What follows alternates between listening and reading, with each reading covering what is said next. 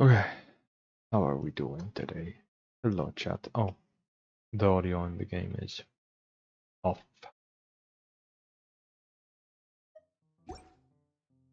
It is no longer off. How are we doing, chat?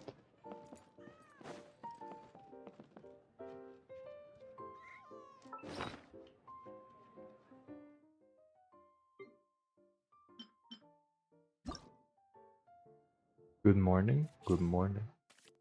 I mean, it's not really morning for me, but I'm assuming you're from What was that? somewhere in the Americas. It's gone. Because to be fair, most of my audience is American.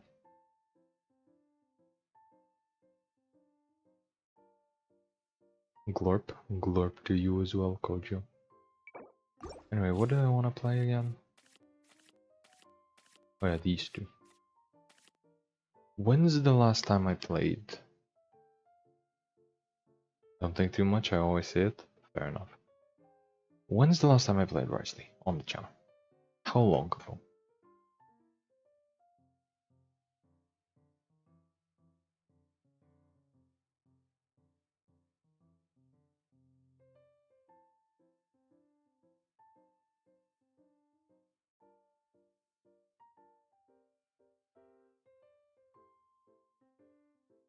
Did you win yet? Win what?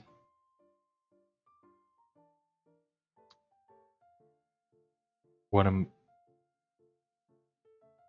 what am I expected to win?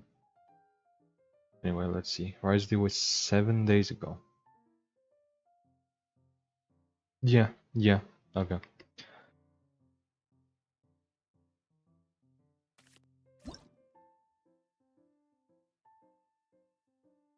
Anyway, how do I make this? How do I do this? Is it just Shilonan again? Probably. That way I can buff both of them.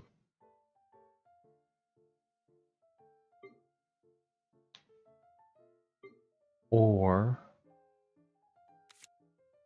I could do a Furina thing. You know what? Yeah. More thematic that way. And I'll use Risley Talent for the funnies. Sure.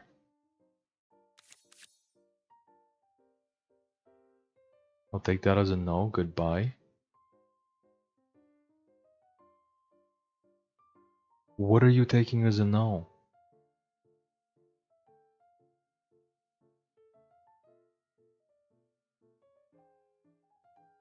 What am I supposed to win? Am I missing something?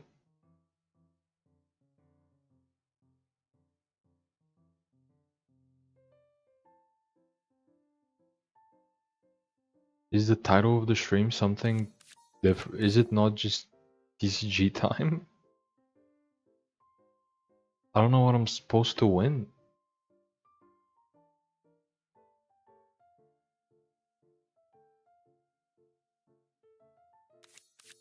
No.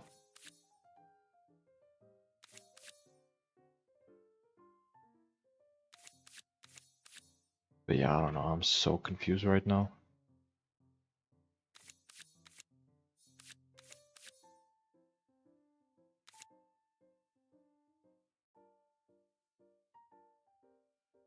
Sure.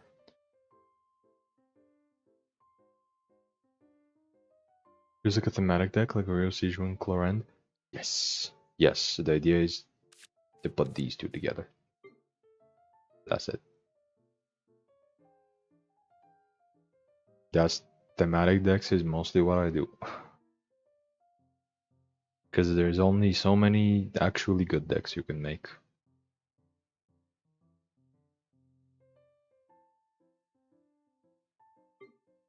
But yeah, Sijuan makes more sense. Sijuan does make more sense than Farina. And in fact, that lets me do Flowing Purity, which I would prefer a lot more.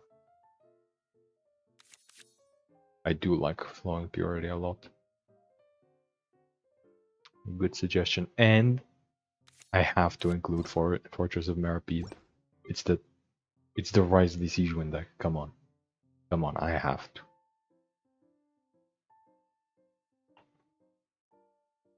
Probably Liban as well. Not Timmy, no. I don't need Timmy. Anyway, as for foods, obviously adding one harvest time. Just because why not? Pizza, soup, sing. Actually, I've added one judong. Should I change the pizza for something more expensive? Yes, I should. In fact, I think I should change all of this for expensive stuff.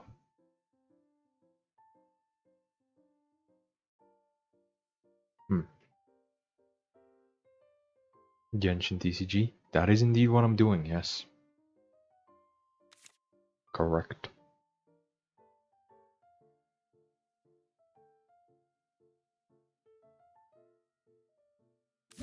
Day of Resistance is... This is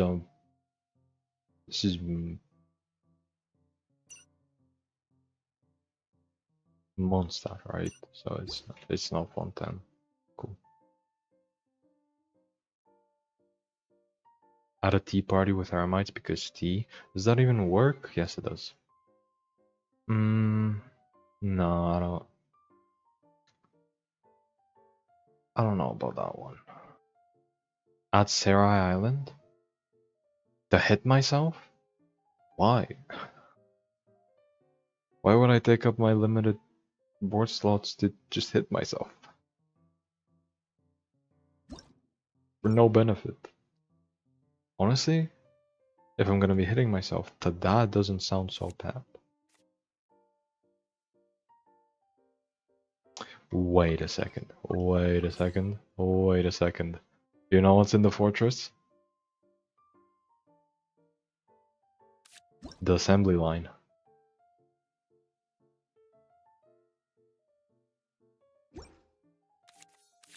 And Pancration as well.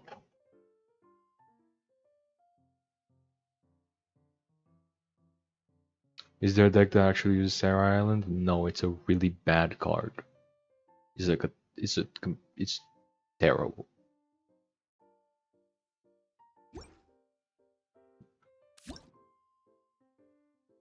Like I can trigger Pancration because I have just so many prepare skills, and obviously it's a stall deck, so I can like swap stall and stuff.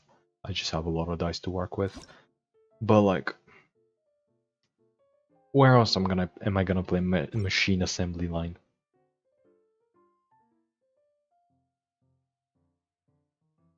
But yeah, the problem with Sarah Island is that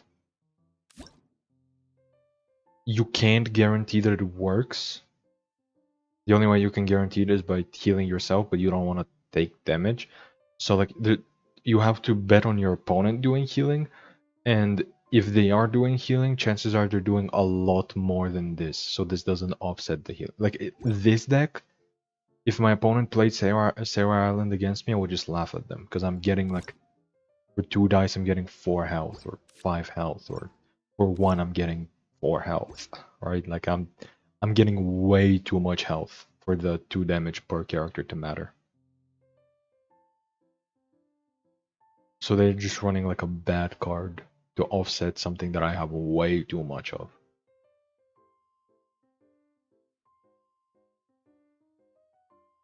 But yeah, I don't know if... Like I have to keep the Water Injustice. I have to. Like it literally has the entrance to the fortress right here. So I have to do that. Then I want to have machine assembly line, but then I also want to have Pancration though.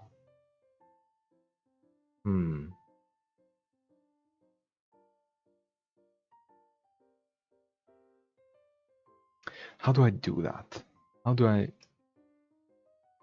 Do I cut one Marechaussee Hunter? Specifically because machine assembly line, you're gonna discount the 2-cost one, the free, and this one to 1? No. Maybe I cut one of the regular ones?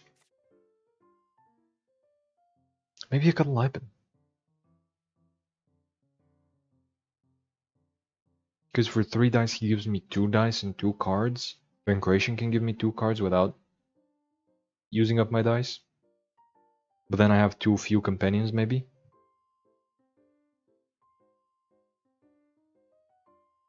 No, that's the play. That's the play. Actually, yes. Double Pancration.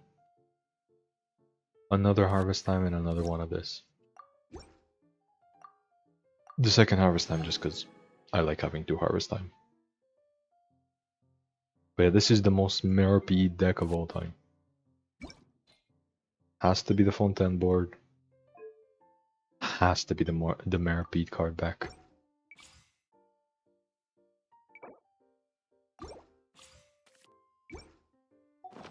Can I go take a look?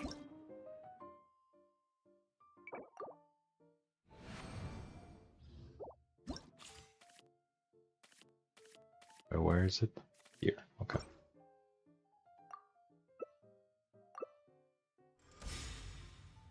Oh.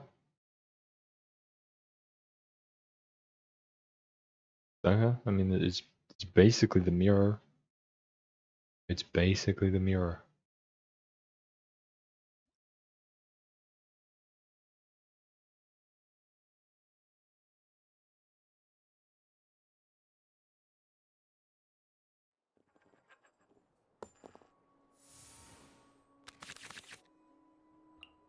I don't know if I want to start with that. Oh, also I should put in Passing of Judgment in the deck.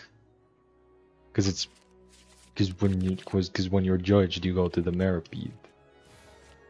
I should definitely do that. Oh, anyone need a health checkup?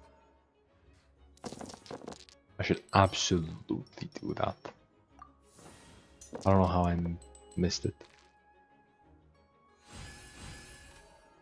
Ayo, Animo Chichi. What do you mean by Animo Chichi? Hold still. Huh? Is that my opponent's name? Is that what it means? But no, there's not 2 of the same symbol, so in between. Dude, somebody destroyed me with that deck? With this? Fair enough. It's not the worst deck I've ever seen. That much is for sure. They're gonna end first, so the damaging bubble is gonna hit them. And so then I'm gonna get the full party heal.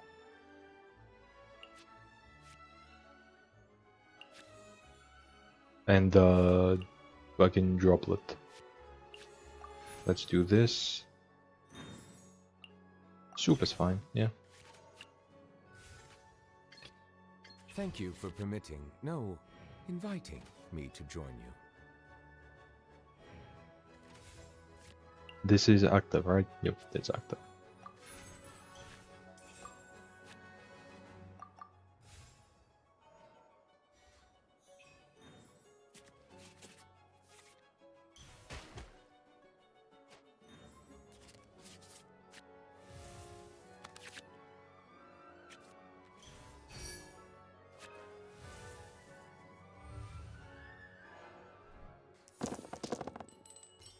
Have you tried it in Arena? How does it work? Oh, have I tried what?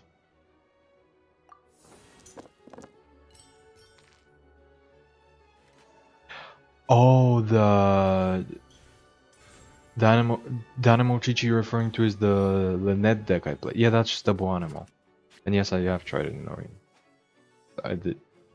I literally. The reason it's showing up is because he got 5 wins. Like I played it on stream. It was like fine. It's double Animo.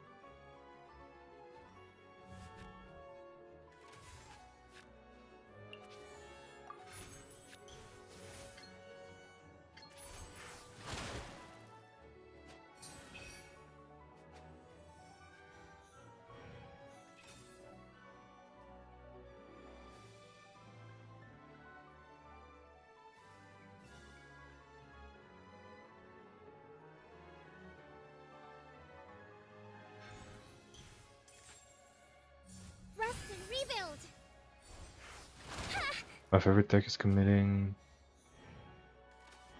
quote unquote Judoku with Forbidden Knowledge or Tada. I mean that's good. I actually do like that.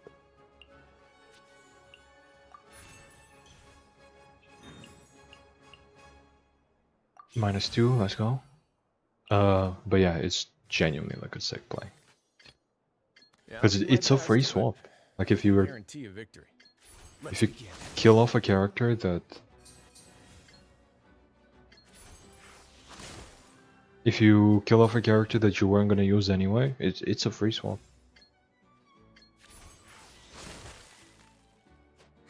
New I'm one strategy. dice off of using his burst. Dodge.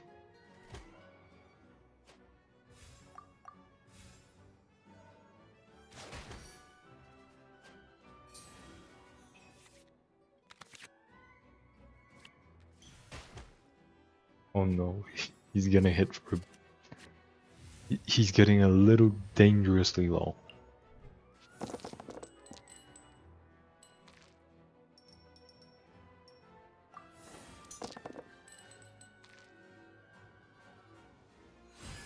That's where the plot twist comes in. I end the game myself with that deck. Interesting. What? Huh? Excuse me? That's what you wanna proc Maripede with?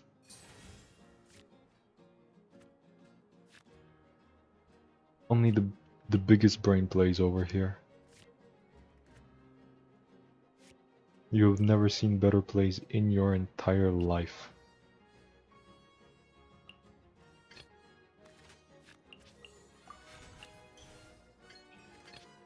Thank you for permitting, No, inviting me to me. join you. Thank you for permitting, no, inviting me to join you. I love that voice line. Anyway, let's Giga overheal him.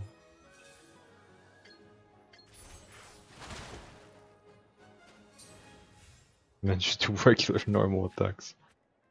Cause Oh, anyone need a health check? my dice suck. Like a lot. Like they suck really bad.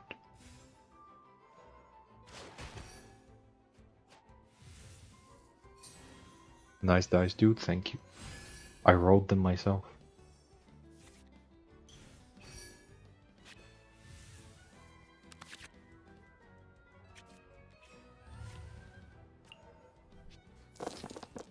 I just now realized that I've been playing the whole game without any veterans or Marashose. And I was wondering why it felt kinda scuffed. Okay, those... Chat, do you think the game hates me? Hold still. Do you think, quite possibly, that the game might hate me a little bit?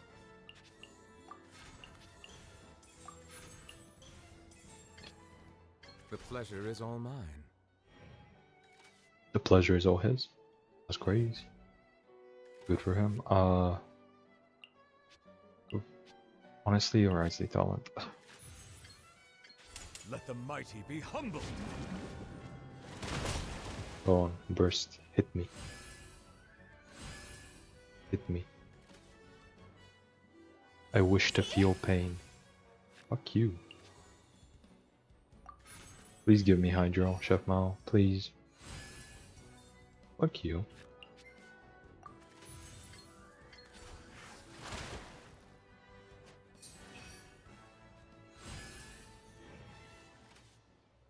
Higher, higher, pants on fire. Does the burst... No, the burst isn't buffed if you're in the state. Oh no, but no, it deals one more. Yeah, okay, that's fair enough, I guess.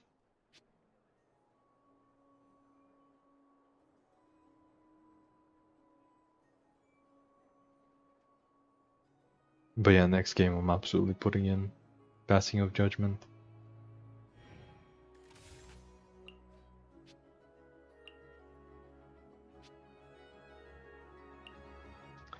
I'm definitely going on a I'll right do sleep. my best, but I can't guarantee a victory. I'm just gonna Giga Freeze them.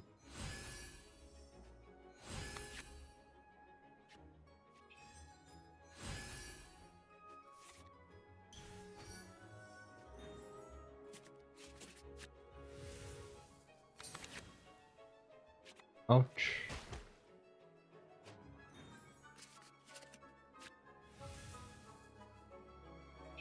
Oh wait, they're gonna kill me. They're gonna swoop and kill me for sure. I'm stupid.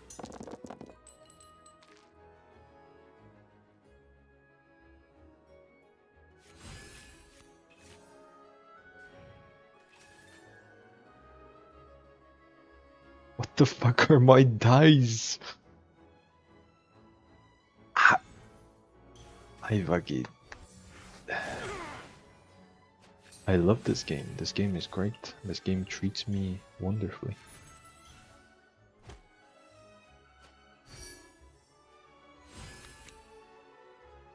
Oh hey, that's not bad actually.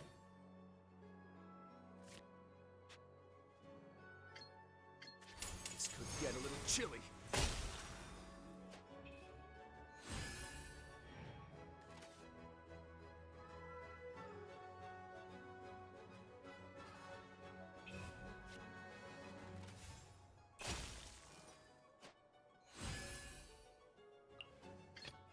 The pleasure is all mine. And Novelet has a damage bonus.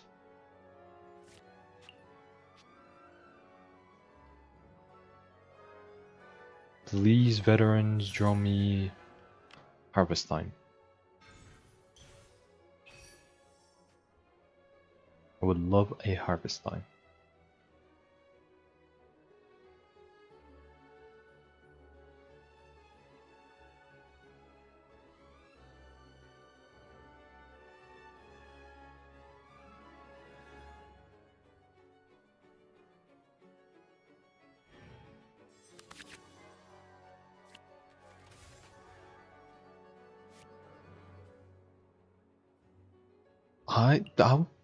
I'll take that actually.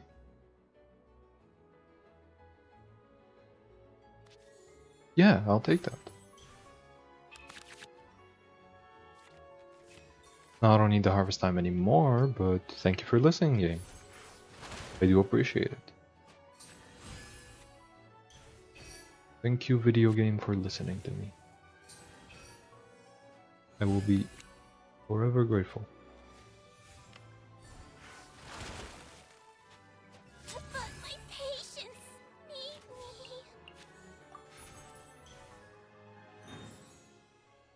me. All of my characters prepare skills actually, so... What if I had Collective of Plenty instead of Jurong?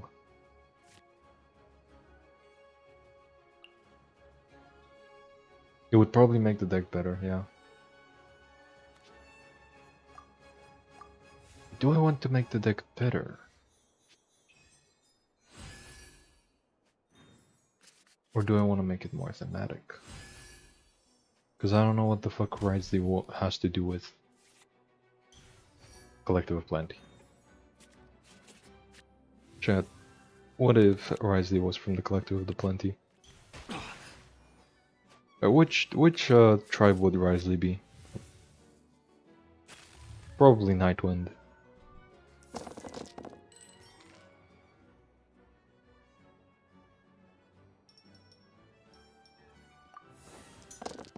He feels like if he were to be born into a tribe, it would be the Nightwind guys.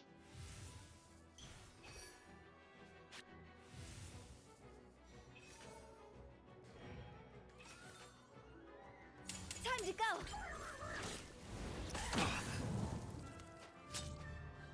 A silence fills the air. Cool.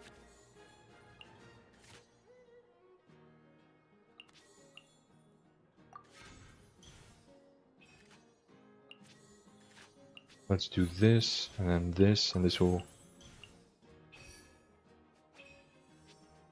give me full stacks.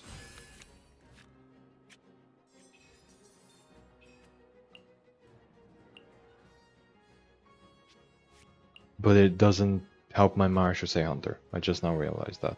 It has to be two. It has to cost 2 or less. Welp.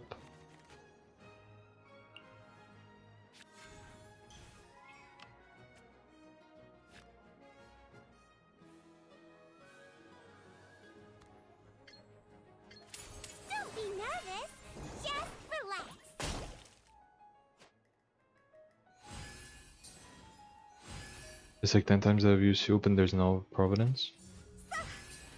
Happens. Don't be nervous. Just relax.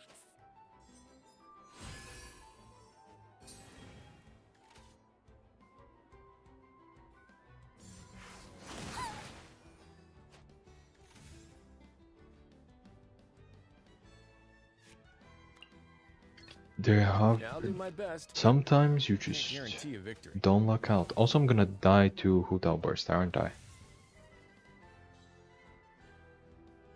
Time to go. Oh no, not quite. Run away now.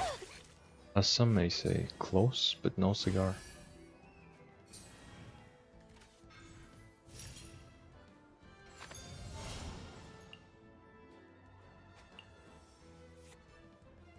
Yeah, I need to be high on health for this to cost less.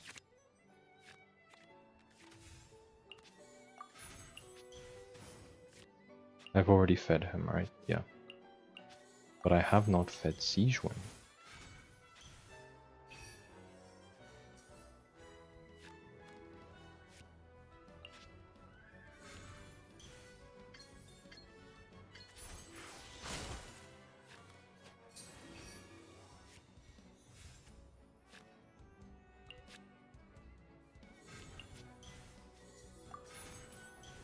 Let's get him to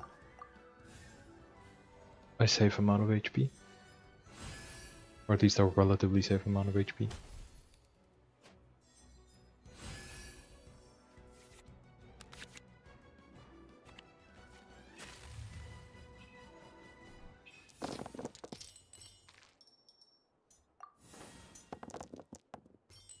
Ryu would probably be most likely be in the Collective of Plenty. Really? In Kachina's tribe.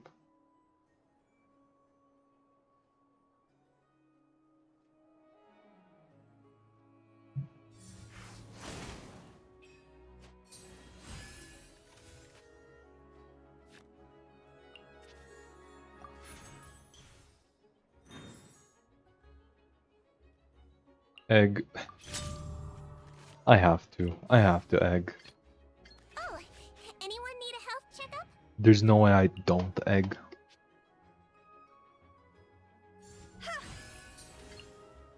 Calm down. Please kill Siege Wing with your burst. Please. Please, it would be so funny. Time to go. Thank you. Wasn't that just so funny? Wasn't that just haha hilarious? Wounds are incurable.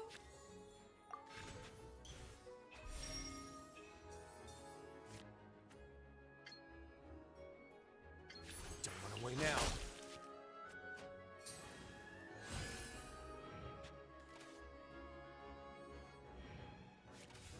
Now I can do this, which damages him, but then procs veterans, which then draws me the bubble and fully stacks my burst. And now I shuffle the other bubble, the hydro bubble, Get a little chilly. the damaging one.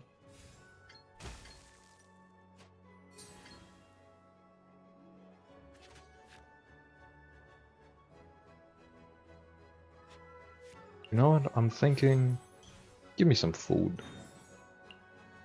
Sounds good. Buff pops, I don't mind. Let's feed him to Risley, and then next round, like here they're gonna draw the damaging bubble. I'm gonna get the source water droplet, heal my characters up a little bit. And then next round, they're not gonna kill Risley in one action, but I'm gonna apply cryo to them. And if they do kill him on the next action, which will be the burst, I'm gonna have a source water droplet and a Novelette. They're gonna get frozen, they're gonna die. Oh yeah. Timely Glorp, Glorp to you as well. Hi, hello, hello. How are we doing today?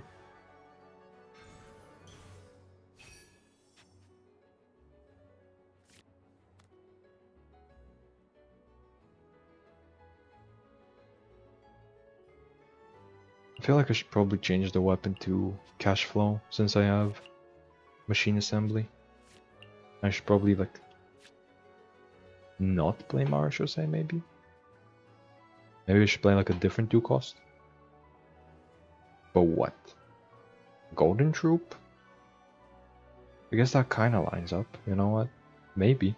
Maybe. But yeah, hello everybody.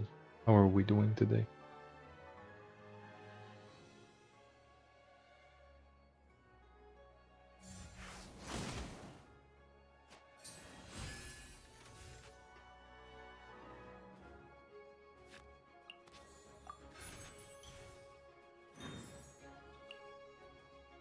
Okay, another egg is just... This is just adding insult to injury. This is just too much.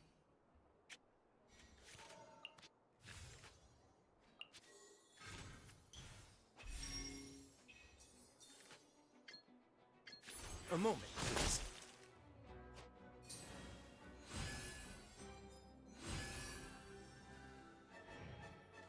Cross over!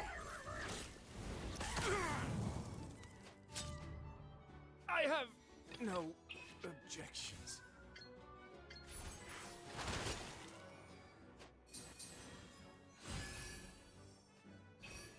Now imagine this is also an egg. I would be pissed. I would be fucking livid, dude. I would be mad as hell. If I were my opponent, that is. I'll take a hash brown.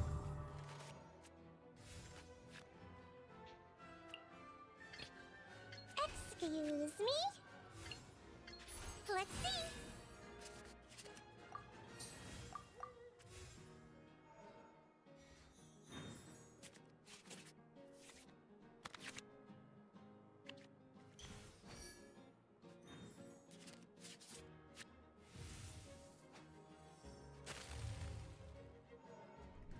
I want to ask, how do I build characters?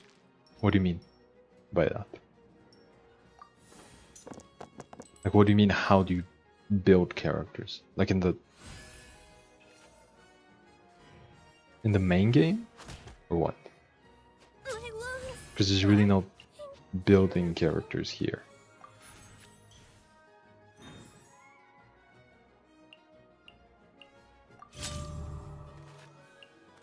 Does the second part of his normal attack, does it count as normal attack damage? It does, right? Yeah, it's a normal attack.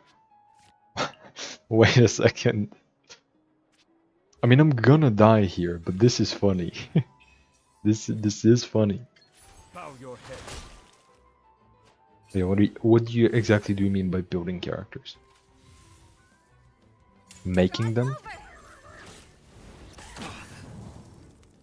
Explain, what do you mean by making them? Silence fills the air.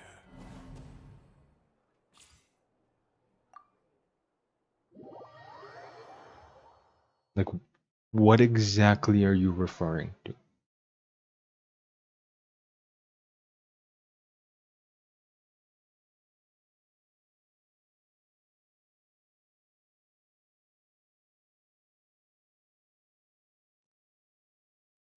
Like, do you mean these characters?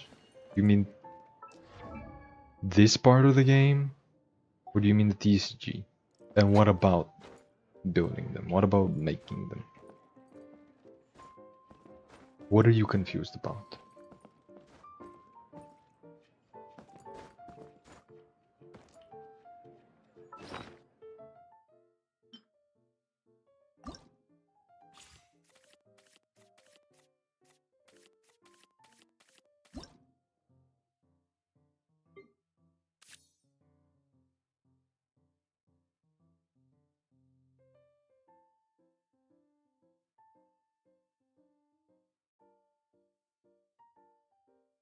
So I'm definitely putting Passing of Judgment. And I'm definitely putting in Cash Flow.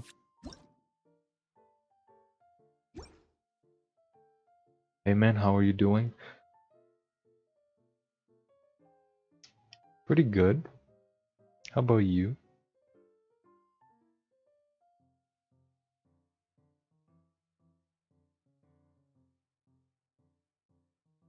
Chat, I have a little suspicion. I have I have a little suspicion right now. I'm not gonna say what it is, but I'm feeling something in my bones.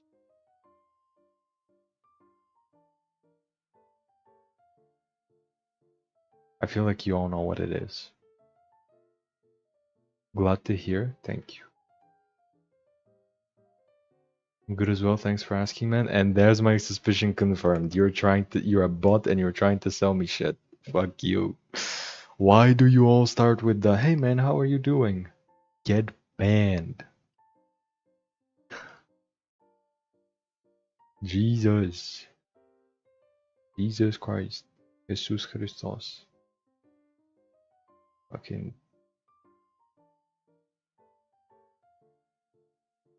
Do you have any idea on how to counter without burst decks? They drive up my blood pressure. Don't let them burst. Like if the kill them. Kill Hutao. That's it.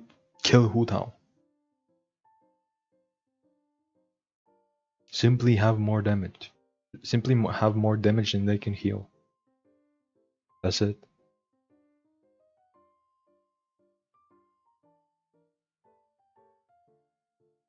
Play Bond of Life decks to counter Hutao, trust, except that's not gonna fix anything, because Hutao has like a billion healing, not just from her, but also from foods and stuff. And you cannot, and then you're never gonna apply enough Bond of Life to counter all of it, unless you're running Frost Operative, in which case they're just gonna kill you, because you're running a bad card.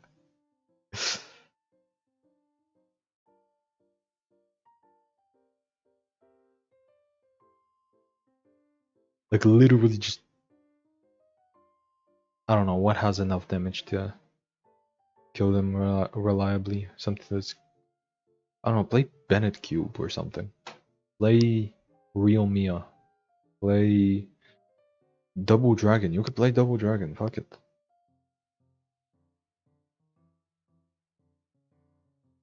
Literally just play a combo deck. It's that simple. Anyway, what do I add that's not Marshall say? Because this costs 3 and it's pissing me off because machine assembly line is only 2. I guess that's fine, right? Because Marshall say is better than Golden Troop for the most part.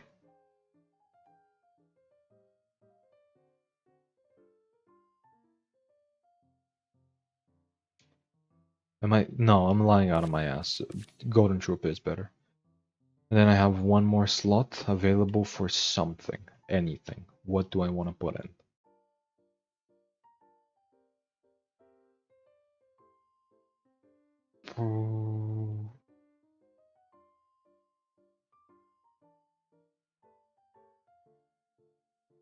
Maybe a Sijuan weapon.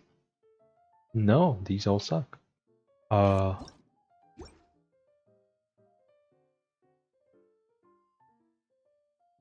I'm currently spamming the Senora Thunder Manifestation Frost Operative deck to coin flip most matches. Fair enough. But yeah, that's a good example. That's a deck that actually has the damage. Not because it's running Bond of Life, but because it has damage. That deck can stop Hutao. It's not... I wouldn't recommend it, but it's not bad.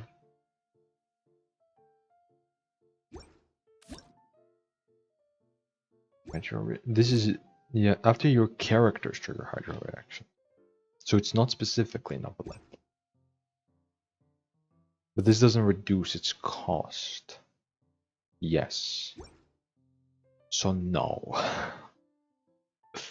I mean, this makes Rise of Talent even more awkward, obviously, but yeah, it is what it is. Like, the correct play here is cutting Rise of Talent and putting in 2 Strategize. Or even 2 Juniors out, maybe. But fuck it. Underwater Treasure Hunt.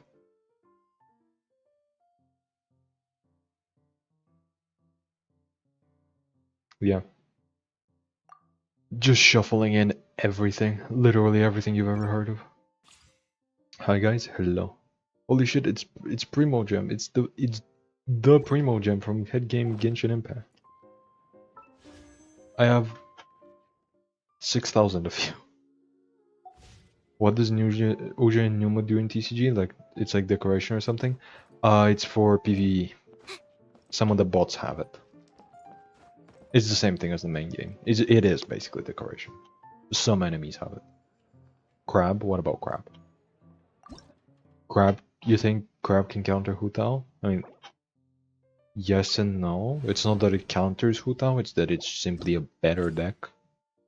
It does everything Hu Tao wants to do, but far better. That's it. We need all weapon variants of Magic Sword. We kinda do. The bow, we have a bow version. I hate Crab. Fair. Fair. That is completely fair. But yeah, we kinda have like multiple Mellow Swords. Like the end of the line is kind of like a Mellow Sword.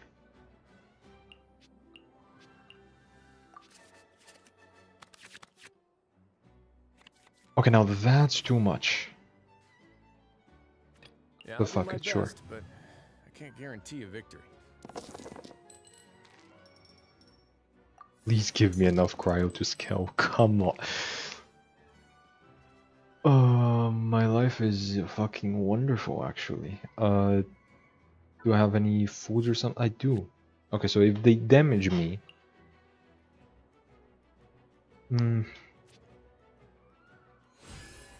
yeah, I don't know. I don't know. This is legitimately unplayable. Like I can already tell you I'm losing this game. Or if I'm winning, it's because my opponent misplays really fucking hard. It's one less it's one less cryo. Okay, I can do this. I guess. A moment, please. It feels really bad. Shower me with praise. But I can do it. But I can't do it like this. Please hit me. Please don't fucking swap. I want to die.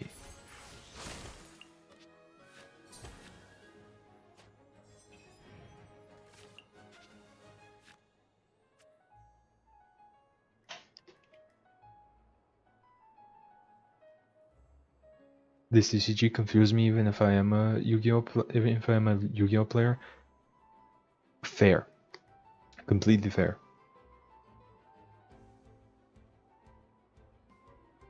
But that's because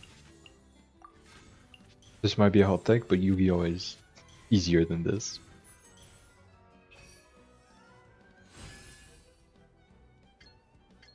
Have a safe trip. Like there's just so much more to do here.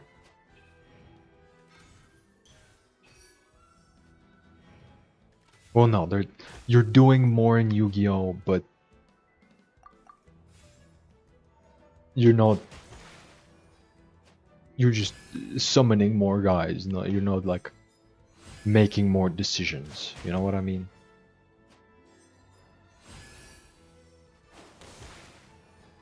Like it's two entirely different skill sets to fucking special summon the Fiendsmith Engraver and to not die to the Linny Farina FTK. Which I'm doing right now, unfortunately. I like to believe even crab players hate crab and only play it because it's crab. Probably, yeah.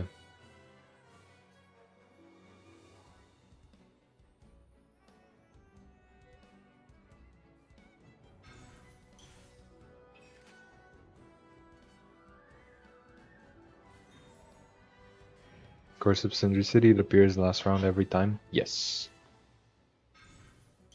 Yes, that is why the card is banned. Did you just not kill? Why would you not kill him? What?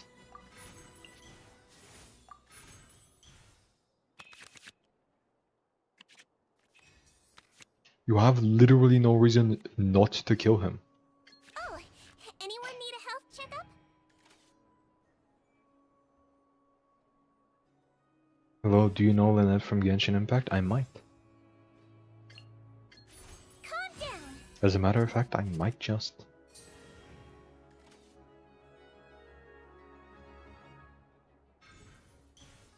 Burst forth. Wha Yeah? He, it doesn't discount Lenny, does it? Am I stupid?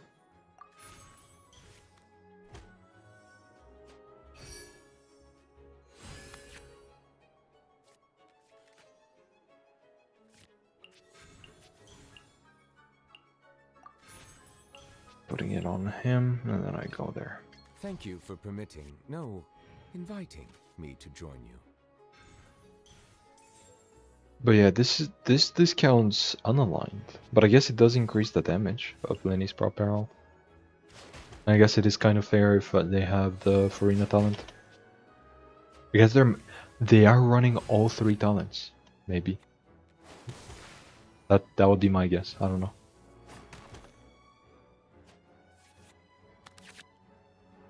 I mean, it's interesting, at the very least. Cash flow supervision. No way.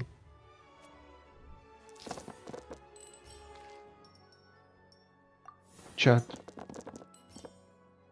Who's out here cash flowing their supervision? Who's out here supervising their cash flow?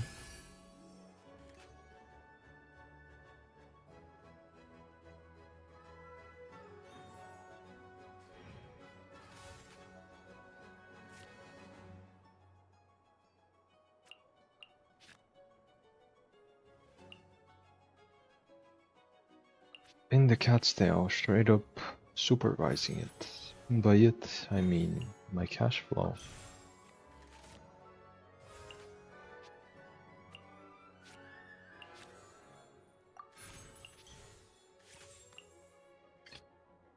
Let's get to work.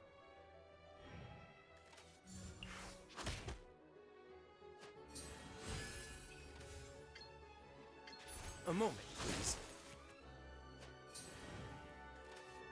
Witness my great undertaking. That is correct, yeah, that does kill. Objections. I forgot he has a burst. Anyone need a health checkup? I just, yeah. I don't know.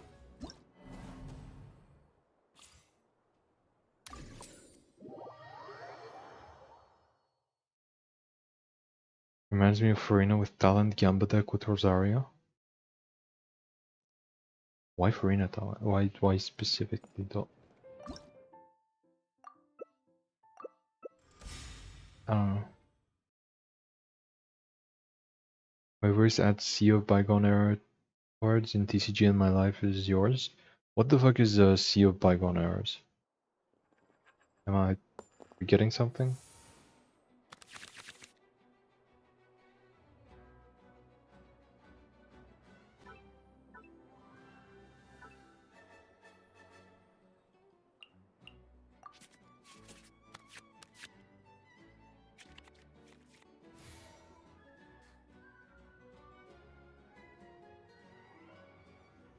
Oh, the Sea of Bygone Errors was like the... Yeah, it was the underwater Health checkup? thing in Fontaine, yeah, okay. Yeah, I don't care about that. It would be cool if they had it, but as you can tell, I completely forgot about what it is, so... What are my dice? Can you... Video game. Video game, can we be serious for a second?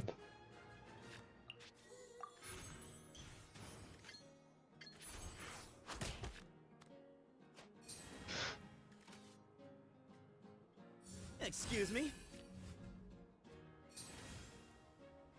Damn, now I want to play Nemo Farina with Rosaria and Mavuika. Or Mao? Is Mao supposed to be Mavuika? I don't know. Fucking, Novelette. The pleasure is all mine. Underwater thing in Fontaine, like everywhere? No, Fontaine is mostly over the water.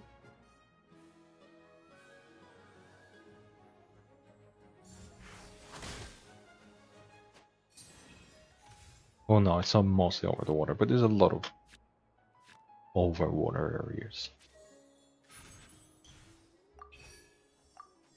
Like the fucking city. Like when I think of Fontaine, I'm thinking of the city, not of the waters, because the waters are boring. There's nothing in there. The golems would probably stick to NPC mobs like Minotaurs and Gardemax. Maybe. I don't know. Quite possibly.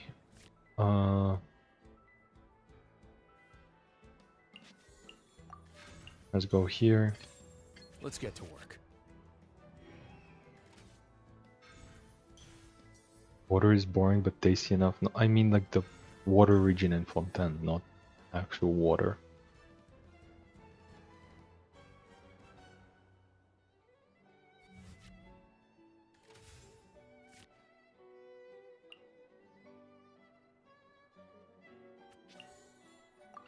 Let's do this.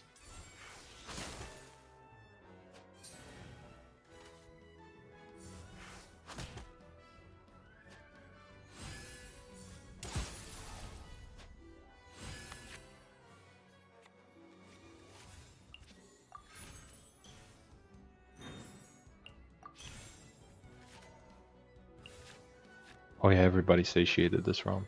Fuck it. Fontaine resonance. And round.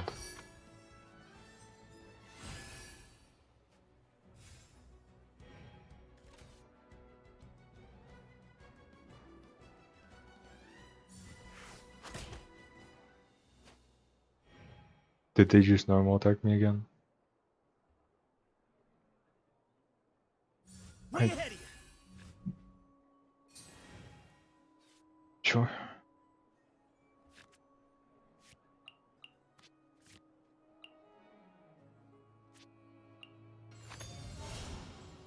That literally does not matter. I was about to talk about how the one extra energy is annoying because it doesn't line up perfectly, and then they got rid of it for me. Perfect. Yo, wouldn't like water either if it almost destroyed the world.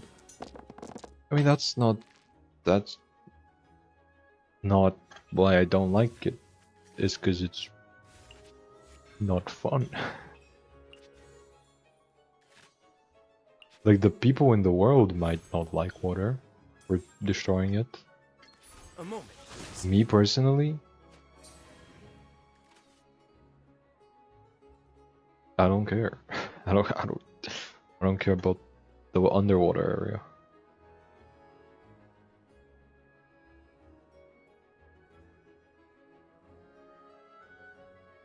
The Sea of Bygone Eras is just more fish. That's it. There's just more fish to me. Unless I missed something and there's like a really important thing there.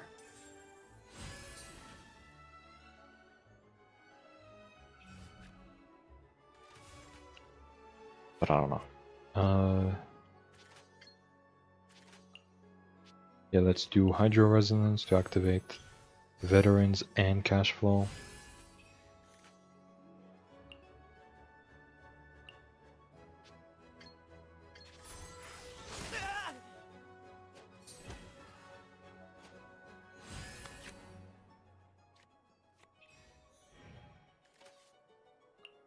This is also Cash Flow.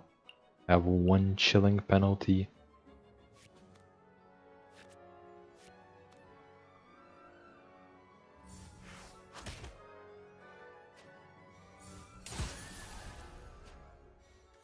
Ouch. I misplayed. Sunsets forever. I misplayed really hard. Overruled.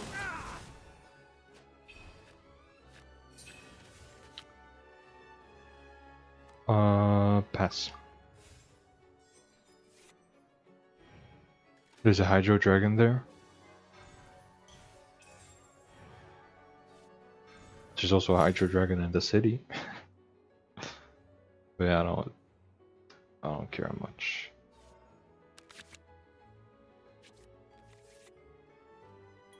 Does sound happier when I'm not here? Am I not gooning hard enough?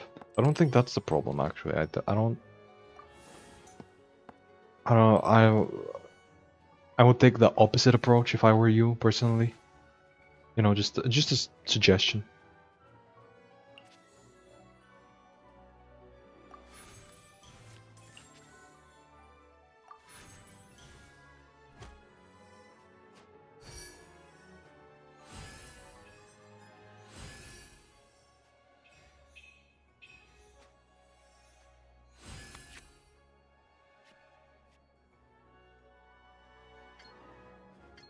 Settle down.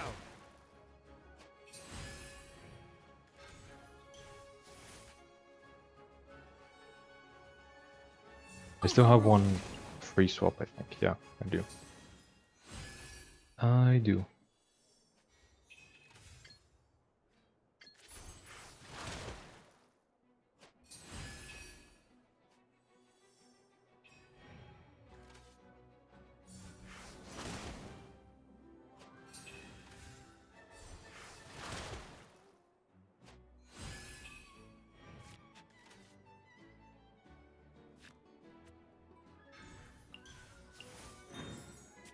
Yeah, her burst always deals 4. The damage isn't based on Bond of Life. Let's get to work. Wait, why is this only a 2? I healed him and damaged him once. Bullshit.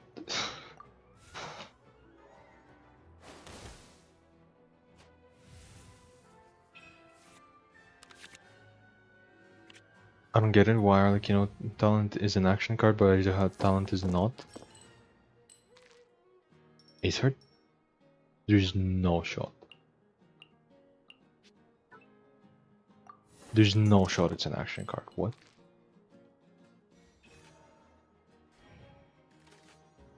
Oh wait, I mean, are like, you know, talent is quick event card? It's not. Yeah, it's combat action as well. An Ejderha talent is also an Everlasting as the moon. Ejderha talent is also combat action. I feel like there isn't enough HP manipulating support in TCG. There is an entire deck worth of support. I don't know what you're talking about.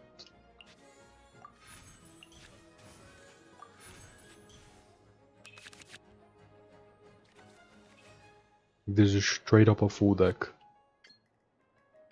Don't run away now.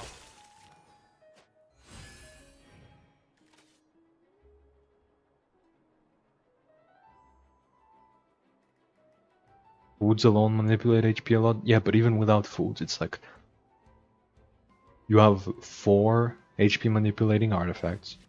You know, specifically if you take just cards that have the when you take damage or are healed text. If you just take cards that have that, we have 4 artifacts. If we count heart, that's when you take damage. We have another 4 artifacts. We have Right for Reward as a weapon. We have Cashflow Supervision as a weapon. We have Tome of the Eternal, whatever the fuck with Nevalet's weapon is. Where when you take damage or get healed. We have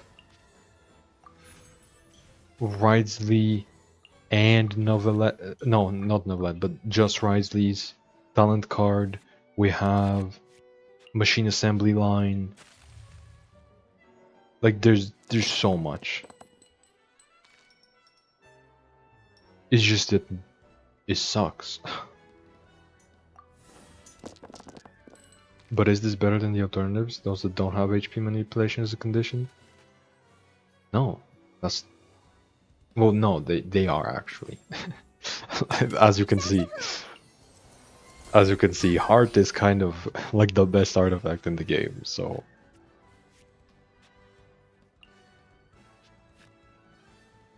Honestly, they might just be better.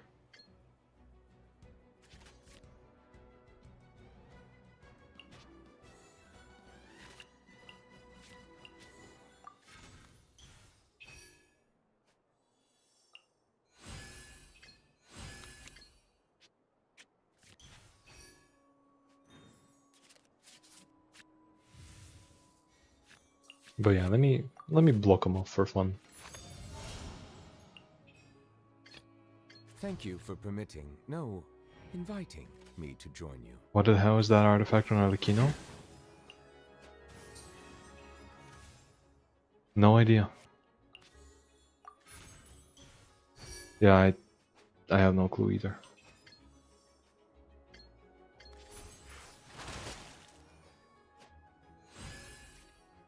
Hard goes on anyone though, you don't need HP manipulating characters for it. That's the case for every HP manipulating thing. You lose health on every deck in this game. There is not a single deck that does not lose health. Because that's the goal of the game, it's to hurt your opponent. So your opponent is gonna be hurting you.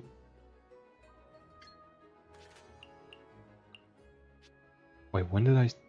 Oh yeah, this is usages, not duration, right? It's not this round.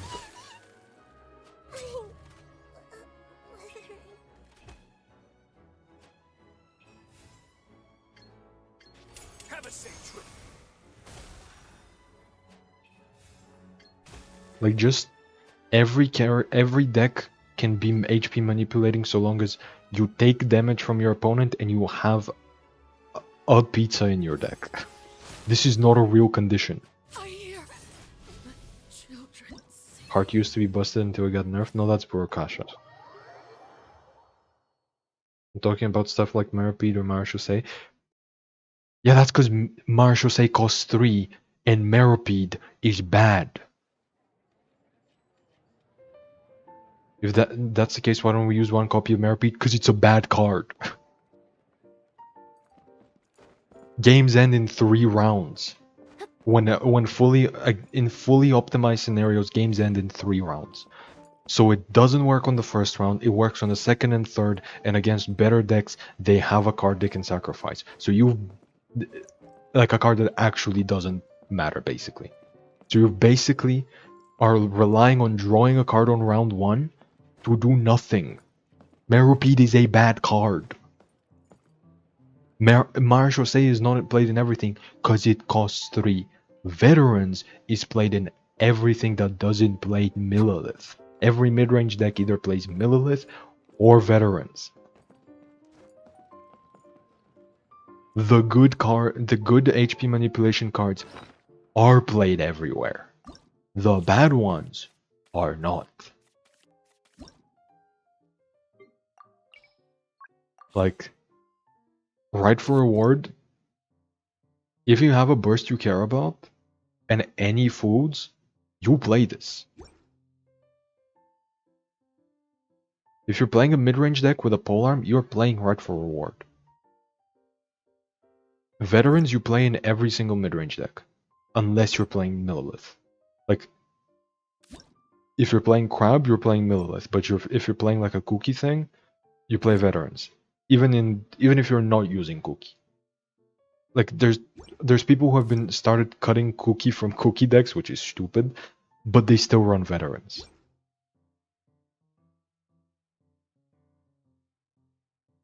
And it's like, same with Heart. Just take damage once, and boom, 3 cards. So we don't have good HP manipulation synergy? No, we have really good ones. We have the best artifact in the game. The issue is that we don't have that many good ones. And they don't require you to actually go out of your way to do some stuff. So you have no reason to make a whole deck around it. Just put in the good ones into your already good deck and it's just gonna work.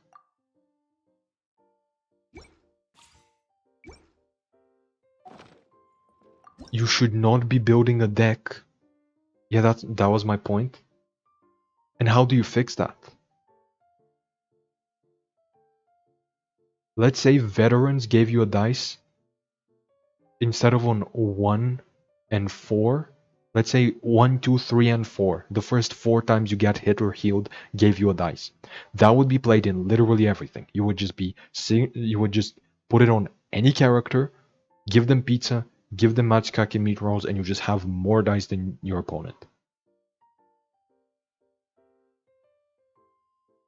Like when Kachina was good, you would have cards around her techniques. You would have 2 cards. You would have 2 copies of Atea. Maybe Sora's Crackers. But even then, Sora's Crackers were like the 3rd best food for Kachina.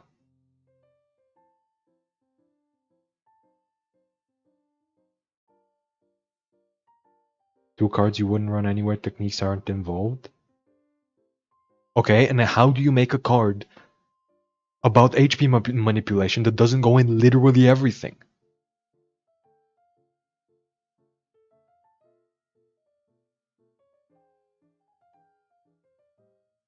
Give me one example of a card that doesn't do that.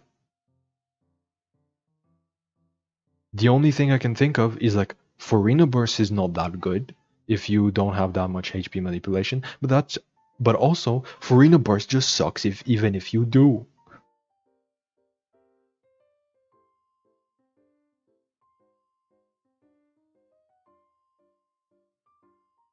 That's why we only have Ride for Reward. Yeah, and that's even extremely generic as well. Make it longer to give out a bigger reward maybe, so then you play it in everything. Marshall said, but takes longer and gives more rewards. Okay, let's say you give it at the 8th point of health. Let's say instead of it being 1, 2, 4, it's 1, 2, 4, 8. Do you think that is impossible to reach for regular mid-range decks? The answer is absolutely not. It is so easy. Macarons by themselves are 4 of your procs. Just by themselves.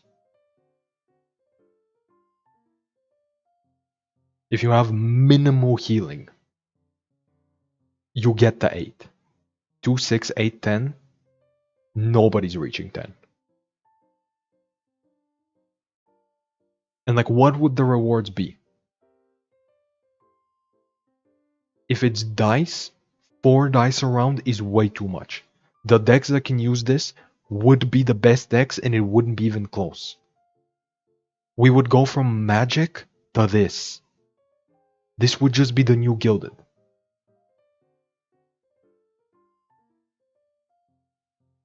You need a actually balanced card. You need a card that doesn't go everywhere, that isn't too good.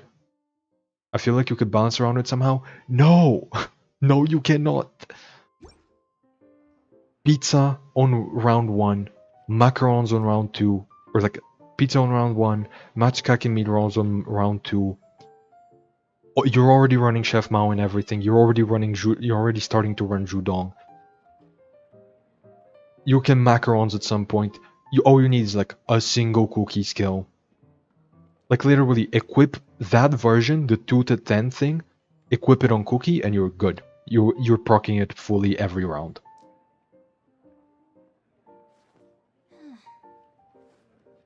Just by cookie skill. You don't even need like a weapon or something. Just by playing foods that you already would have played.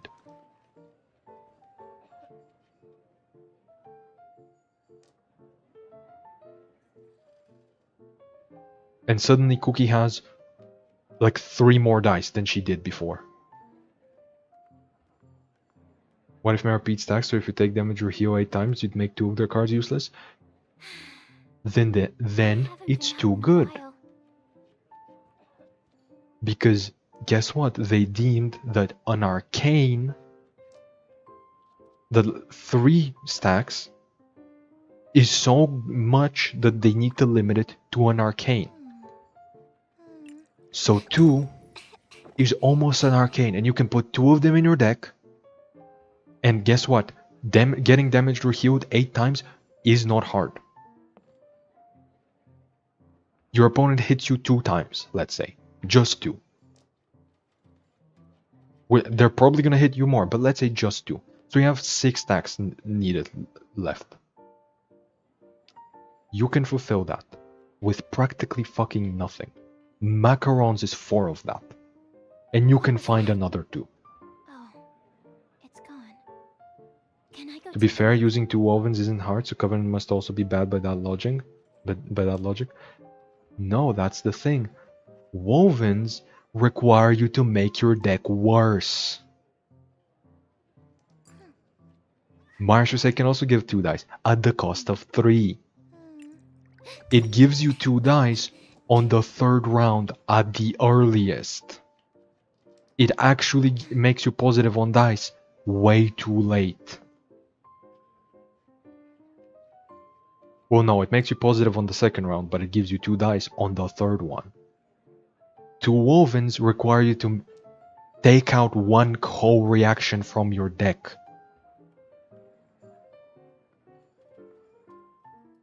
And it's not 2 in 1 card. I haven't been out It's in a only while. 1, so you need 2 cards to get those 2 dice.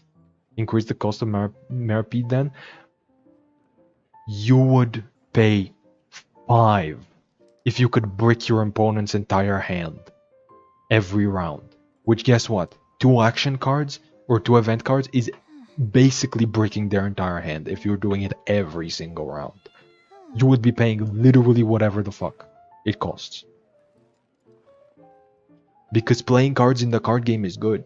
There's a reason the arcane is only once around, only for 1 round.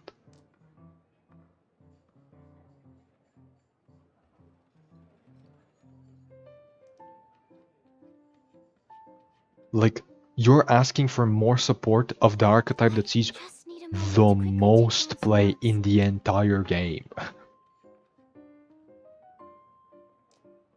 Why does it sound like a slur? It is. It's white. It's for white people.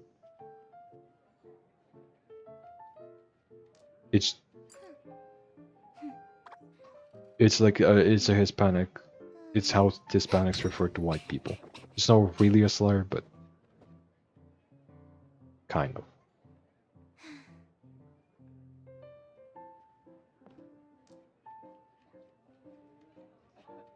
Any Brazilian word for foreign? Is it foreigners? I thought it was just for white people. It was a slur all this time? Yeah. That's kind of what like referring to a specific group of people typically Haven't been is. out in a while. Unless it's objective in some way. Which this is definitely not. OMG Beidou Taser team? Yes. But yeah, like, I haven't seen it since 2.x. There's no shot. Good I never used it. Honestly, that one's not bad. Specifically, because at least in Spanish it's a slur, not in Brazilian. Interesting. But yeah, that one's not bad. Because it's like... Is it really a slur? Are white people? Really now? I feel like they're the last people who can talk about slurs. Including myself. Because I am white. But yeah, like, there's a reason they haven't printed good HP manipulation stuff. Or like better than the ones we have right now. Because the ones we have right now are already really good. Veterans has not stopped seeing play since release. There's been at least one deck that uses it every patch. It's usually a cookie deck. But there's at least one deck that uses it. And Heart is everywhere. And these are HP manipulation stuff, technically.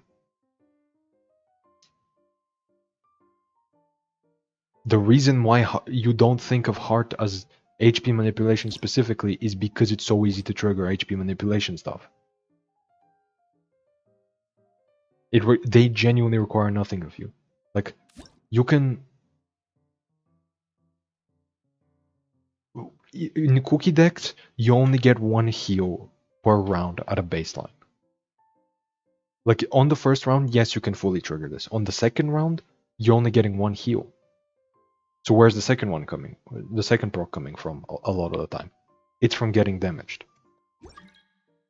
Who the fuck is August? Come in. Fuck it. I just need a moment But yeah. to quickly take down some notes. White people slur sure is something? Exactly what I mean, yeah. Beto having 3-cost energy is just... Yeah, but it should be that way.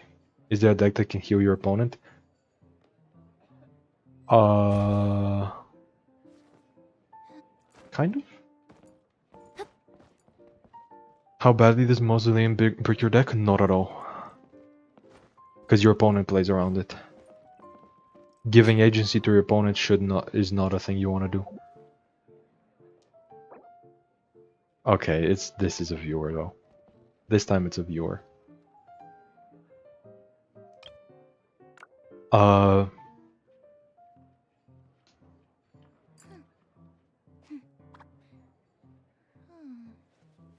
But yeah, like anything that gives your opponent agency is worse. Then we're gonna be playing Roblox. I don't... Chat, do I hope on Roblox? No. No, I don't.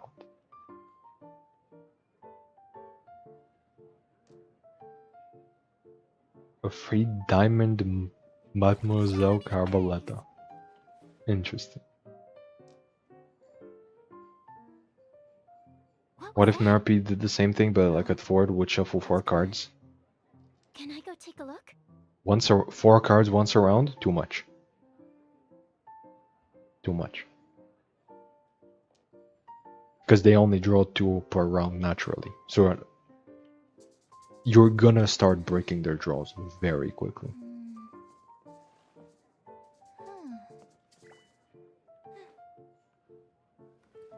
Damn, I blink, what's happening? Somebody joined my world. And wants... some viewer, I don't know who. But... yeah. It would discard itself after 1 round. Okay, so then it's useless. Cool. And would shuffle cards like how Treasure works.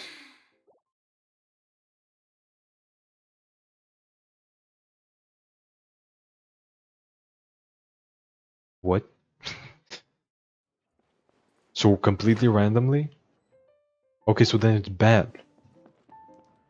You make it... You went from a card that shuffles in way too much to a card that doesn't even affect your opponent.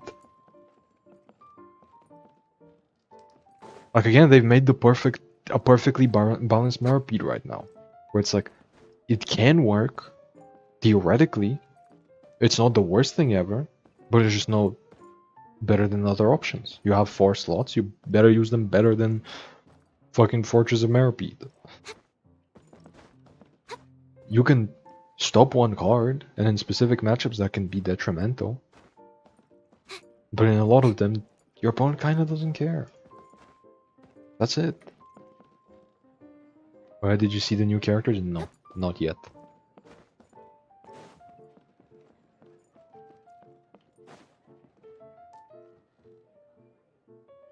I mean, couldn't you easily do 12 or more with foods and HP manipulation characters? Yes. Yes, you could. But then what? What's your reward for doing that? You're building your entire deck around bricking your opponent's future draws. You have to play a card, set up a bunch of stuff. Because you can't do like 12 in 1 round until you've set up. You need like at least 1 or 2 rounds to play a pizza and meat rolls and stuff like that. Or like set up some summons. And so like you have to wait multiple rounds and dedicate your entire deck to that one card to break your opponent's future draws.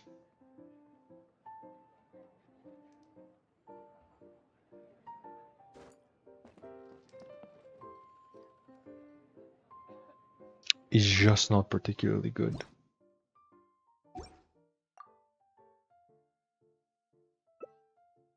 You're stopping them from damaging you too. If they hit you, they give more stacks. Okay, this is hilarious. But no, you don't stop them from damaging you. That's the thing. Like, how are you stopping them from damaging you exactly? Because like, if they can kill your characters, they're just gonna do it. They don't care that they're gonna shuffle bricks into their deck. The goal is to kill your opponent. Oh, anyone need a health checkup? That's why heart works so well. It's because your opponent is gonna hit you. They're not just gonna stop because they could shuffle more bricks into their deck. Like there's... I don't know why you're trying to come up with more cards when... I feel like... the current design team pretty much has it on lock. Like they know exactly what they're doing. And they know exactly what to do.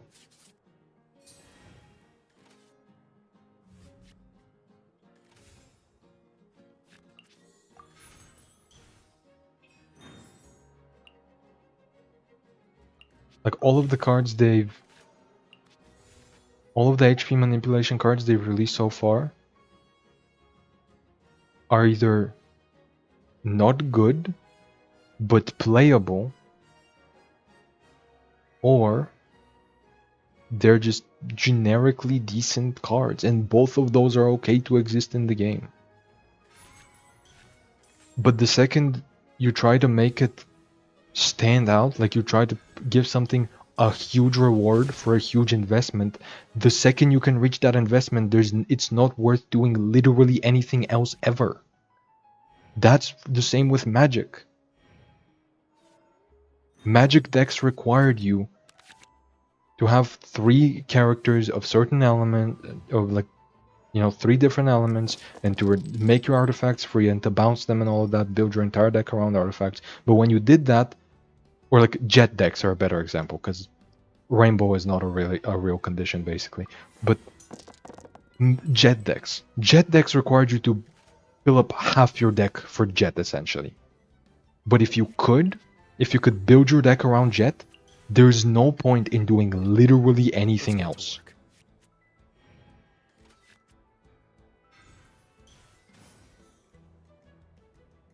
Settle down.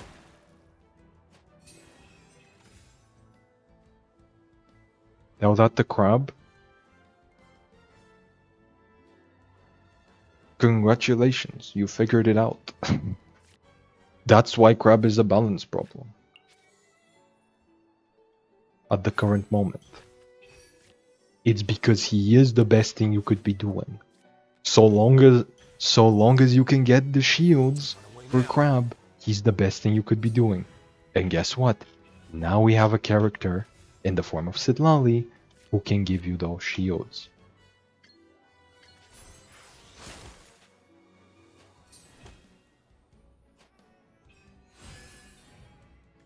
Or alternatively, whoever can make the best use of Sitlali's shields is the best deck. And that would be Crab. It kinda goes both ways.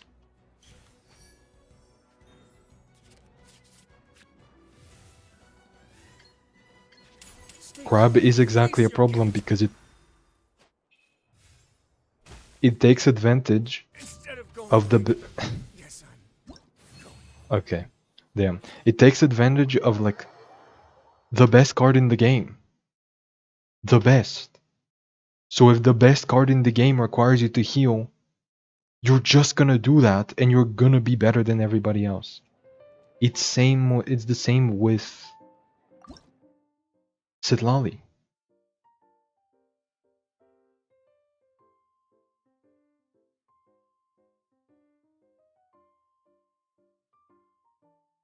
They're good at balancing my ass.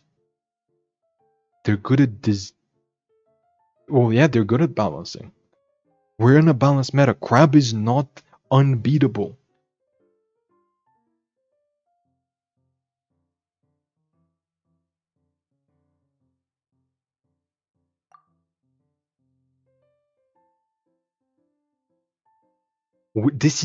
We've been in a good meta for about like a year.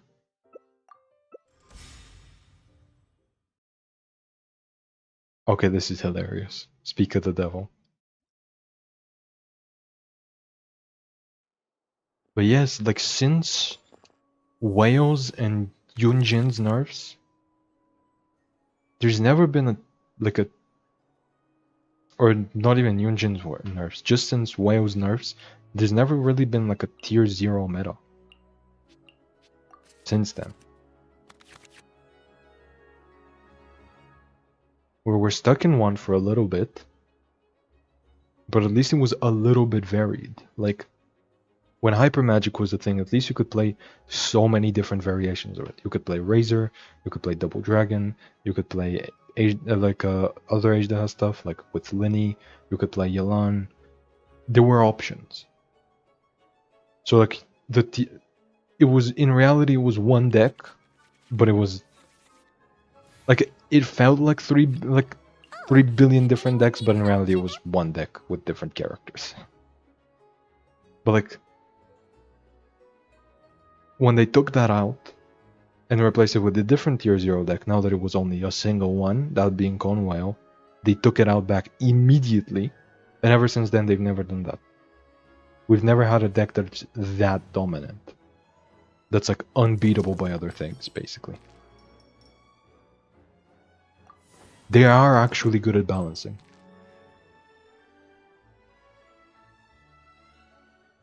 Hello? Hello, Kobe. Imagine how people of Fontaine felt after WoW released in TCG. That would be weird, yeah. WoW is just a pet. Fontaine was on the verge of destruction and it's just there. I don't know about that one. I don't know about calling WoW just a pet.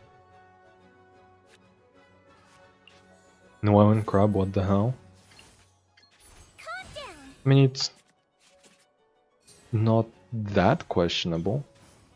That, however, is questionable. But yeah, Noel and Crab is like, it's worse. Show no mercy. But so long as they have Sitlali in the deck, I don't think they're too worried. You know? They can still run magic, but there's something in my head telling me that they might not be doing that.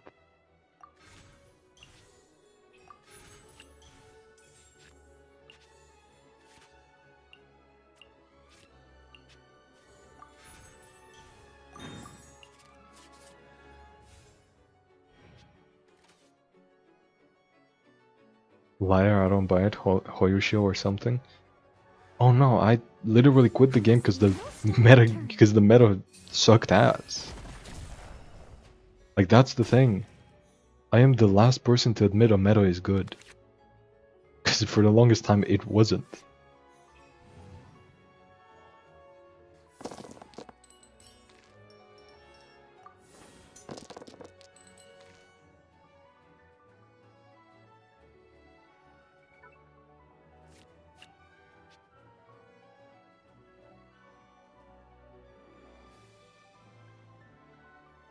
Grab itself is useless if you can snipe Setlali ASAP, unlike Whale who just gets bad dice intentionally and gets lots of HP.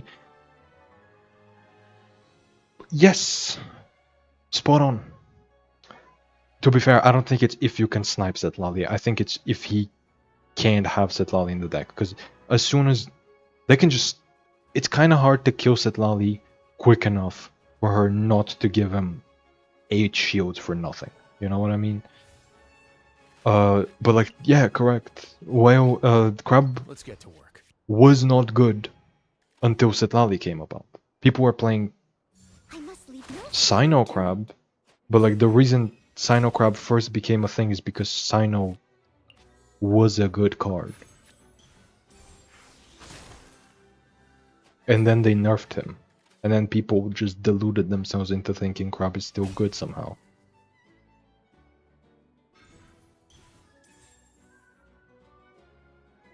But yeah, crab is indeed not the problem. In whale decks, you're playing around whale. In crab decks, crab just exists. Current crab decks are just Sitlali decks. That's it. There's literally nothing else to them.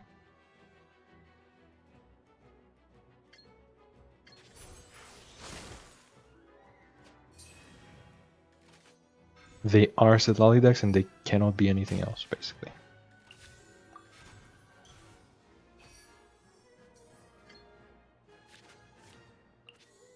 Wait, why doesn't that give me a discount? Did I proc cash flow twice? Does that... Wait, the talent... Yeah, the talent consumes cash flow without being discounted. Okay, that's some bullshit.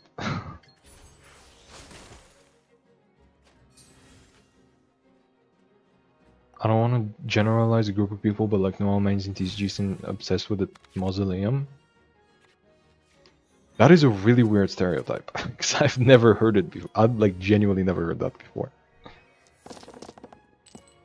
And like, I've played against a decent amount of Noels, and I've played a decent amount of Noel. I don't think I've seen a disproportionately high amount of mausoleums. Have you heard about the new cards yet? No. I must leave no stone unturned. I realized that crab is not as problematic after spamming the Senora TM Rust Operative deck. Now, I don't know if... No, here's the thing. That deck should not be competitive against crab. A moment, please. That is the exact thing crab should be beating. So, I don't know how you're beating crab, but good for you.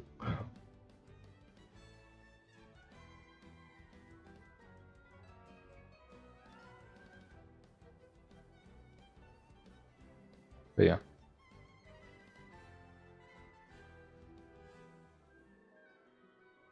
Won't crabs kill once after Sitlali? How do you target Sitlali? You don't. Get to work. Like they're talking about how they have Thunder Manifestation, and I guess that's a kind of a way to target Sitlali, but in reality you're not targeting Sitlali. That is like literally impossible. Hey.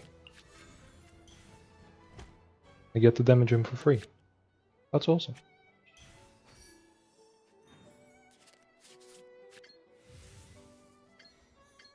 But yeah, if they do something like this, I guess you can target Sitlali. This is also an option.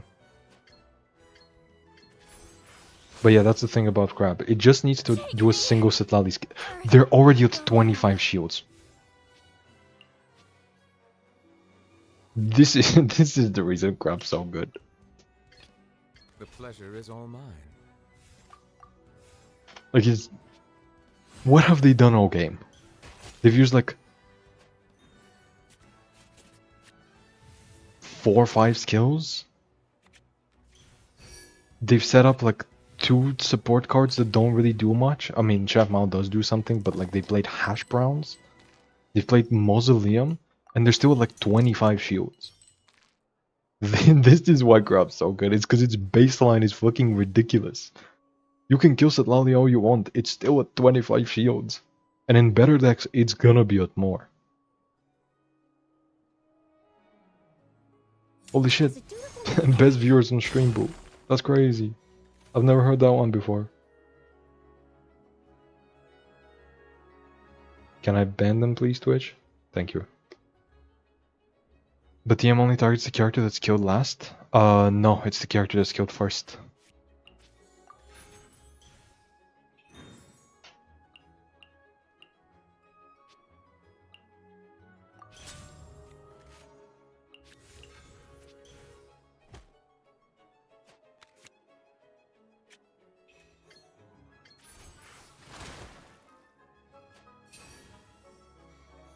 Maybe I just get bad opponents who let TM snipe their Sitlali? Yeah, maybe.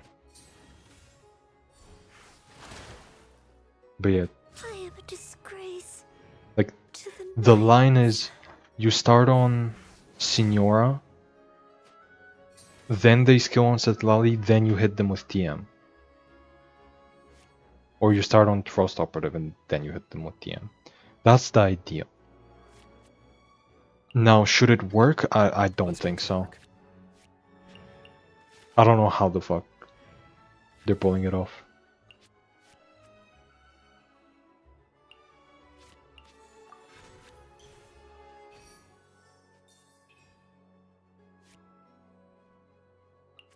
Chatter. Show me your secrets. S, reveal me your secrets. Excuse me? Let's see.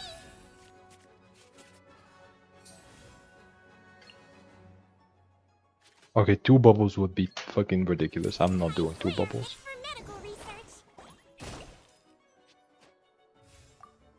I swear, it's for medical research. She swears, guys. She swears. Guys, hear me out. I finally found a way to beat Crab. All these stupid pro players just can't understand. Their minds are just too puny to comprehend my massive brain. What is it?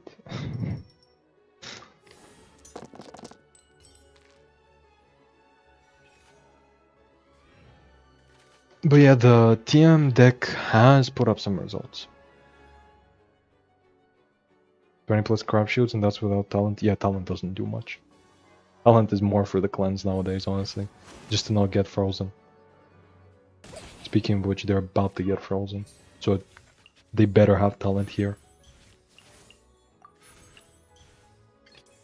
Let's get to work.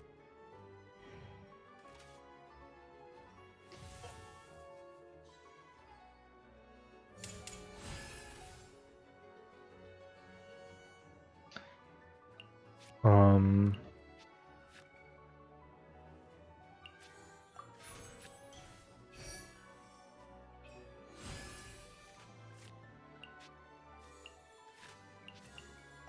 Yeah, I don't know why you would burst when you have Hydra on you.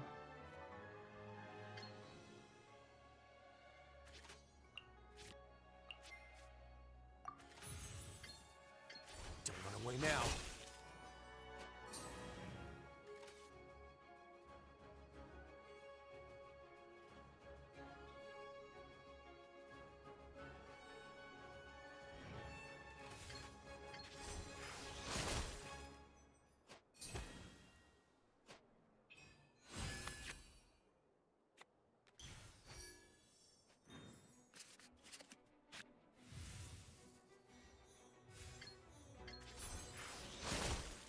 But yeah, this is how you beat Crab. It's when your opponent is really bad.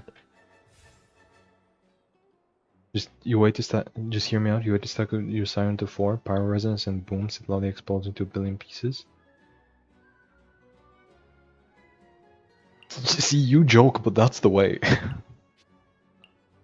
That is the way to deal with Thank you Crab. for permitting, no, inviting me to join. It's hear me out. You give Clorenda a weapon and an artifact, and then you give her 3 billion Bond of Life, and then you kill Crab. Now, how do you get to that point without Crab also threatening you? Deal with it. I don't know. That is genuinely the strategy. It's like, hear me out. Stack up Whale to like 1 billion, and then just kill Crab. When the tide comes in. Now, how do you stack Whale to 1 billion without Crab absolutely murdering you? Figure it out. Like, you joke, but that's the strategy. Join them, play Crab yourself, sign up Crab. Okay, that's like that's not the right idea. That is like the opposite. That is the exact opposite of what you should do.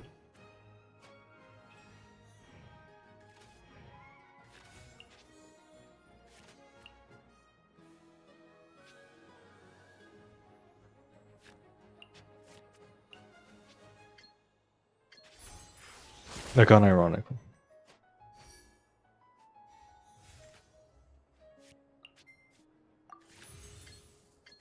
This could get a little chilly. Shh, I'm spreading Sino-propaganda. Not very good propaganda, if you ask me. You are spreading third-rate propaganda right now. That's fucking crazy. Oh, anyone need a health checkup? Calm down. He got shafted in the main game. He needs this. He got this. He was a little too good for a bit of time.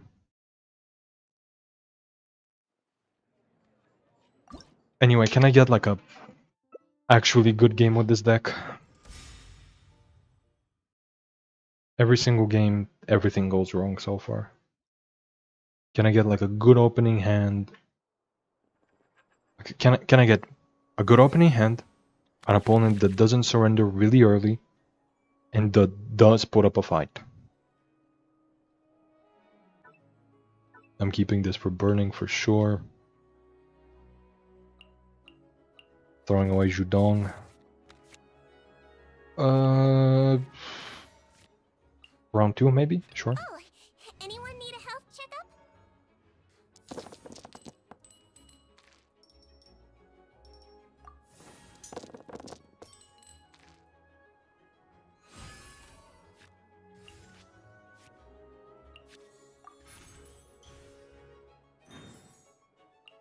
Thank you.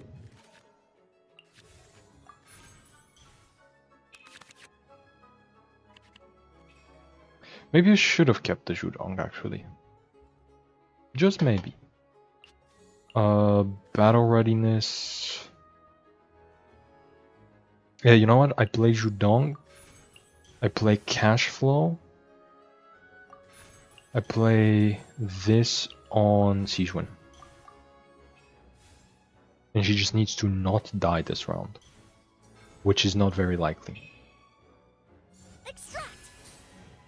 I was gonna say that makes it a bit scary, but no, it does not. Because they started on Emily.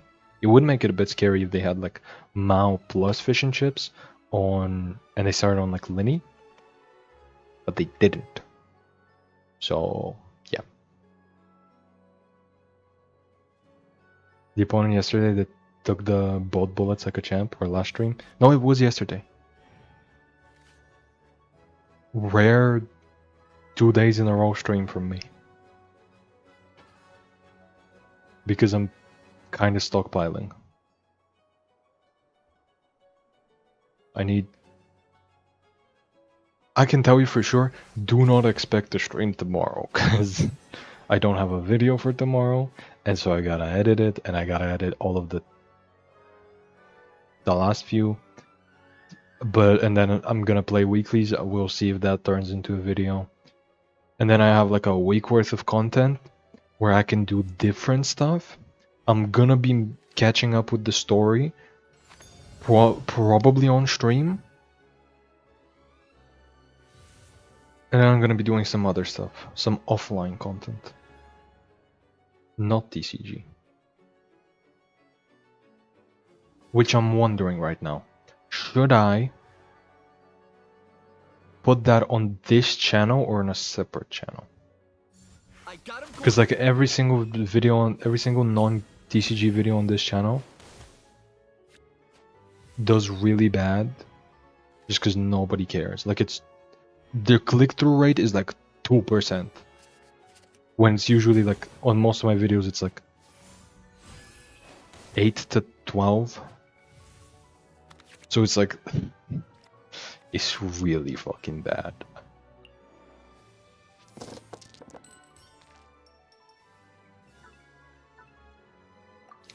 So I know some people would maybe be interested in like regular Genshin stuff. Because I have plans for that, but I don't know who and when and how.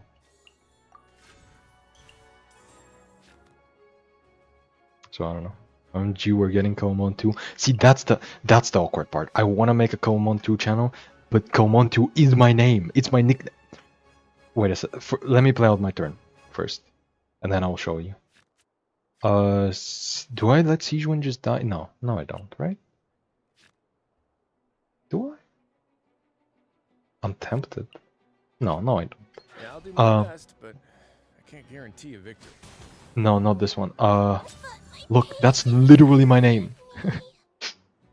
And like the at of this channel is Komon too. So that's the awkward part.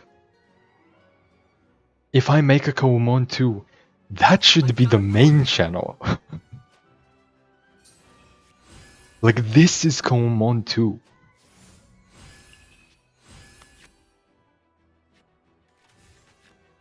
And I really don't want to make a channel that's like Komon Gaming. Because that's just fucking sad.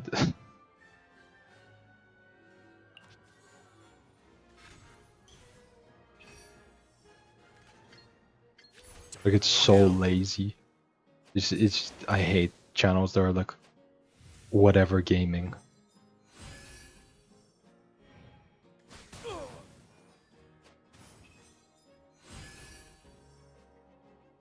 Your channel is very TCG focused? Yeah, that's the thing. It is. But I don't want to just do that.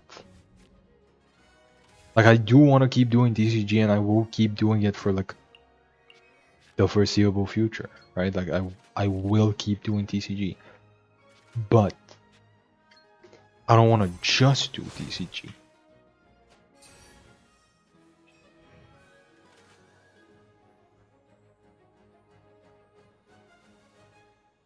So we're getting Komon 3? That doesn't feel right. Whose second channel is called 3?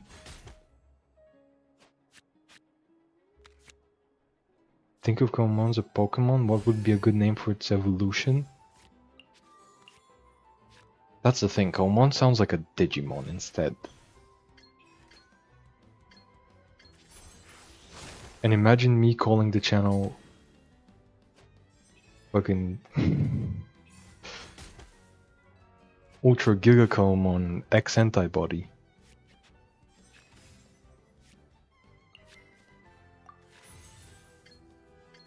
Stay cool and face your guilt. You gotta swap. You have to swap. Probably the Kinich. Wrong choice.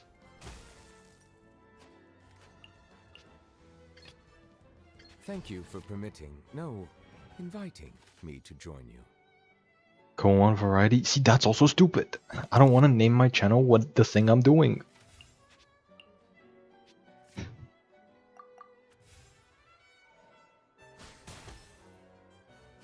What the hell is a Digimon? You just don't get it. Kalolamon? Oh fuck no. Komon fucking Metal Garurumon edition.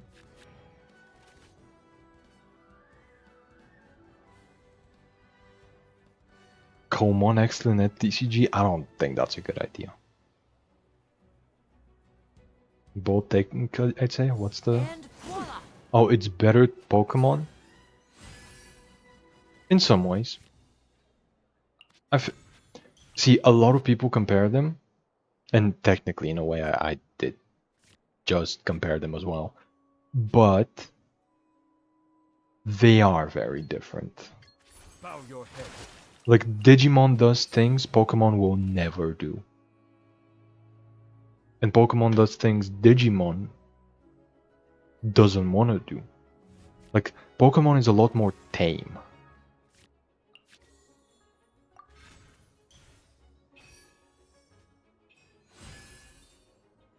Pokemon is like... The lantern is Pokemon extinguished. is like doing regular animals. It's like, hey, what if chicken was on fire? And Digimon is like, what if we made a chicken into a fucking tank? What if we made the chicken time travel, actually?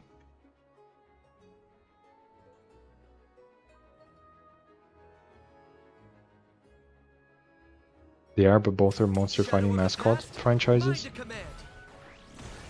Yeah, but like, there's so many of those.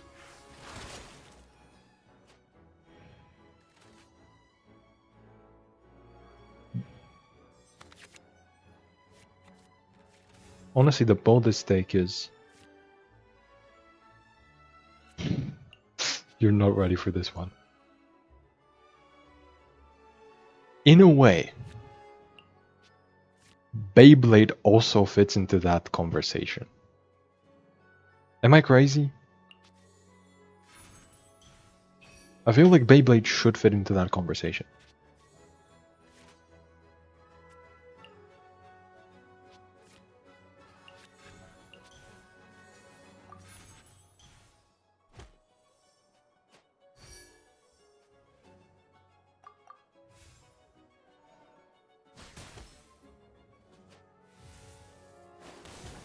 Like, I feel like we should stop doing specifically... A silence fills the air.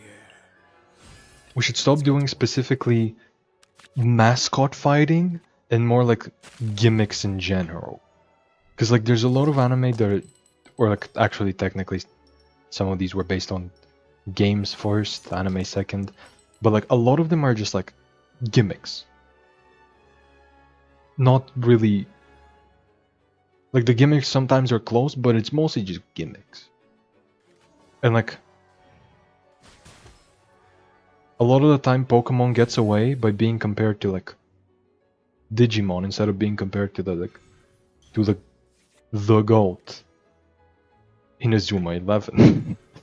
Which yeah, which somehow gets put in the sports anime conversation and not in Instead of going big, the gimmick conversation. Which I feel like is kind of off.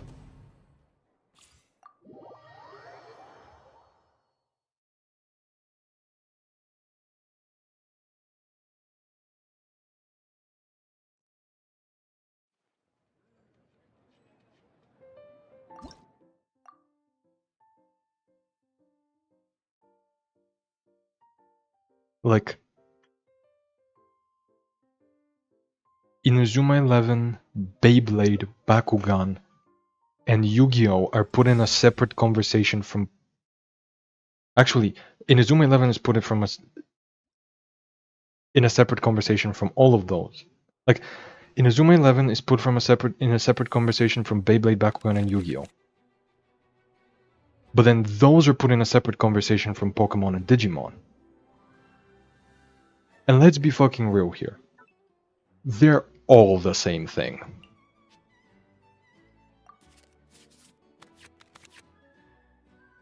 Like, not the same thing, but you get the point. They're pretty damn close. Oh, anyone need a health checkup?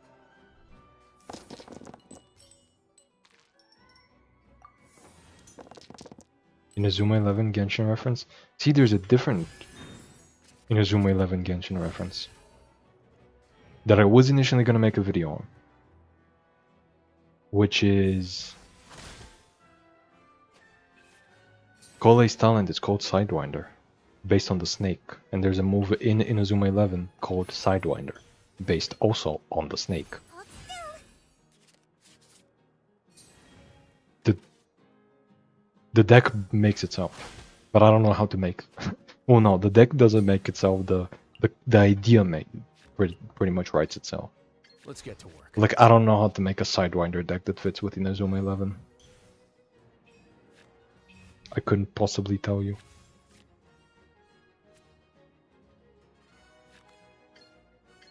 Let's begin.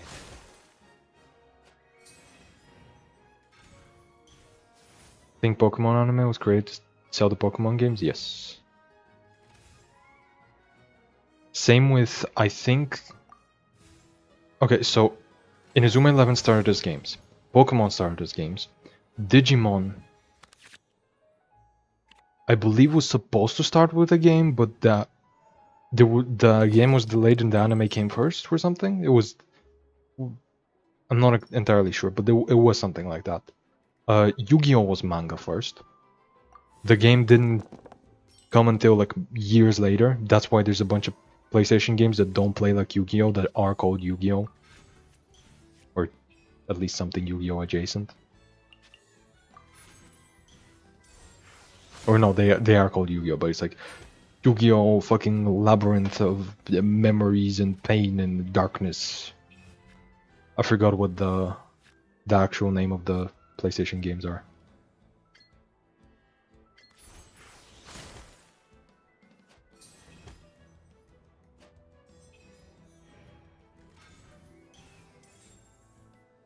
Feel the beat. Then Beyblade, I believe, is toys first. I believe it was first the toys, and then the anime. Stay cool. Or no, was it manga first? No, I think it's toys first. Then I don't know, I forgot the Feel rest. the beat. In Brazil, they adapted the name to Super 11 for some reason.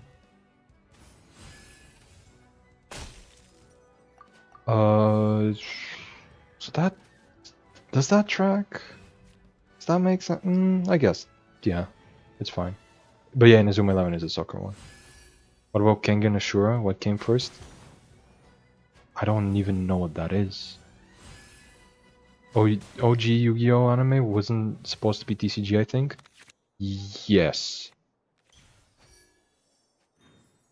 Like the manga doesn't even have like rules really. Like they were just making shit up. They're just like, actually, my blue eyes is it just fucking kills you. It just kills you as a person, not in the game. It doesn't kill your monsters. It kills you.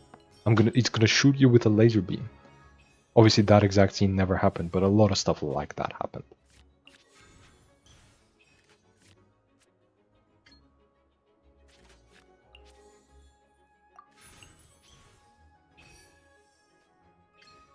Like, A moment, please.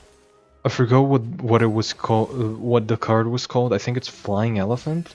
But there's an episode of Yu-Gi-Oh that exemplifies this the best, where they shot an elephant at the moon, and that's how they won the game. It's not a fucking card. The Yu-Gi-Oh anime barely sticks to its gimmick, because it didn't have one when the manga was first made. That's why I call them gimmick anime instead of, you know, categorizing them in different sorts of gimmicks. They're all just gimmicks in general. And the reason I do that is because Yu-Gi-Oh sticks so poorly to its gimmick that I just disqualify it. The anime sucks so bad because every time I watch it, now that I know the card game, I'm just like, this. Who the fuck watched this? Are you telling me that people seriously fucking watched this and they were like, yeah, that makes sense? Every fucking episode is like, so I activate Pot of Greed, which allows me to draw 2 cards, and then it's animated, and then you see his hand, and he actually draws 4 cards. He's just fucking cheating, and then he's like, I drew a fucking gun, which lets me to shoot you in the face, said Kaiba, and Kaiba's like, what the fuck, I'm just trying to play a game here. Unironically, every episode is like that. Growing up is realizing that Kaiba wasn't even a fucking villain. He just wanted to play a card game. He did do some bad things, but not that bad. Yugi, on the other hand, was like, I'm gonna fucking kill you, Seto Kaiba. I'm gonna murder you.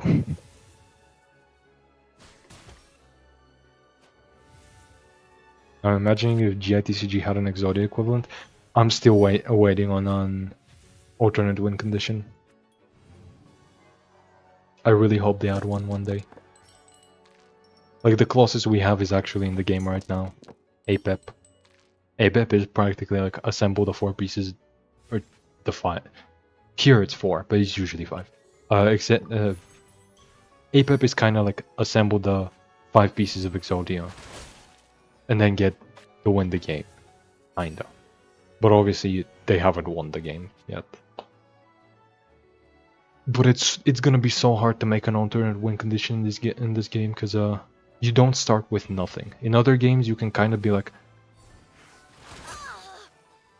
Like, you can make an outlandish goal, like heal 1 billion health, right?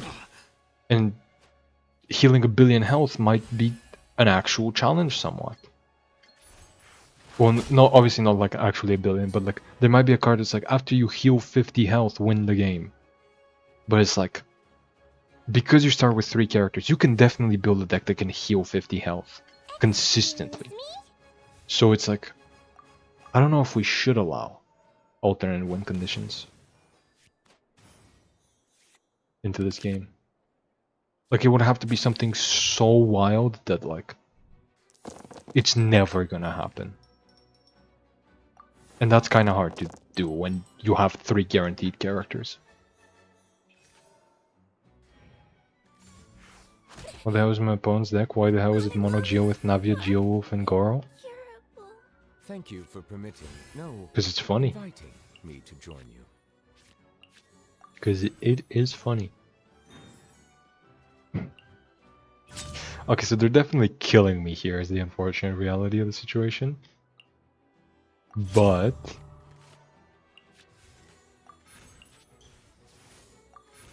this would be really funny if they didn't.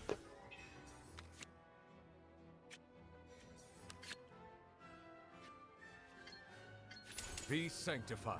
I have the damage to kill iPad, but that's not how the game works. They're gonna kill me first. Damn. When the tide comes in, I shall return. What if after using the land for 10 damage, Combo appears and plays the game for you? That's a lose condition actually. That's not a win condition.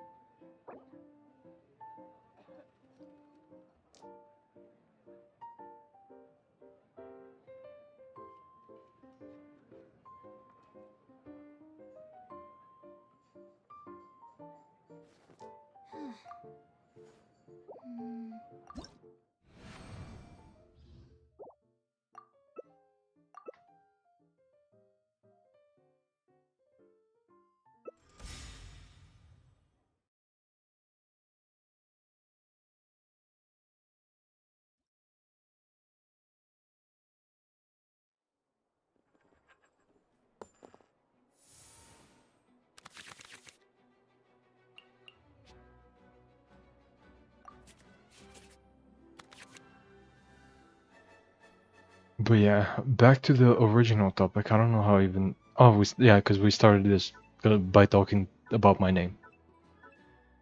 Okay, so here's the thing.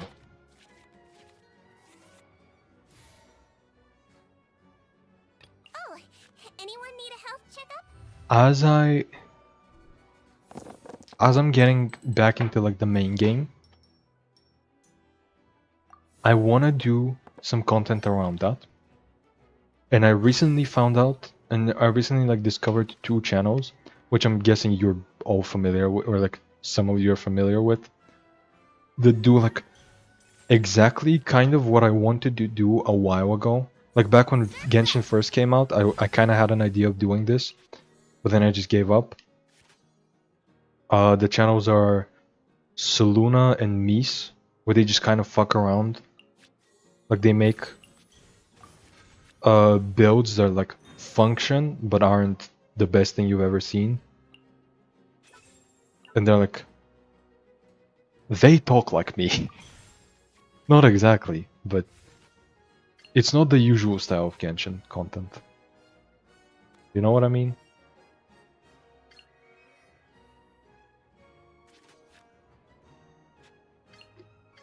Calm down. And like, here's the thing. That type of content is never gonna work on this channel. I'll be honest, that's kind of lame. That's why that's why I want to do it on a different channel, because there's some people that watch on this channel that don't want to do that. That don't want to watch that. Obviously, it's not going to be just that, but yeah. Suna has a nice ASMR voice. See, people say that about me as well. Not exactly the ASMR part, but just the voice part in general. But yeah, like that's the. I'm not, obviously it's not gonna be specifically that. I also like, as I've mentioned, I want to try Duet Night in Abyss once that comes out, because I'm a Warframe player and a Genshin player, so it just makes sense. And like, if I want to do content on that, I'm not doing it on the same channel as this, you know? But like on a channel where I do like, where I fuck around with builds, that could be interesting. Like some people might be interested in that. I love Suluna videos. Exactly. Like,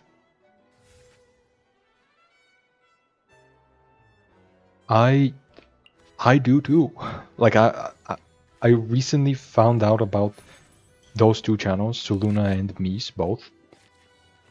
Okay, I should have held that for a little bit. And this is like the exact type of content I consume typically. Like it's just people making like builds that are usable and fun, but not like the meta thing. Because I don't want to just like spam Avoika, right? I want to like... I want to fuck around with... What was the one thing that seemed really stupid? There was one thing that was like kind of stupid that one of them did that's like... That was really fun for me. Why can't I remember it now?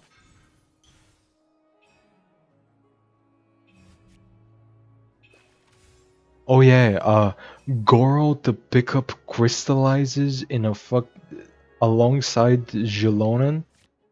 That's so bad. But that's the exact type of thing I would do.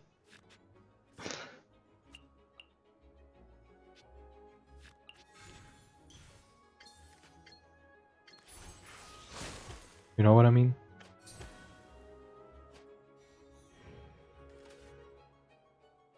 I also have a separate channel for Genshin content that isn't very mainstream type of Genshin content, but I found my audience and took off. Nice. Nice.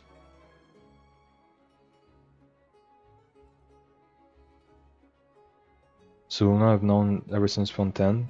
I've never heard the other one though. Fair enough. I have no objection. Oh yeah, I guess Malani does just kind of kill me here. Okay, so this video might end up being 3 losses. No wins. If it does, my bad, I guess. But yeah, honestly, I prefer Mies over Suluna. Just because he like genuinely fucks around.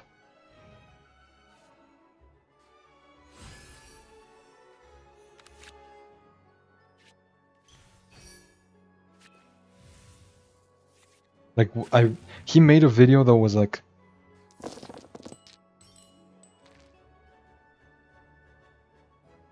he made like a vape crit Kokomi build, I believe, where it's like he barely has any crit rate, but when he crits, it's really funny. And like, that's the spirit. That's the kind of shit I want to do. Cause like, and like obviously I'm not gonna do only TCG forever and ever and stuff like that.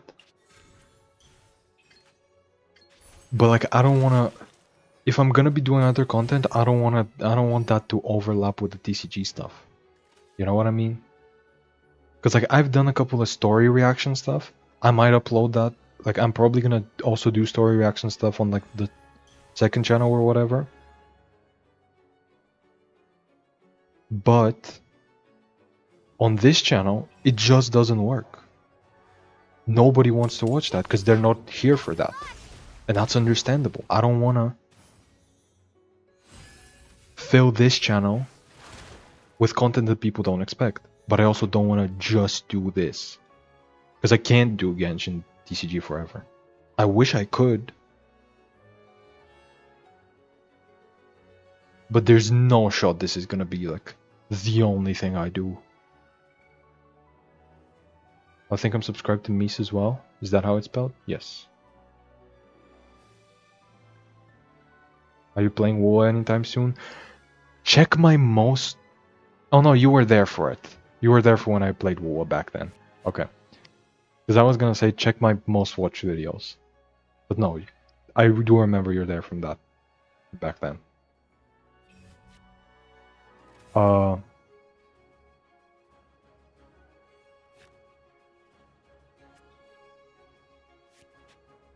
But... Oh yeah, they got no swirls because they froze their Lanyan. That's hilarious. But... I don't know if I'll play WoW anytime soon. But yeah, if I do play WoW again, it should go on a second channel. Because, again, my most watched videos are both Wuthering Waves. But the reason people didn't stick around to watch more of my Wuthering Waves content is because it was in the middle of TCG upload. So when they check out my channel, if they want to see more of it, like they're gonna be recommended TCG stuff, or they're gonna check the channel and they're gonna see a bunch of TCG stuff. They're not gonna filter through to see the Wuthering Wave stuff, and they're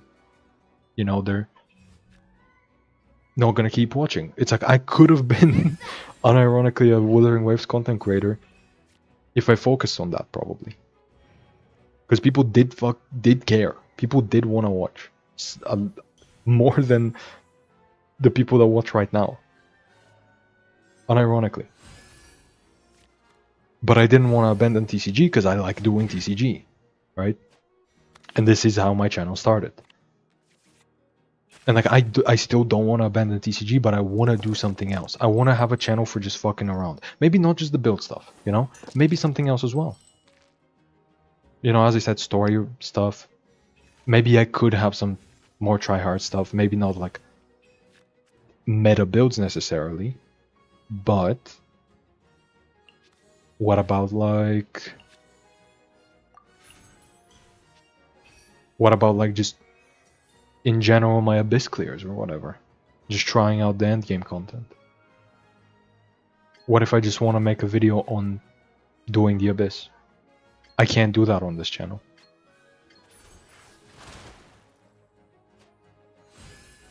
Which is not to say that anybody cares about me specifically clearing the Abyss, but it's like, if I want to fuck around, I can't do it on this channel. You could have been farming from war. Yeah, that's what I mean. Like, I could have capitalized on that, but I just didn't. I just didn't wanna. No, people will watch your variety videos or they'll be punished. Yeah, I don't know. But yeah, it's like, for example, I'll give a little bit of a spoiler as to the first video, or as to like the video that kind of makes me wanna do a separate channel. The video that the reason I'm doing 2 streams right now to have a week worth of content. During that week, I'm offline. I'm gonna be, you know those videos that are like, I can, however much resin, save somebody's account. I have so much resin and more and stuff saved up from the years. I want to do like a week where I just mostly farm offline and cut it down to like a 20-30 minute video to see if I can clear Abyss afterwards, if I can clear however much of Imaginarium or whatever. Like, I want to see how much I can improve my account in a week. And like, I already know that video can probably do numbers, but not on this channel. And I want to do stuff like that. And obviously afterwards, when I get my Chaska, I kind of want to fuck around with Chaska, but I can't do that on this channel because nobody cares about the TCG guy doing Chaska videos. Calm down. You know what I mean?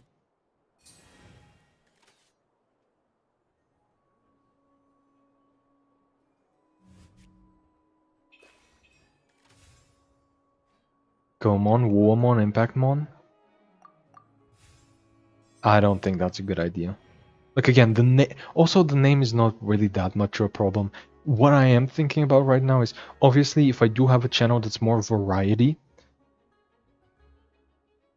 that's like Genshin and Duet Night in Abyss, and if I do Wuthering Waves, that, or like whatever other Hoyoverse games, like maybe I do just like stupid fucking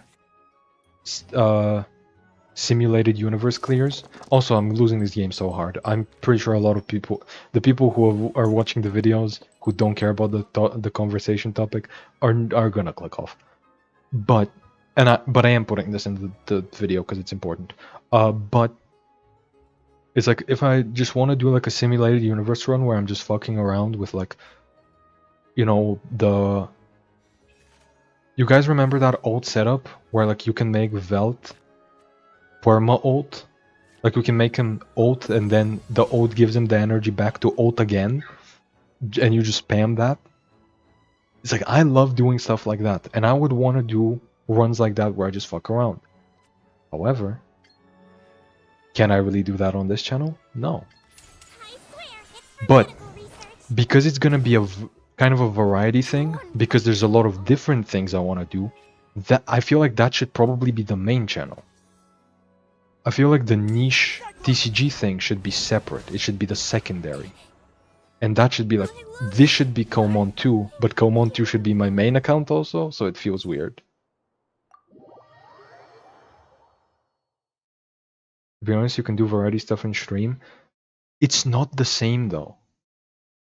Because I don't have time to do stuff on stream only. Like I need... I'm not saying that like I'm doing this for the money or whatever, but it's like I can tell you right now, at a certain point, because I'm going into university in like a year or two, whenever things start getting like, whenever I need to like actually lock in, whenever the exams start getting a lot harder, I'm not gonna have time for that much content. And so if I want to maintain 2 different channels,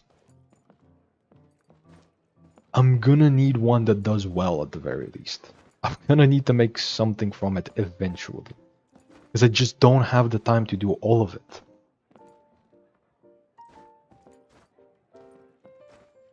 And at a certain point,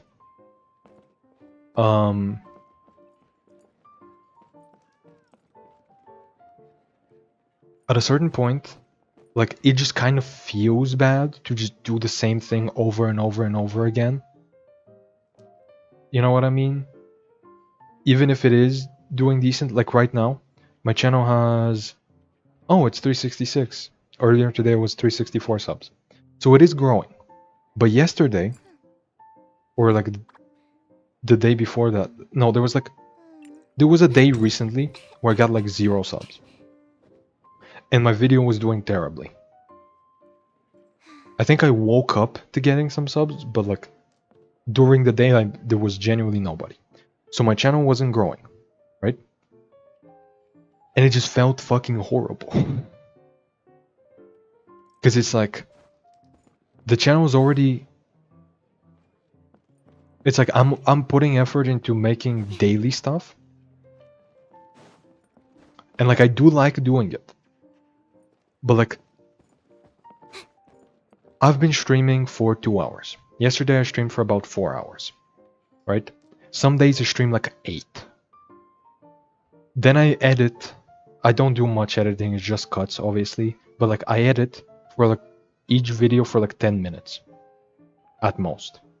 But then I make the thumbnail for like 10 minutes. I just need a moment. I set up everything, whatever. And to make a week worth of videos from these streams, to cut it up, edit it, make thumbnails, everything, basically takes a day, right? So these are like, in total, like 20 hours I'm probably gonna spend on next week's content. And when it like,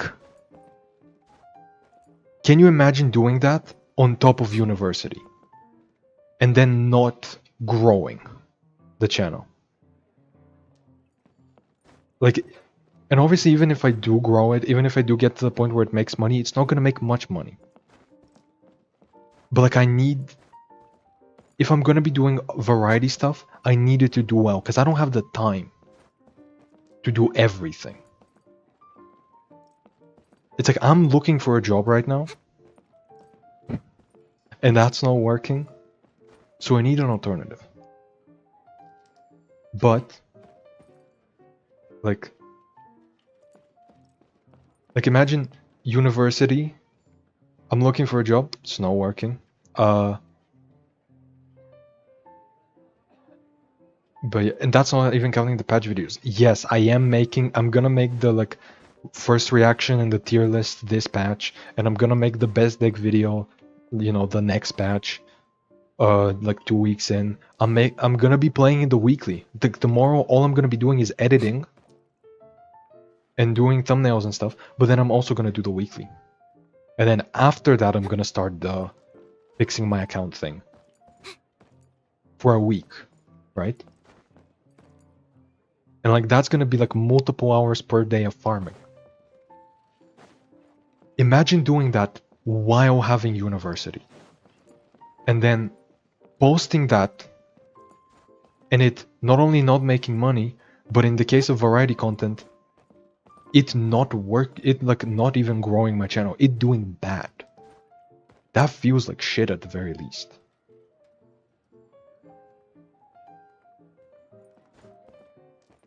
Like, you say I can do it on stream, the variety stuff, but yes and no, because like, it's like, let's say these 2 days I did TCG, and the next 3 or 4 I did variety stuff. Or maybe the next 2 days I did variety stuff. If that's not growing the channel in any way, yes, it's fun. Of course it's fun, I want to do it. But at a certain point, I only have so much time. And I can only do so much variety unless the channel does something. I'm not asking for fucking millions of dollars. I don't care. I just need enough to fucking live. You know? I needed to make some money so that I can pay off my tuition and at the very least show my parents like, yeah, this stuff works. So let me spend my time on it.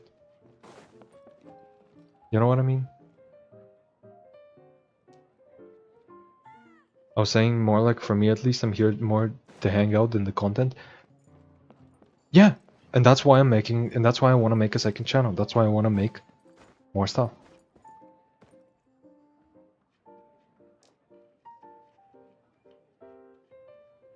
I'm here for both.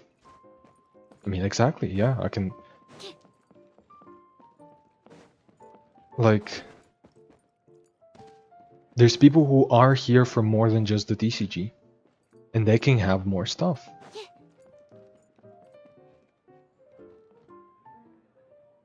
But like, that's not the same audience, so I want to put it on a separate channel. And I kind of need it to not do like shit. Because at the very least it's gonna... Imagine what it's like to post on one account.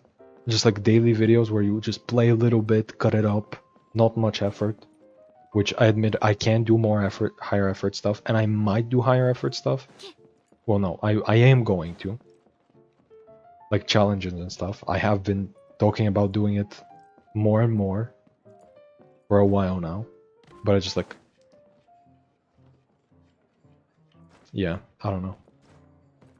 It's like I want to do higher effort stuff, but it's like doing the simple stuff, just like playing the game, chatting with people.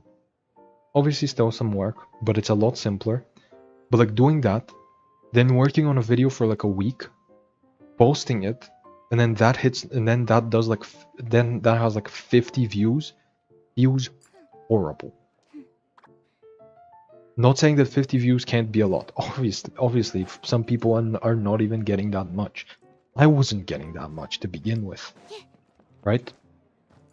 Or I was getting about that much when I first started. It was about 50 views per video. So Yeah, I don't know. Honestly, I don't know if I'm gonna put this talk in this conversation into the video. But yeah. 50 people are a lot IRL, but it's minuscule in internet numbers. Yeah, especially when you're hitting 300 in internet numbers, or 1,000 in the case of some of my videos. It's like making other, like the reaction content. The reason I haven't done part 2 of Bennett's event is nobody watched that. You could do it at the end if you want. No, I mean like the conversation, the games where I had this conversation. I don't know if I want to do like, I don't know which games I'm gonna include in the video. But yeah, let me check how the Bennett reaction video is doing, because I did part 1, and obviously the people care more about the second part of that story or that event. So let's see how that did. 56 views. How many of them? What's the watch time? The video is about 30 minutes. The watch time is a little bit above 3 hours, so it's about 6 people that fully watched that. Now, yes, there's some people that watched it on stream, of course. But like 6 people fully watching your video that you spent like a decent amount editing, a decent amount of time, feels like shit. And so I want to do it on a separate channel, and I hope it does well. The reason I want to do it on a separate channel is so that it does well, because I don't want to, because the people who are here for TCG aren't there for that, and the people who are there for that aren't here for TCG. Like again, I have to reiterate, the content that did the best on my channel is Wuthering Waves. Wuthering Waves is my 2 most watched videos to this day are Wuthering Waves. My 3rd most watched video is mostly people searching for the best deck in GITCG, because it's the best decks video from last patch, and the one from this patch is about to overtake it, I think. But like, come on. Like, seriously? Yeah, seriously. I don't know what you're talking about seriously, but yeah. If you're referring to the Wuthering Wave stuffs, yeah, seriously. My most watched video is...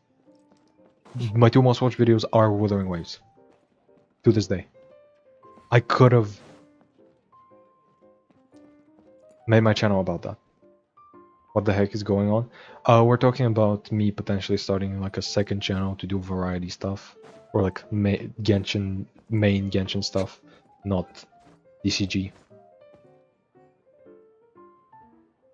But growing a channel is hard to begin with, even if they're focused on one type of content. Exactly. The thing is, I had the chance to do that. It's clear that like people do, to a certain extent, want to watch other stuff that I make. It's not the same people, but like, it's clear that I have some idea of how to draw in an audience, to some extent. And there's some people who care about the content. I wouldn't have thousands of views from 2 different Wuthering Waves videos as well. But yeah.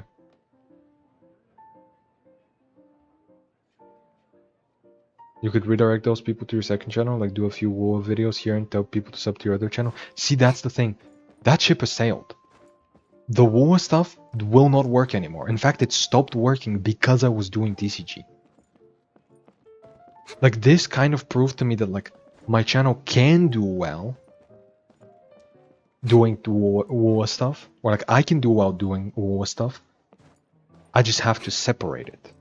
I can't do it on this channel, because here's the thing. On this channel, the TCG will get more views on average. Advertising a 2nd channel on a TCG video will do a lot more than a non-TCG video. We're talking about Kyle selling out because TCG isn't making $1 billion. So true. So true. No. It's, I just want to do variety stuff. I want my channel to be more about, like, me than the game. Even if it's, like, build stuff, I want it to be, like... I don't want to do, like, simple... I don't want to do, like, the Zyok style guide where it's like, this is the best artifact set, this is the best weapon, this new 4-star character is broken, you need to fucking build attack, damage, crit, and then this is your combo and level this stuff. I don't want to do that. Even if I do build stuff, I'm not doing that. I'm doing like vibes. I'm feels crafting. You know what I mean? And I want people who watch that because of like kind of me, not specifically the content. I want to do like different games, just kind of fucking around. But the TCG channel, like this one, can only be TCG.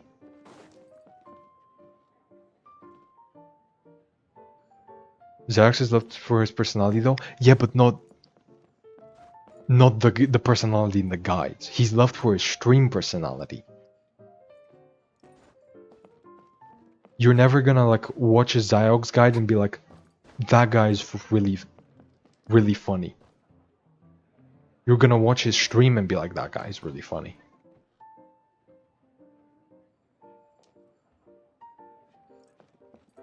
You could do sus stuff like he does in his lives. Done that. I've done that. I've said quite a bit of sus things. But yeah, like Zyog's guides and Zyog's the guy. Zyog's guides and Zyog's guy. Zyog's guides and Zyog's the guy. Two completely different things, right? Kalmon is not Zyog's though. He is the same one. Yeah, I'm not Zyog's. I'm not even close. In fact, if I'm closer to somebody like Mish or Saluna, as I said. I'm like, yeah, I don't know. But yeah, being stuck on one type of content is rough. Even if you love something, you can still get out. Yeah, exactly. Like, here's the thing with TCG. It's not very interesting as it is right now. Because I have nothing to work towards. All of these decks, at a certain point, I just start doing the same deck again and again, right? Like, this is just kind of stall.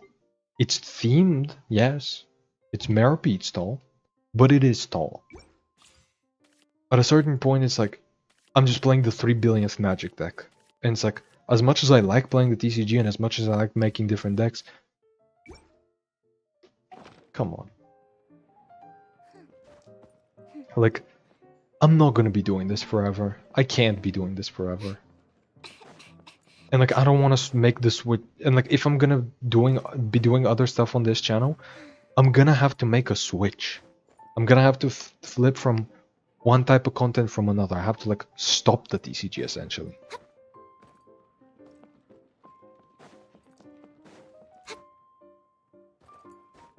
So I want to make a second channel.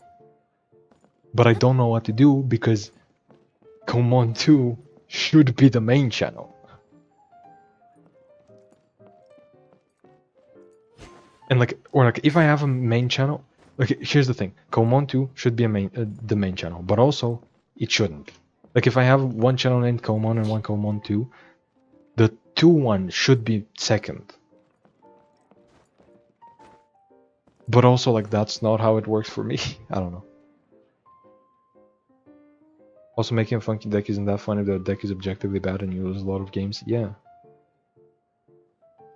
I wish everybody could be like more critical. Post whatever you want and still get views. Also, people already suggest Komon 3. No, that's not gonna work. That feels weird. But yeah, like, here's the thing. That kind of does work nowadays in like, but it's mostly with like VTubers. you know, because it's like the VTuber community kind of has accepted that like they're more about variety stuff. Like just the culture around VTubers is different. So like if you see a VTuber, you don't expect them to just do one thing a lot of the time. So like channels like that still exist. And I wish I could be one of those channels. Not a VTuber, you know, specifically, but like a variety channel. I wish I could just like boot up a different thing right now. I wish I could play TCG today and like something else tomorrow. I don't know what, but something else. Fucking Warframe, you know what I mean?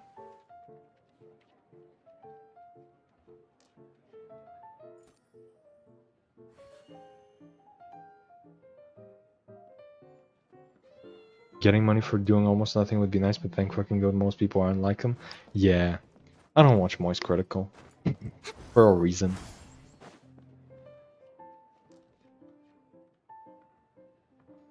Did he stop making videos? No, his videos are just the most nothing burger thing ever. It's just him yapping. Or, like he's just, you know, you've seen his videos. They're not, you know how it is. But yeah, I'm gonna.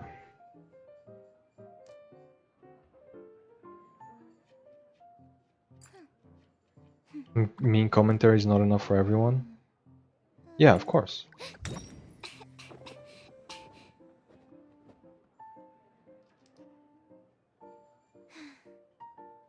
He just gets paid to be likable and funny. That's what I mean. He's not very likable or funny to me at least. But yeah, I don't know.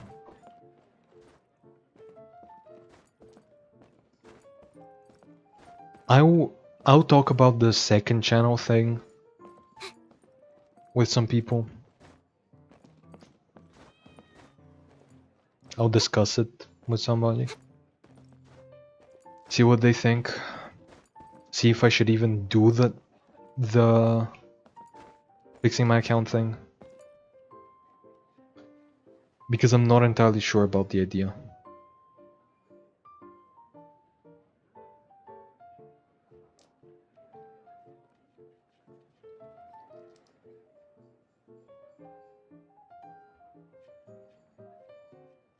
What was that?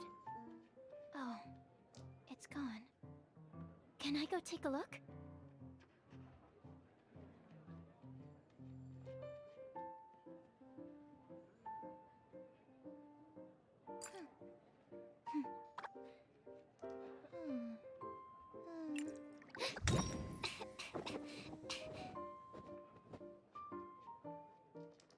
Wait, I have the perfect name for the channel. Come on to the cubed? No.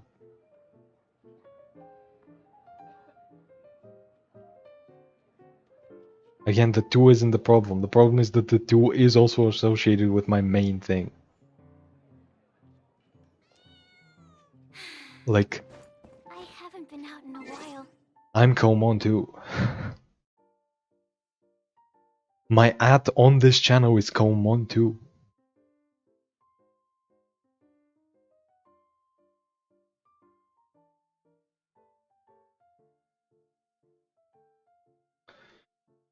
The issue isn't the fucking number, it's that however much I want to make to the thing, I just kind of can't.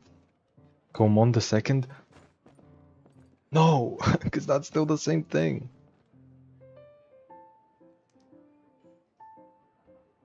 I don't know, I'll figure it out. And also, like, here's the thing. If that channel does do well and does do better, here's the biggest problem actually. If that channel does do better than the TCG channel, what do I do then? Can I really split my attention between the two of them? If I have to prioritize one, I should probably prioritize the one that does better. But like that feels wrong. Lord Common Discord reference? No. No. Common 2.0? No, again, that's it too. I mean, you can abandon this if you want. It's your channel and your life. No, I'm not talking about abandoning you. I'm talking about like I'm still gonna do TCG stuff because I like the TCG. One big reason why I wanna like do other stuff as well is to bring more. Like, if imagine if I do well, if my regular Genshin stuff does well, and I bring somehow an audience to TCG that was not previously there. That would be awesome. Like, I want to be able to play TCG, but also do other stuff.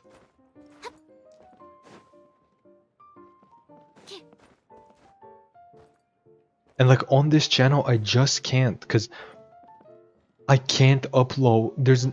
I just don't have anything interesting enough to upload sparsely. Right? Like, I can't like upload one non-TCG video and one TCG, like, because like imagine I upload like the fixing my account video that I worked for like that I worked on for like a week, and like is like this big premise. It has like an actual idea to it. It's, you know, like it's a video, and then after that I upload like 3 days later just a random fucking deck, just me playing the game. That doesn't feel right. And I can't, like, the only thing that would be acceptable to post like sparsely on the TCG side is like maybe weeklies or like patch reviews and reactions. But it's like I can't do that consistently. So it's like if I give up, if I do the TCG more sparsely, that's kind of gonna kill the channel, because there's nothing interesting to do every couple of days. You know what I mean? You can maybe stop the daily uploads, I guess. That's the problem. I can't. Well, I can, but I can't. Because, like, if I want this channel to do well, I have to do it daily. Or like almost daily, like every 2 days. I could take a break every once in a while, like at the end of the patch. I could like not upload for 1 or 2 days before the patch actually starts. Sure. Like that's what I did last patch. There's police out. No, that's not police. That's just the siren of a car. Or the beep of a car. But like not the regular beep. The other beep. I don't know.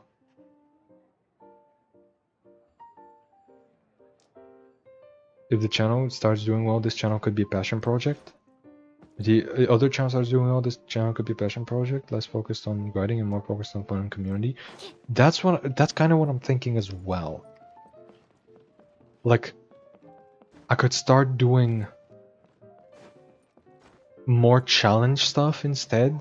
Like I could do like, can you 5-0 Arena of Champions with only a single element or whatever, or without any equipment, or without any food event cards or whatever. I can do like challenge stuff, or like I can do like discussion videos, like the most overrated or underrated cards, or, you know, more tier list stuff. I could do that, but it's like right now that doesn't fit into my daily stuff. And like I would need a high enough, like, it's weird. It's weird. There's just nothing to do in this game. So, and it's to the point where if I'm to do the interesting stuff, I'm gonna run out. There's only so many challenge things I could do. Can you win a tournament with only one hand? I do that already.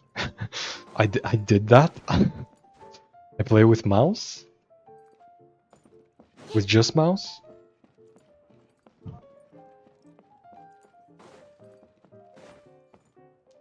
Shahi doesn't get the reference? No, I do get the reference. It's just that, like, it doesn't really... It's not the same. It's not the same as, like, Diaphone, who got to, like, master rank with just one hand on Mai. Like, he genuinely was able to play a fighting game with one hand. Which is fucking ridiculous. Like... It's different when the one hand actually matters. You know what I mean? Post whatever you want, except you'll lose viewers and gain new viewers. You don't have to upload every day. The internalized pressure you put on yourself will cause you to burn out and resentment. No, here's the thing. Burnout, not a problem. For me, not a problem. This is not a pressure for me to do well. This is a pressure on time. Again, I would gladly be doing both and not care if I had infinite time. But university is about to start. So I have a limited amount of time and I can only give a limited amount of attention to things. With only one hand? Yes, he did going with one hand. Yeah. There was a video titled "Can you beat Genshin with one hand?" Yeah, exactly, and there the one hand actually matters. It's not a problem for now, but it can be over time. No, genuinely, I have never had a problem with burnout with anything ever. I am not somebody who's really affected by burnout. Either I like something or I don't. If something troubles me because I'm not getting the results I want, I just quit. Immediately. Burnout is not a thing.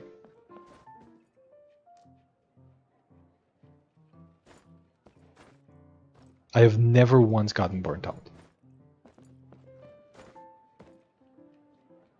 Because results are not what matters to me. The burnout isn't a problem, said every guy who got burnt out. No, but genuinely, like Takti also said the same thing when I was starting the channel. He was talking about burnout. But it's like in the beginning, I missed a couple of days of daily uploads, or like there was some stuff I was struggling with, and I was like, and the channel was still like very small, and I was just like, and some videos were doing really poorly, and I was just like, damn, I'm finished. You know what I mean?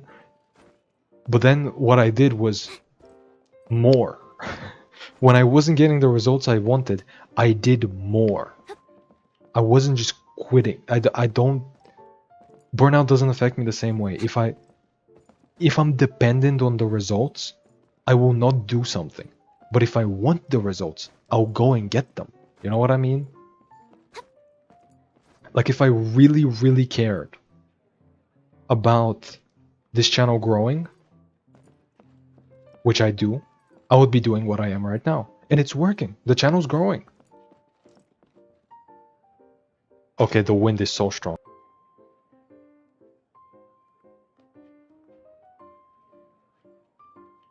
Does he know what burnout is? You're talking about giving up? Yeah, that's what the problem with burnout is. It's that you don't want to do something. It's that you don't get the results that you want from something because you do it too much. You do something a lot and you don't get the results from it, so then you feel discouraged to do it again. I don't do that. The second I realize results are what I care about, I stop. Burnout is when you get tired of something. Just getting tired is different. That's not burnout. Just getting tired is different. But yeah, like that person was talking about like pressuring myself, which like that's what burnout is to me. Like when you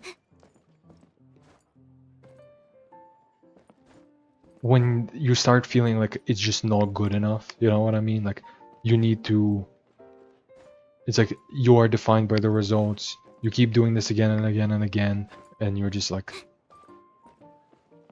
and you just feel demoralized doing it. I like doing TCG, and I will keep liking doing TCG. The daily content is not the problem. The do channels are not the problem.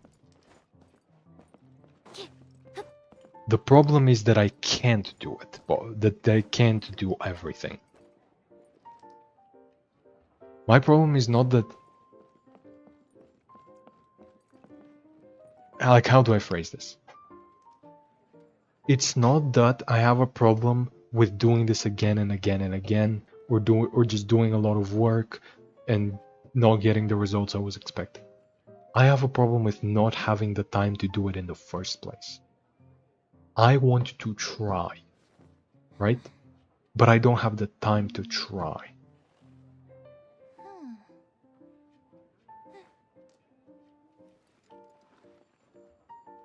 Do what you love and the rest will follow. You may never be famous. You may get famous from one video, or it could be years. What matters is you have fun and do what you love. Yeah, exactly. But that's the problem. I love both the TCG and other stuff, and I want to do both. But I don't have the time to do both. Or I won't have the time, because university is about to start in like 2 weeks. What the hell, since when did you start stream? Did I not link it in the Discord? Because it's been hours. It's been like 3 hours. Yeah, I did link it. But it's like, I love doing this, and I will do the other thing. Like, I will do the regular Genshin content. But if one does well and the other doesn't, and I don't have time for both, what do I do? Do I do the one I want to do, or do I do the one that is doing well? Because I kind of need one that is doing well. Because I can't just sit around doing nothing all the time. Again, the university tuition is not going to pay itself. And I can't find a job in my profession until I get more experience or a higher degree in my profession. It's very difficult to find one.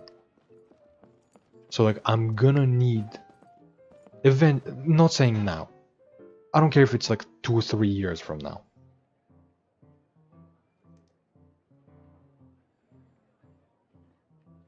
But like at the rate that this channel is growing, because it's about 100 subs a month at the current moment, a little bit less, but about 100 subs a month, theoretically, by the next summer, when my time opens up again, this channel would have started making money. It would have gotten to 1,000 subscribers at the current rate of growth, which is... Shut up, Sucrose. Which I'm not saying is how it will keep going. I'm not worried about making money eventually. I'm just worried that if one channel does well and the other doesn't, and I want to do both, but I don't have the time to do both, and I'm incentivized to do the one that is doing well, what do I do then? Because I would like to do both, but I probably won't have the time to.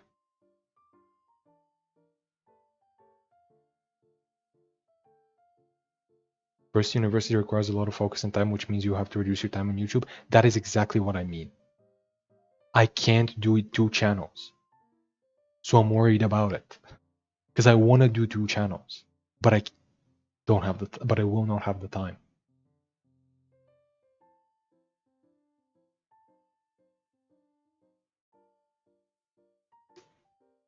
Like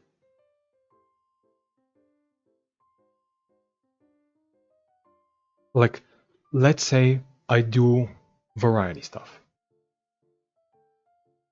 Genshin, Dwight Knight in Abyss once that comes out. Maybe some other stuff. And that does well. Do I just ditch the TCG? Or do I stop doing that one? If I don't have time for both, which one do I stop doing? One here and one on that channel? I can't do one here and one on that channel. That's the problem. TCG is not something you can do every once in a while. No, well, there are channels that do it, like Zeryu has been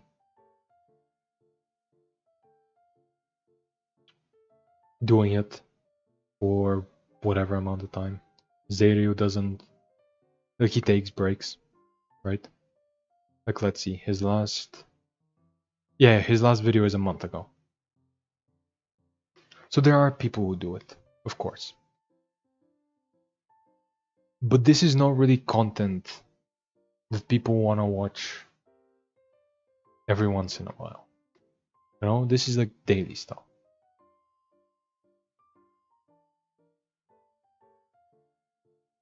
It's like if I was doing what I wanted to do, I would not be making videos at all because I hate editing.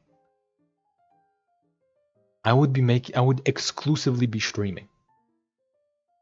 But that's never gonna work out. Never. I need to do something that the people will actually watch. Which in the case of Genshin TCG is probably daily stuff. You know what I mean? Well, you're gonna need to accept that if you want to focus your attention on two different things, the result would be twice as low on them individually. See, that's the thing. Do I want to do that? Do I want to give up on one of them? There's so many options. Chase two hands and gain none. Okay, so what's the alternative? What if, like, if I'm just doing TCG, and as you guys are mentioning burnout, what if I eventually just don't want to do TCG anymore?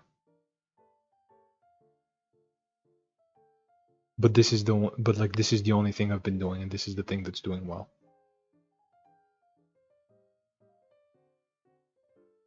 But also, Ivy, congrats on your kitten.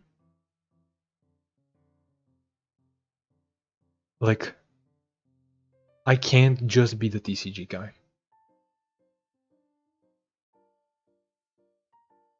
I know that this is a weird thing to think about. Like 4 or 5 months into the channel. And I'm definitely not gonna stop being the TCG guy soon, right? It's probably gonna take a year or two.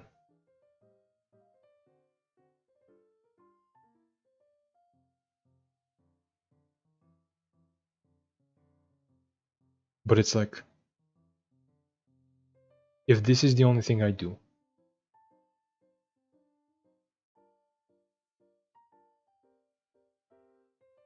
given that I also want to do other stuff.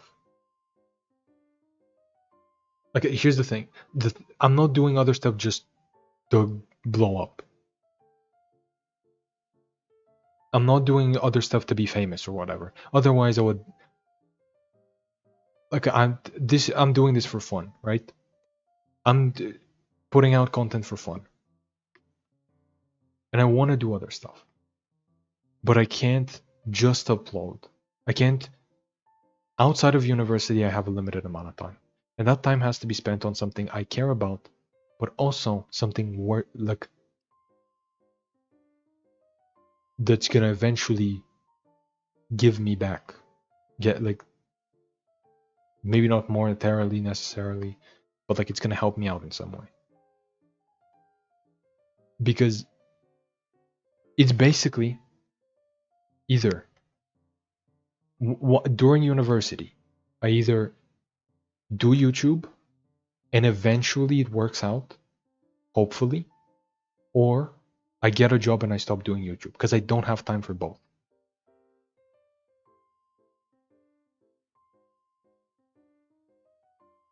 The problem here isn't the success of the channels necessarily. It's that I want to do both of them, but I can't do both of them. I just can't. I have to focus on one because I don't have the time for two. So that's my worry.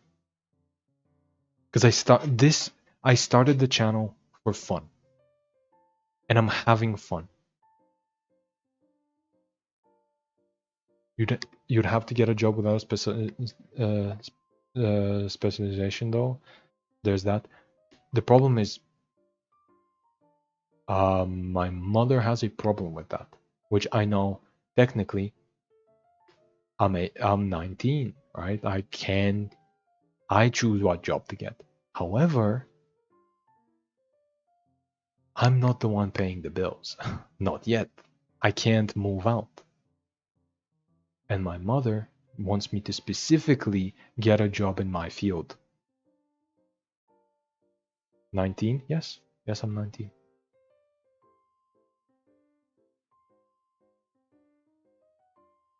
Why? Do you think that's, were you expecting more or less? Like this is why I mean that like I'm not worried about the time because I'm 19. By the time I'm out of university, like by the time I'm like 20 in my early 20s out of university or like late years of university, this channel probably would have started making money by then. But yeah. I thought you were older. I'm not. Didn't you say you can't get a job in your field until later? Yeah, that's because a lot of them want bachelor's degrees. Or the ones that don't can't fit in my schedule. Because like they're 9 to 5s and I'll be at university during that time. I can't find a remote job.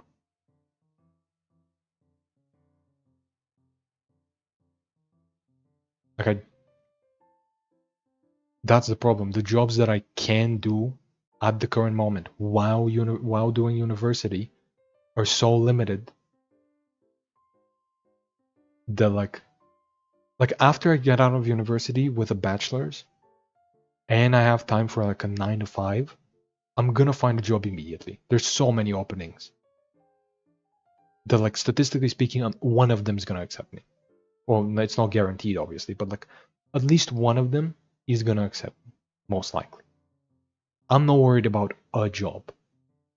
I'm worried about a job right now. Potentially.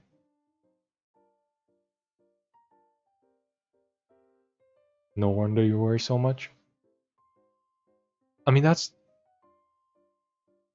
kind of a part of it. It's like, I need to start somewhere, you know? Like, an alternative is obviously I get a job, I go through uni, I finish uni, and I find a 9 to 5, and on my time off at home, when I come back home, I do streams every once in a while, or like my days off, right? That's the best world, probably. A stable income, and I get to do what I want. And that's like the most likely scenario. And I am aware of that. I am aware that content is not likely to work out to an extent where it can replace. Did I ever get automotive again? Yes. Yes, she did. But it's like I am aware that content is likely not gonna work out to the extent that I hope it will. I am not in this for the money. I am here to have fun. However, you can't just have fun in life, right? You have to do other things as well. You need money from somewhere, which means that during university, I should probably, if I do manage to find a job, I should probably not do YouTube yet, or like I should stop YouTube for a while, or like upload a lot more sparsely. And then once I get out of uni, I can find a 9 to 5, and on my time off from that 9 to 5, I can stream. Just for fun. Right? That sounds reasonable. However, right now I can't find a job that I can do during uni. At least not one that my mom agrees with. Because for some reason she just says like that she can't see me doing a supermarket job or something. It's like I can stock shelves. What the fuck? Well, to be fair, I am not very this is gonna sound crazy, but I'm not a very social person, you know? So I can't be a cashier, but like I can stock shelves, you know? But like yeah, I am a bit introverted, some might say. So like she's just like, it's gonna be better for you if you find a job in your field. And I'm just sitting there looking at her like, do you know how hard that is right now? And like she's still living in like the past where it was super easy to get a job, you know? Maybe she thinks working in your field would help your resume, exactly. Or just, give me the experience in general. Because like neither of my parents finished university. So like obviously she wants a better future for me and everything. So she's like, you know what you want to work. You've got a high school degree with a certain profession. You could start doing that to some extent right now, and you're studying that in university as well. So you could start working on that right now, and once you get your degree from university, you could like go up the ladder, right? Like you can, like she wants me and my brother to like do better than they did, and they're doing fine, by the way. They're not doing great, obviously. Like they're not fantastic. Otherwise, I would not be worried about money. But like they're living life, you know. But they want us to be doing better than them, which is why she just won't accept the kind of job that she did. You know, back when jobs were even easier to get. Especially because my especially because if I were to work in my field, that would be IT. Do you know how fucking hard it is to find a decent IT job nowadays? I'm especially fucked, and she does not realize that. She's like, no, you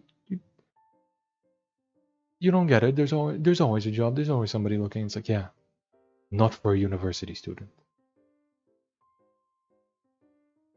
But yeah, I'm not the channel thing. I'm not worried because like I'm desperate for it to work out. But it's just like I need to pick something. You know what I mean? Like I'm still searching for jobs, and I can tell you right now, if I do find a job, the content will definitely be much slower. I will prioritize the job over the channel. If the channel doesn't like spike and really work out. Now obviously it's gonna be the start of the patch soon, and like I'm gonna be able to upload the card reactions and the tier list, and I'm gonna be able to upload the card reactions and the tier list in the best decks video. And that's gonna do well for the channel, but it's like, and like I'm not worried for the growth of the channel. It's gonna do fine eventually. But yeah. Discuss it with people you trust and or experts in the field, that's all I can say.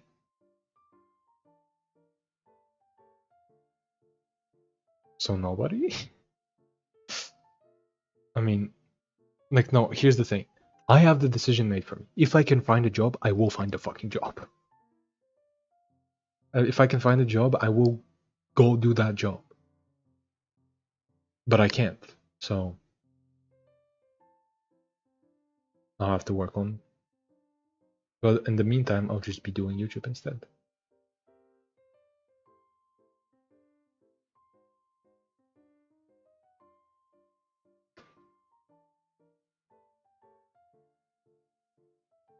And like I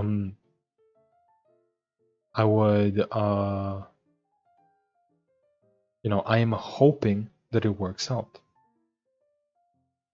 But I don't know if I have the time to make it work out. You know what I mean? Or I don't know if I will have time. But I guess we'll see.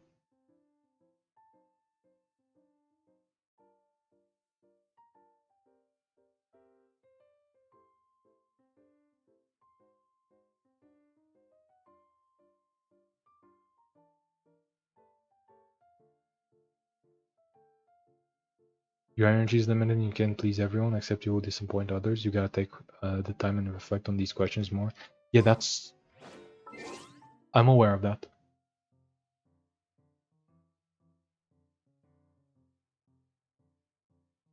The problem is not who I will disappoint. Because as you said, I will disappoint someone.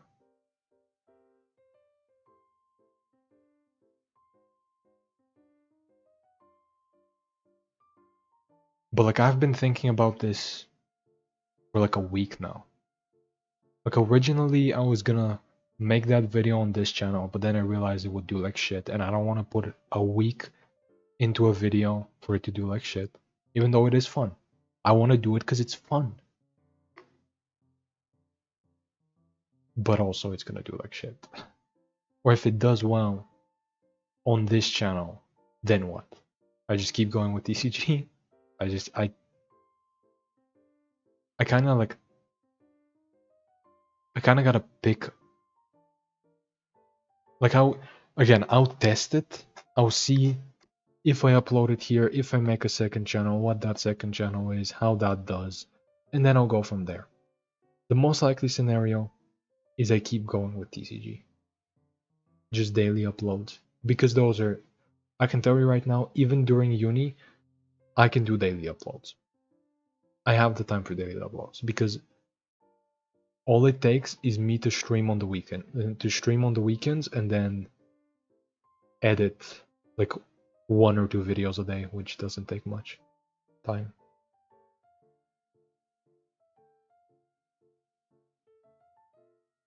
Like I can, if that video, no matter what channel I put it on or no matter what I do, if that video doesn't do well, I guess I don't have to worry about anything, but yeah.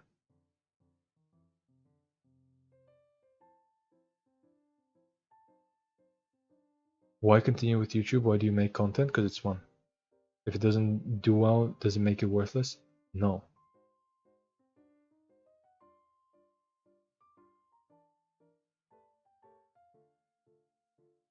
Is something enjoyable without fame still worthy? Yes. The fame's not the problem. It's is that nothing's free in this world. Is that I can't keep going on like this forever. I can't just keep doing only what I enjoy. Because if I could just do only what I enjoy,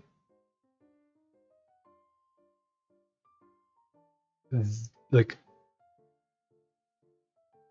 this conversation would not be happening at all. And this channel would not be the way that it is. Like today I probably would not have been streaming TCG. Because I did it yesterday. So today I might have played, I don't know, Street Fighter. But unfortunately,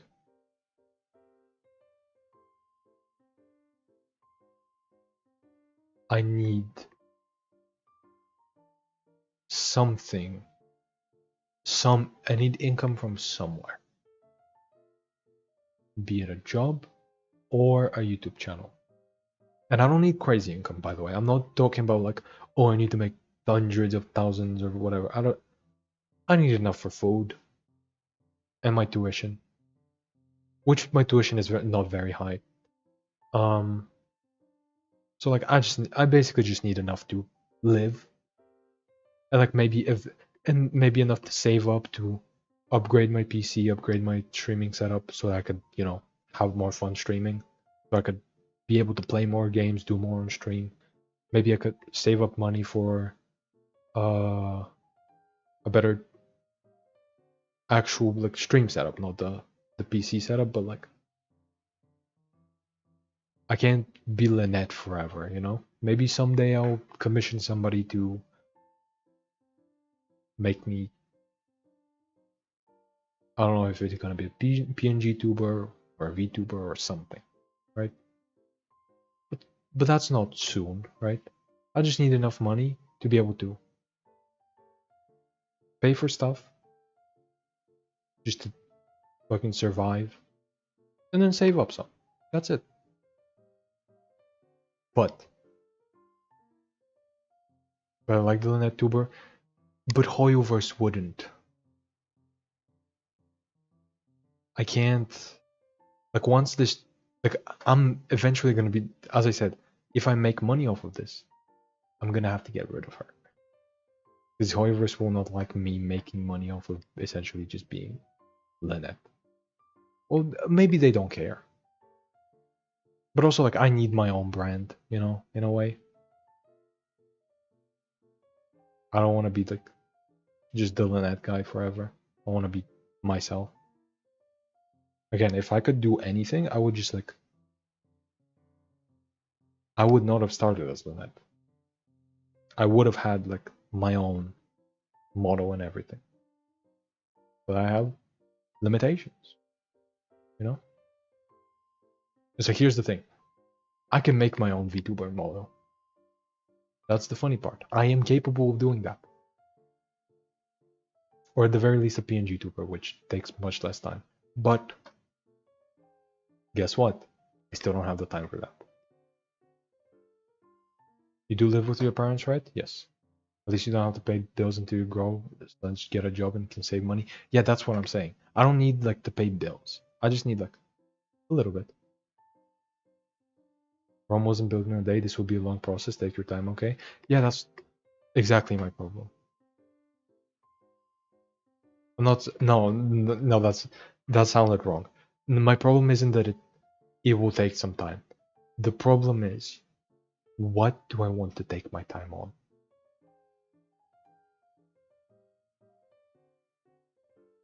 Because there's so much to do. But I can't do all of it.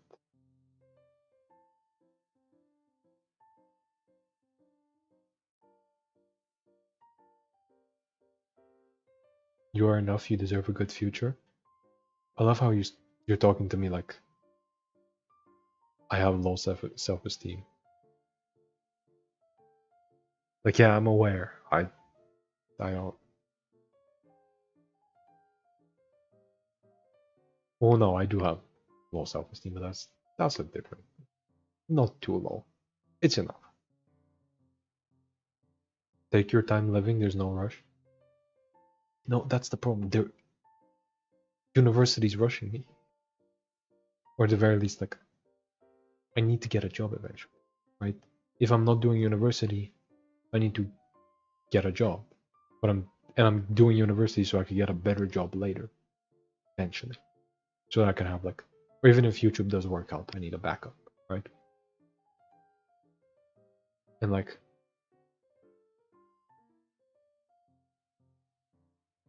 I am getting.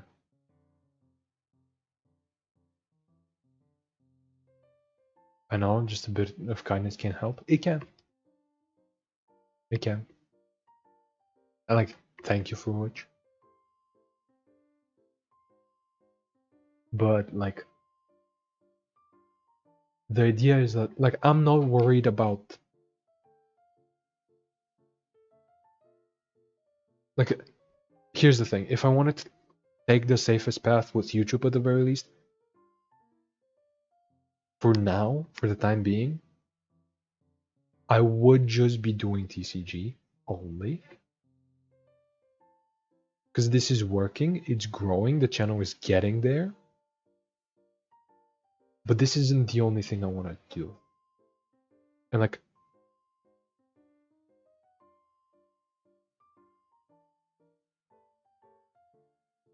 I am right now thinking that the second thing, that the variety stuff or whatever, will be secondary to this. But eventually, but like first, what if it isn't? And eventually, it probably should be the main thing, right? The variety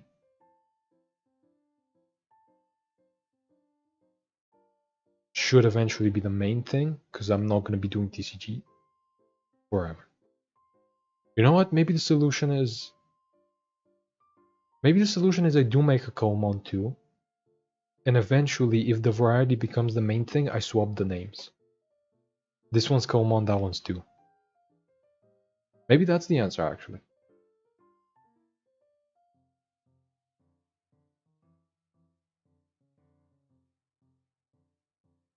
What else do you plan with the variety stuff? Other gadgets, TCG?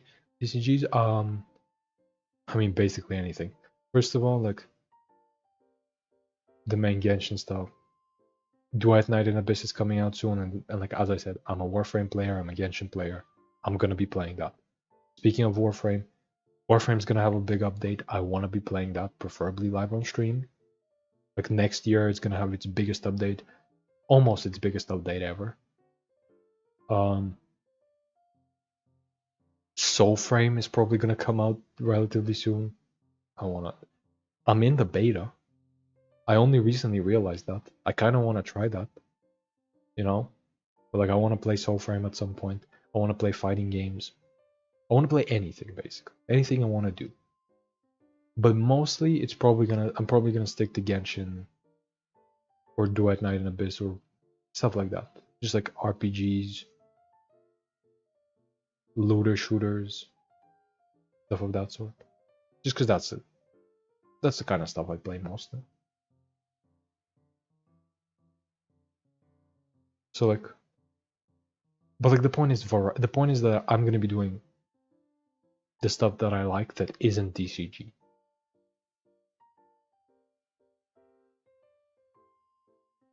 Also, to be fair, your name in YouTube is just Kalmon, and you only see the two if you look at the real username. You also see the two if you look at the fucking screen right now.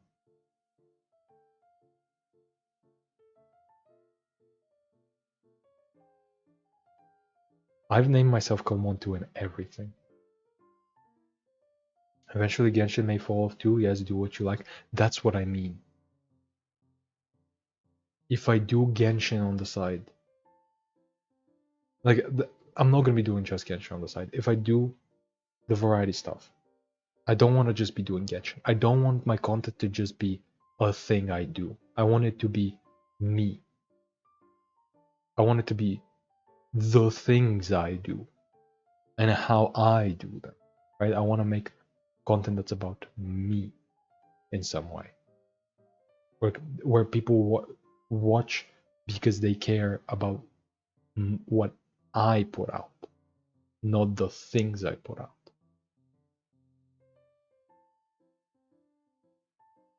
And I don't know if I will have the time.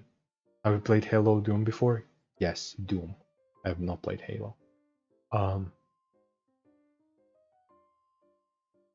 But yeah, if Genshin does fall off, I want to be able to play something else. I want to make a channel that's about me, because the TCG channel is not about me.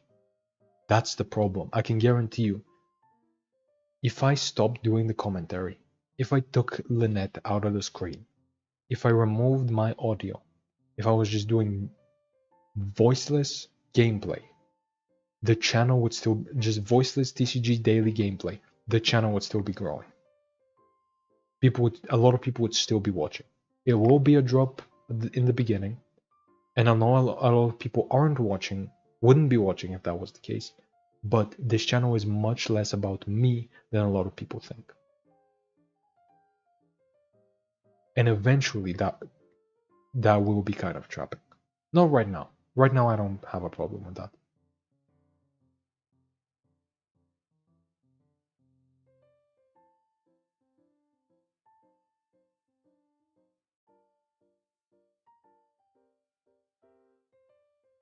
God damn it, he has low self-esteem again. No, this isn't about me or my feeling on this. This is about the fact that every single time I upload something that is not TCG, it does poorly. Because people are mostly here for the TCG. And not me. You know what I mean? Genshin already is in deep water with Wuthering Waves. I mean, come on, have you seen the Sun Lady? Yeah, that's what I mean. Like what if, like, I could have been doing Wuthering Waves instead? You know what I mean? Like, if I had a variety channel, I could have been doing it. Because, like, to this day, it's doing better. It's better than, or like, the two videos that did well on Wuthering Waves did better than everything else I have ever done. I watch your videos because of the commentary, Mr. Streamer. I don't watch any other TCG channels. See, that's the thing. You do. But how many other people do? Except maybe Tacti. Well, yeah. But like, I don't know. But yeah, like, imagine if I had a channel, a separate one, where the Wuthering Waves would not Imagine if I uploaded the Wuthering Wave stuff on another channel.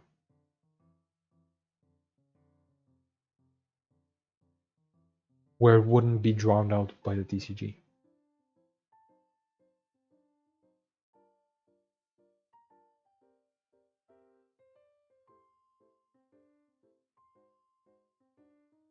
Because there's a lot of people that watched that or watched those videos and wanted to see more, but then didn't,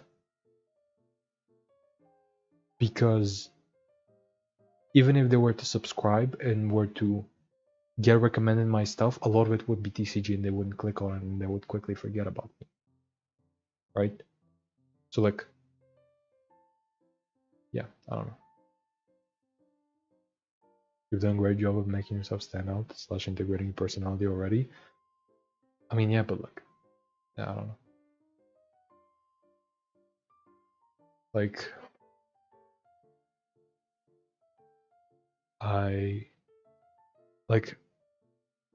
here's the thing. The channel will grow even if I stop doing that. That's the sad part. TCG content is not in a space, is not in a place where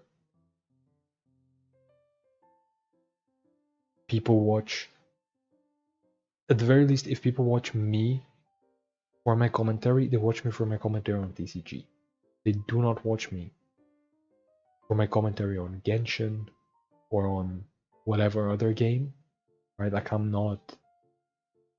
Like, if I were to make a video talking about my thoughts on the new live stream, the 6.0 live stream is the big talking point right now. And somebody did ask me about it, obviously, but like, if I saw it, and we did talk about it. But if I were to make a video on that, who cares? Who cares about my thoughts on that? You know,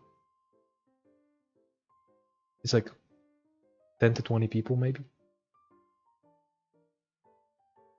That's because I don't watch that kind of content in general. I mean,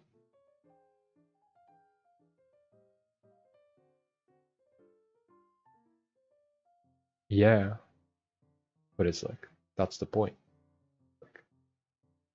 Like you're not watching me for me, you're watching me for the specific type of content that I do. And if that ever stops, you're gonna stop watching me. And that goes for a lot of people.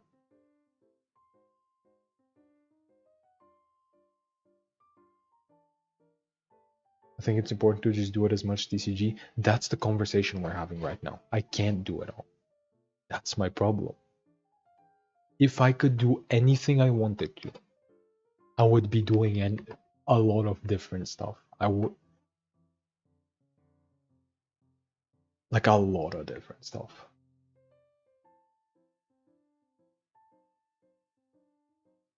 Normalizing it is important.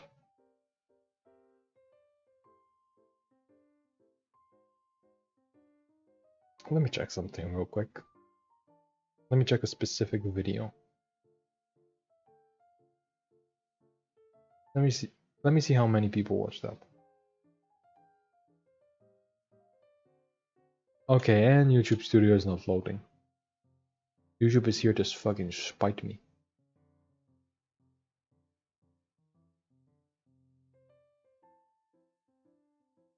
You listen to a musician for their specific music. You'd stop listening if they started to pay for someone else to make their music, or if they started making paintings.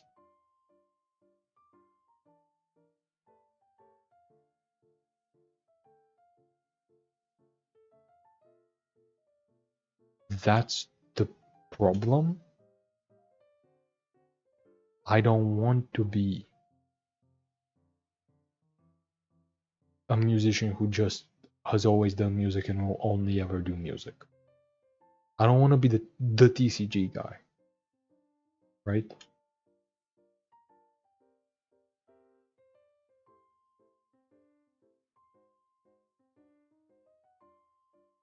But you do have to consider we watch for you.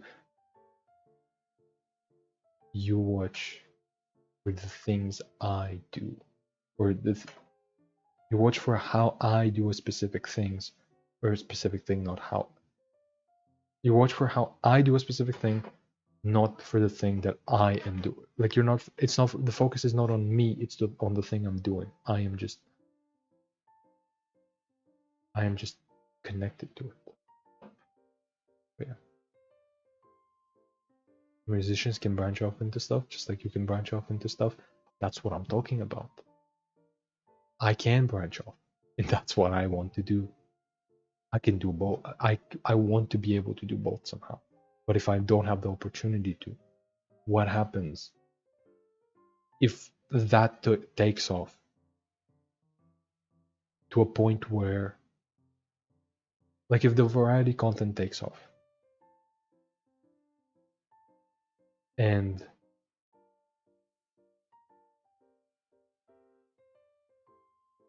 that is supposed to be like the second channel, the thing I've branched off into.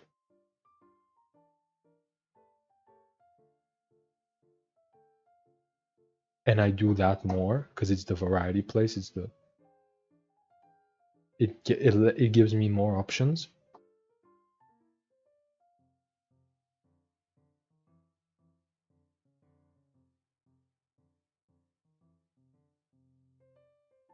Like if that happens, if I make a second channel, a variety channel, that's a branch off. I branch off, and that one does better. And I don't have time for both. What happens to the TCG? Because I don't want to ditch it. But if I don't have time for it, I have to. I have to ditch one of the two at a certain point if I find myself in a position where I don't have time for both. But I want to do both. I am limited in what I can do. You know what I mean?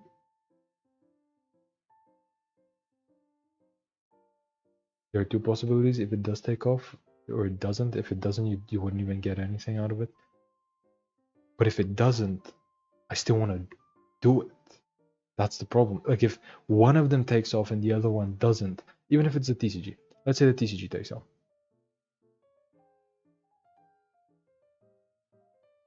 If the TCG takes off, if my TCG channel is doing well, but my variety isn't, but I want to do both, do I just stop doing variety at a certain point?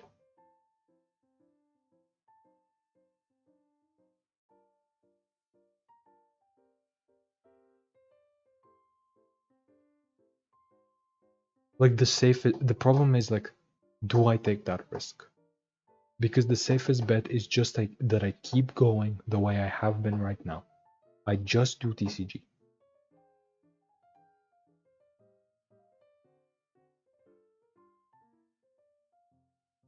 Because everything that I do that is not TCG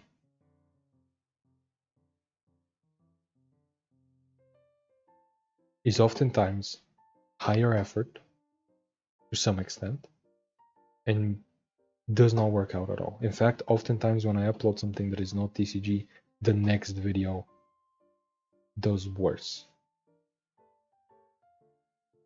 Not much worse, but worse. Like doing like if I want to go with the safe bet, I should just keep going with TCG. But I don't want to do just TCG.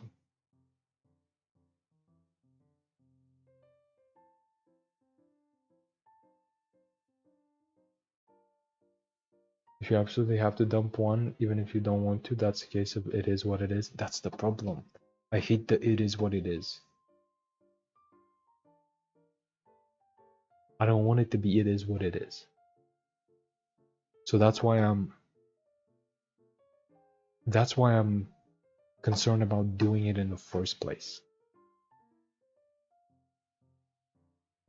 Like I don't want to just do TCG, but this is the safe option right now. I don't want to just do variety, but I want to try and do it. And I might not have time for both. But also like I want to get a job. That's not I can't. Right now I can't. It would all be chill if I could just like have a job that pays well and just do this for fun exclusively. But yeah.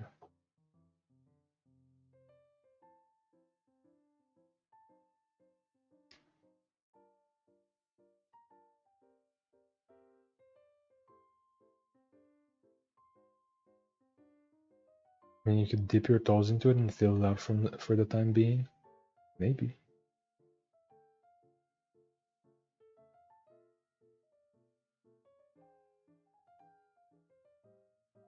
I don't know. I guess we'll see.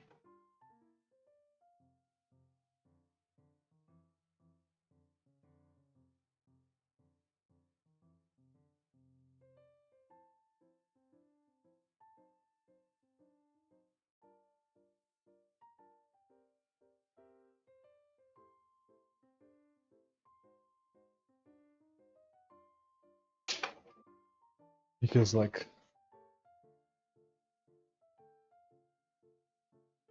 even the safest options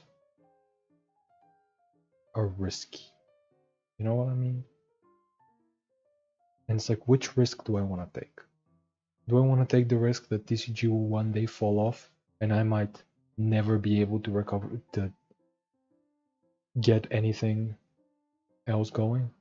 Right? Like, maybe I just do TCG for a couple of years, which is right now the safe option, but then it stops being updated or it falls off naturally and suddenly nobody cares.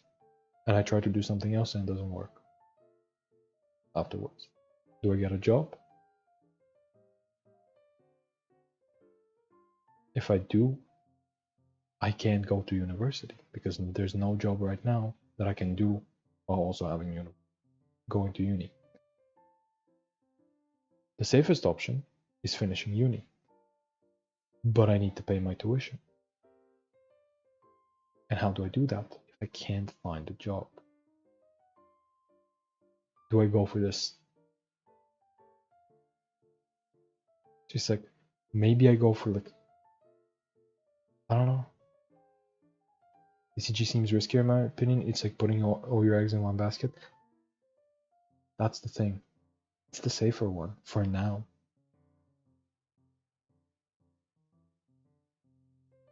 For the time being, like, TCG has guaranteed for now that I'm gonna grow.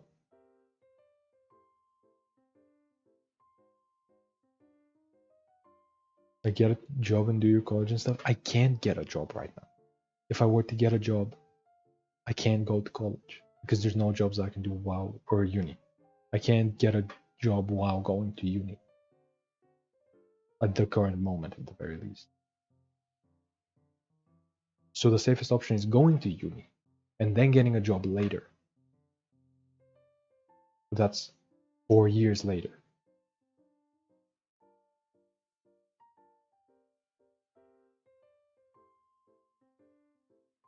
You don't have to say, but what are you studying? Cybersecurity. Specifically cybersecurity and transport. But cybersecurity. And trust me, I can't find. And my high school degree is system programming. So like basically IT in general. Like I can't find an IT job that aligns with my uni.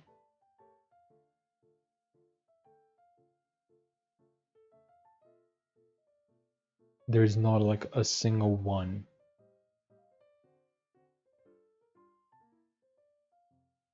But like you can always just teach people using your knowledge, do classes on what? What class? How would I do? Where?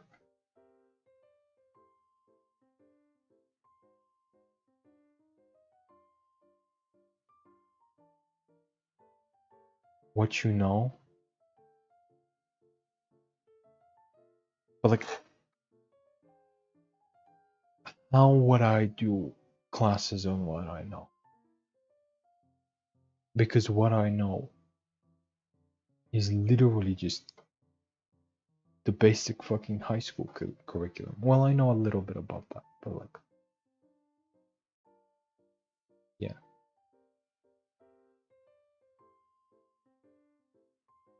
Online classes could work.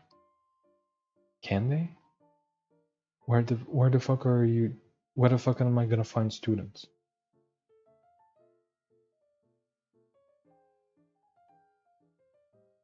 You think I have the advertising for that?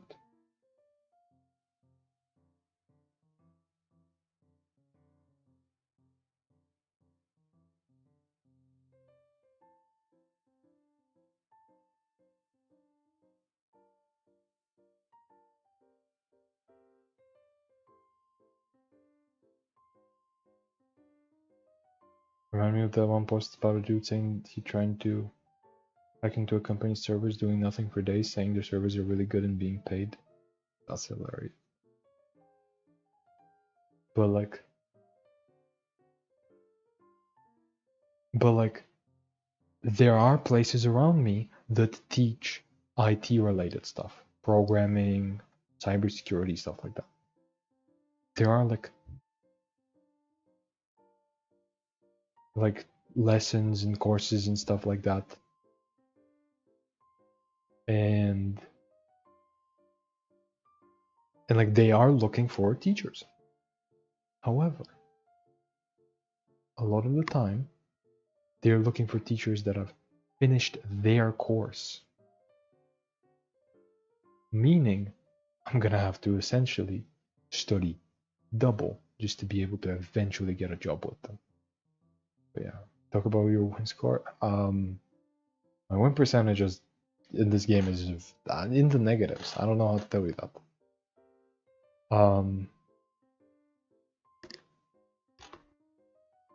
But yeah, like, trust me, I know what jobs I could possibly do. In fact, there are jobs I could find right now if I wasn't restricted on time by university.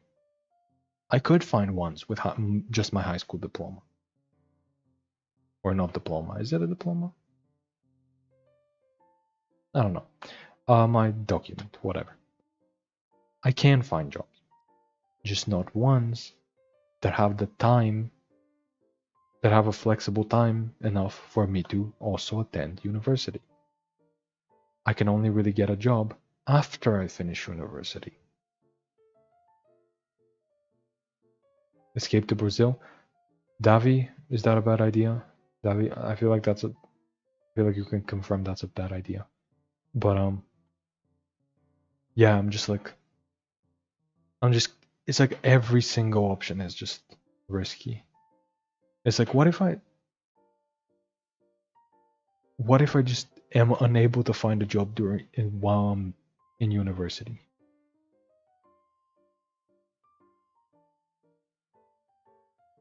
It's like, who's gonna pay my tuition? It's like, okay, for now my parents could pay it, but it's like, who knows what could happen? Their income isn't extremely stable. Well, it's kind of stable, but like, who knows what might happen financially? But you have to go to uni. That's what I'm saying. I mean, how's your currency compared to the real?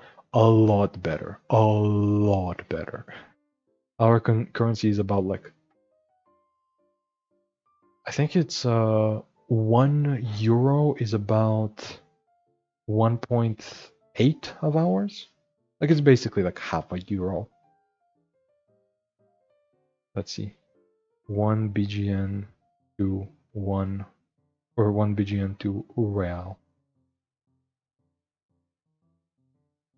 1 of ours is 3 of yours.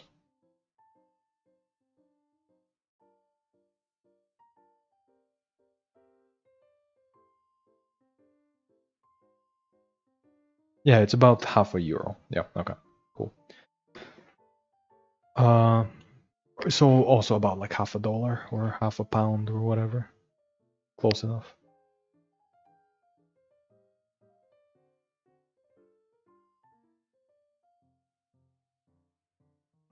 But like, yeah, that's the thing. Like, I get it, I get it, I get it. Yeah, but I need to eventually find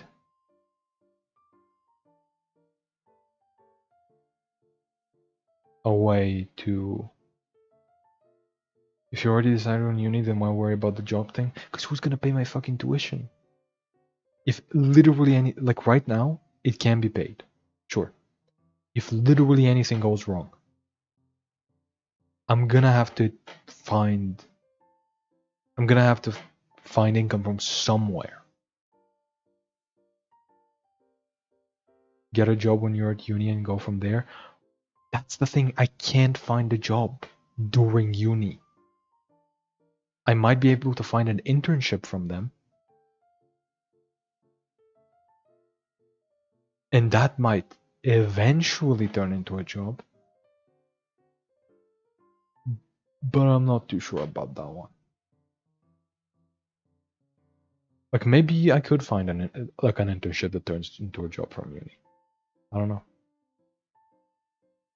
But either way, I'm gonna need income from somewhere at some point in the coming years. I'm not saying immediately, but I would feel safer if. But I would feel safer if I had a source of income. So that's why a channel that is doing well might be important to me, right? Even if it's not, by doing well, I mean like earning anything at all. Because like, all I really need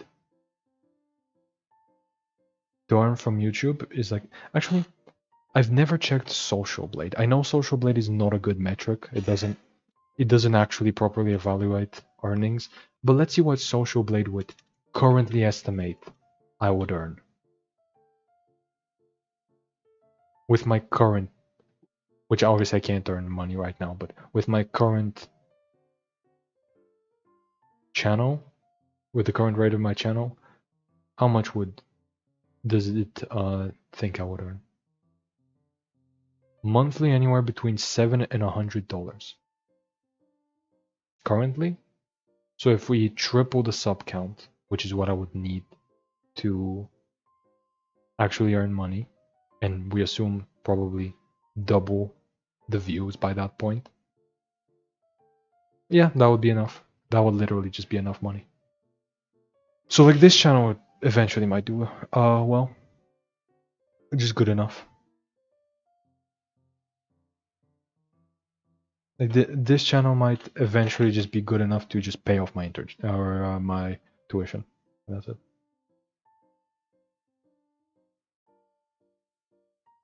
Two things would have to go wrong simultaneously for you to get cooked with that. You can't get an internship and your parents can't bail you out. That's the thing. Internships don't really pay. That's the point of an internship. I would need to get a real job. So if the one thing goes wrong, my parents can't pay for my tuition, I'm gonna need to find a real job, which currently I can't find outside of like, supermarket stuff. Like the job everybody goes to. But my mom is really insistent on me not getting that. Honestly, things would probably be solved if she just wasn't doing that. But it's like right now I'm dependent on them, and they have told me that as soon as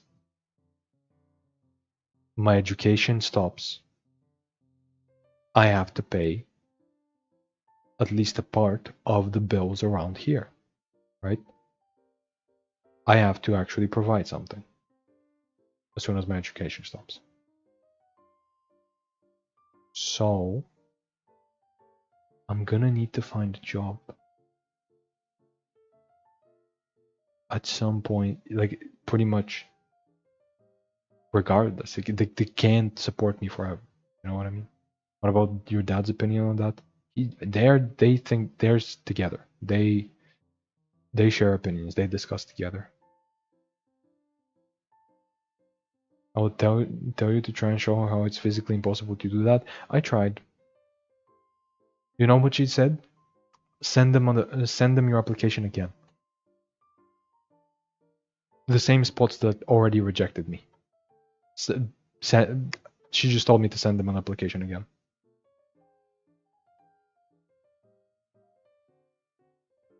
She's gonna be like, eventually somebody's gonna accept you. Don't be annoying, but be stubborn. And I'm like, no, that doesn't work. Actually, that doesn't work. Actually, I think their problem might just be that I'm underqualified.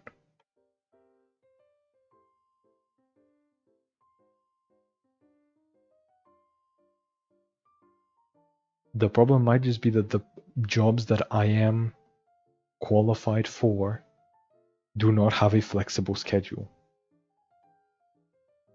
Get a job ASAP and gain experience. Don't wait, start now.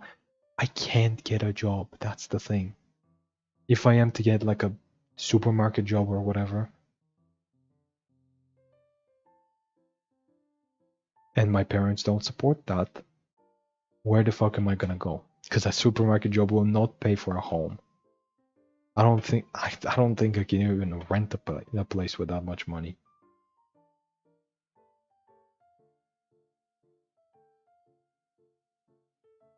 Surely if I send the application by the 50th time they'll have to accept me. No, she didn't. She said like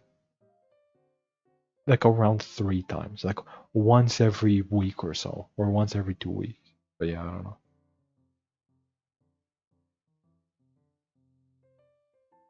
My mom was mad at me for not being the top 10k in an exam where more than 2 million of the students participated. Her response was, "They did it, so why can't you?"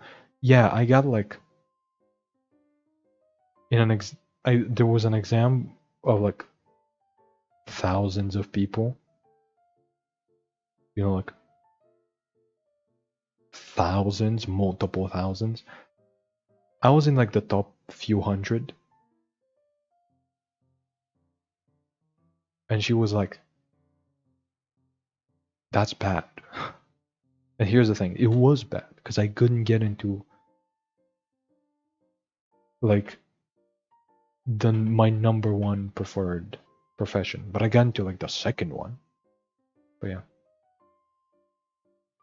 I don't know.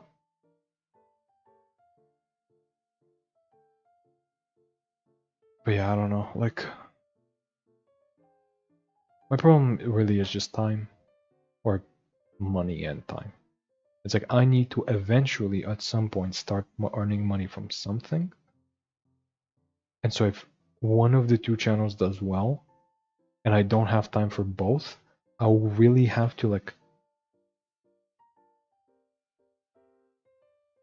I'll have to give up on the other one. And it's like I can't.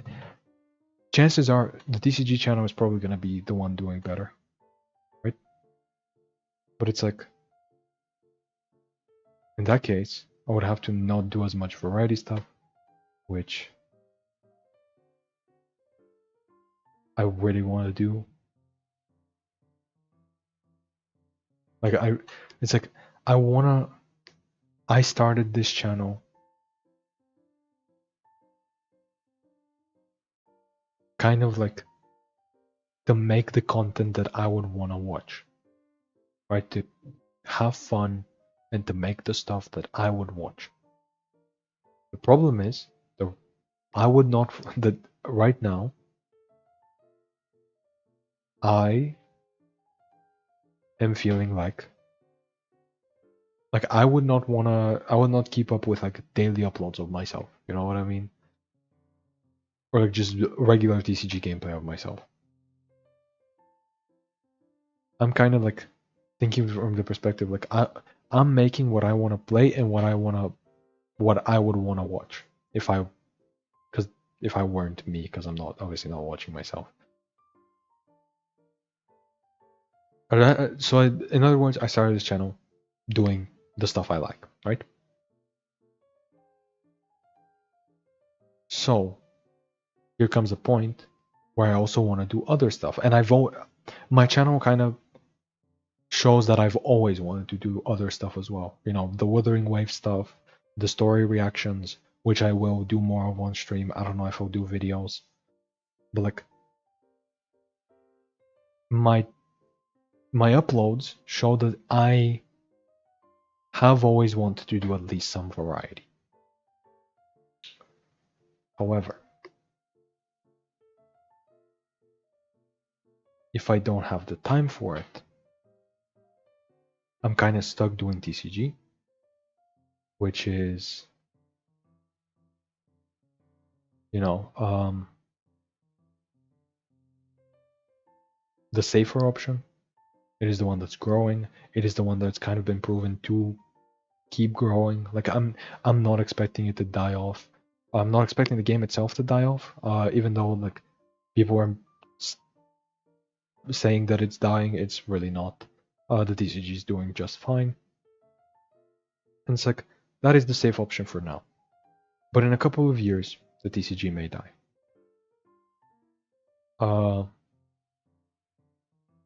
And I may not want to do strictly TCG for, you know, years and years. So I would want to do other stuff as well. I would want to do variety. But I'm limited on time. And if the TCG is doing well, I'm kind of forced to keep going with the TCG because I'm going to need money at some point. In other words, life kind of sucks sometimes. You know? But yeah. As Davi said, time sucks when we don't have enough of it. Yep. There's so much I wish I want to do. In fact, I've talked about this before, I think during a Wuthering Wave stream. So I don't think anybody has. So I think that basically nobody here knows about this. But like another reason why I started this channel is because I want, like, the thing that got me into IT in general, or programming and stuff, and another thing I want to do at some point is game development. And the biggest problem with game development is that it's kind of hard to get people to play your games. So I kind of wanted to start a channel where people would watch me for me. That's why I'm doing commentary and not just playing TCG. I wanted to start a channel where people watch me for me. Eventually, I would make a game. They would check it out. Maybe even not that many people. Maybe some people. Right? So just so there's somebody. I would not stop YouTube. I still want to do YouTube. But what if I box myself into the TCG niche? If TCG dies, not only does TCG die, not only does this channel die, but my audience in general goes with it. Anything else that I would have wanted to do goes with it. And like a lot of people mention my voice sometimes, like they jokingly mention ASMR. But that is like a thing I would do. Maybe not consistently, but maybe once in a while. I can't do that if I'm just a TCG guy. There's so many things I would want to do, even if it's once or twice, that I can't do if I'm the TCG guy.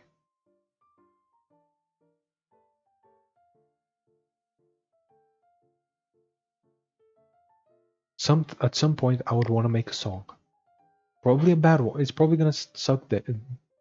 It's probably gonna suck completely, and nobody's gonna listen to it. But I would want people to at least check it out, right? First, you need a better mic. Yeah, that's why I haven't done it yet. Or that no, that's not the only reason. But like, yeah, my mic is terrible. Like that's why I mentioned saving up potentially for a better setup. Because like, yeah, and noise isolation too. Yeah.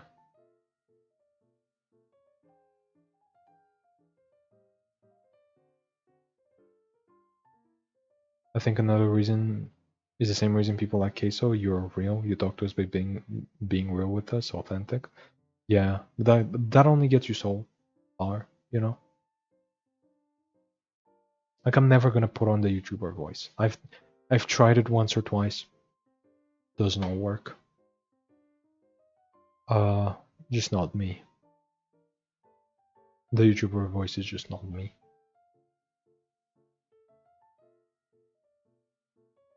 But yeah, like that. What I mean by a better setup is like literally everything. I'm gonna get a better mic.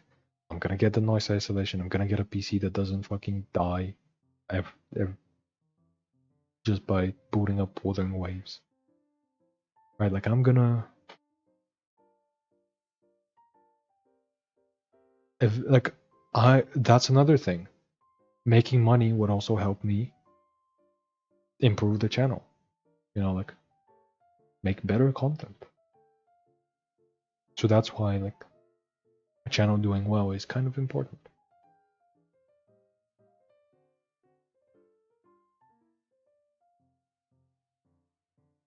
You could use this channel to show your second channel from time to time. See, that's the thing. I'm not the shilling kind of guy. Like recently I thought about like putting in between, like after the first game in my videos, putting like a little clip that tells people to like and subscribe. But then I recorded it and I was like, this isn't me. Like if I say like and subscribe, it's jokingly, right? It's like if I tell somebody to like, subscribe, comment, share, and everything, it's jokingly, except for like at the end of like some videos, but like at the end, you know. I have said that in a lot of my early videos. I have said to like and subscribe and everything, but like that's just at the end as a bonus thing at the part where nobody watches. But yeah, shilling things isn't my deal. If I'm gonna show people stuff, it's because like I genuinely think they would enjoy it, or like I would hope they enjoy it. You know, like the game thing that I mentioned. Like when I eventually make a game, I'm not gonna like make a game to make a game. I'm gonna make a game that's fun, and I'm gonna be showing people. I'm gonna like, be hoping people have fun with it. You know what I mean? At the end, maybe, or community posts. Look, guys, I did this crazy thing. If you wanna check it out, click here.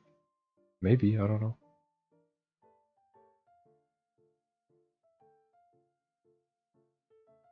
Kind of reminds me of a YouTuber I know that whenever he does videos without the YouTube voice, without the YouTuber voice, but with his regular voice, people start worrying about him and if he's still enjoying doing his content. Yeah, yeah, that does happen to some people.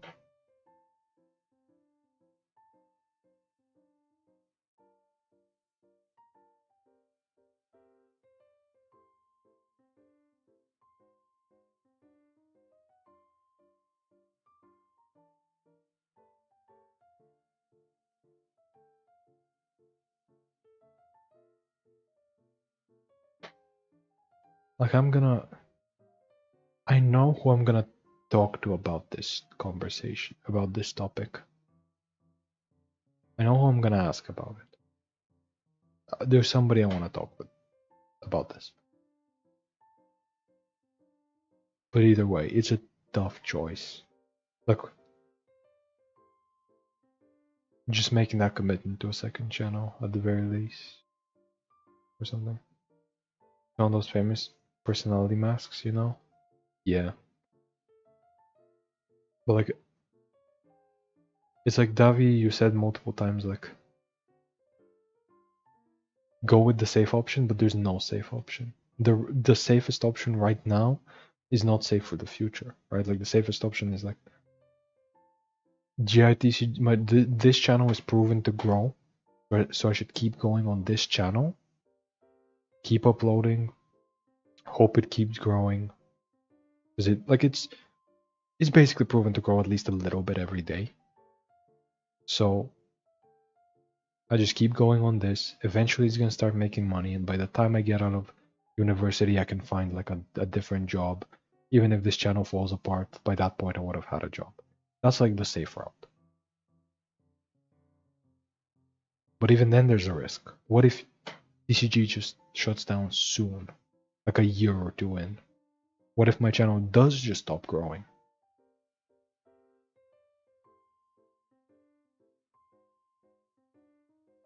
And it's like even if I'm doing that, even if I do eventually have the time to also make variety stuff, working on having a channel that like actually earns you money,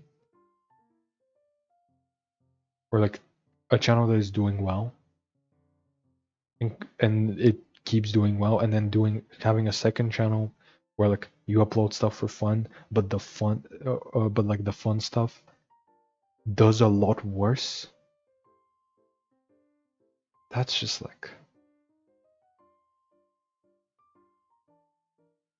that can be demoralizing. Like I'm gonna be doing it for fun anyway. But yeah. Wait, did you see the UGC stuff? Hoyo is adding to 6.0? Yeah. I could go somewhere maybe. I mean, yeah, I could try some games there in the user generated content.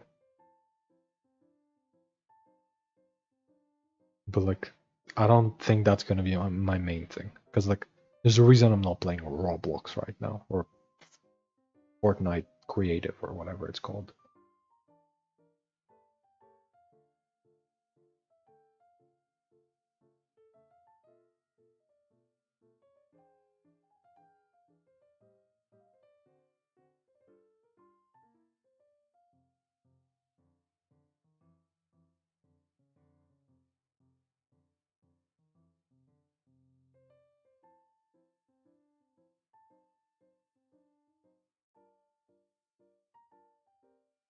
But yeah, I don't know.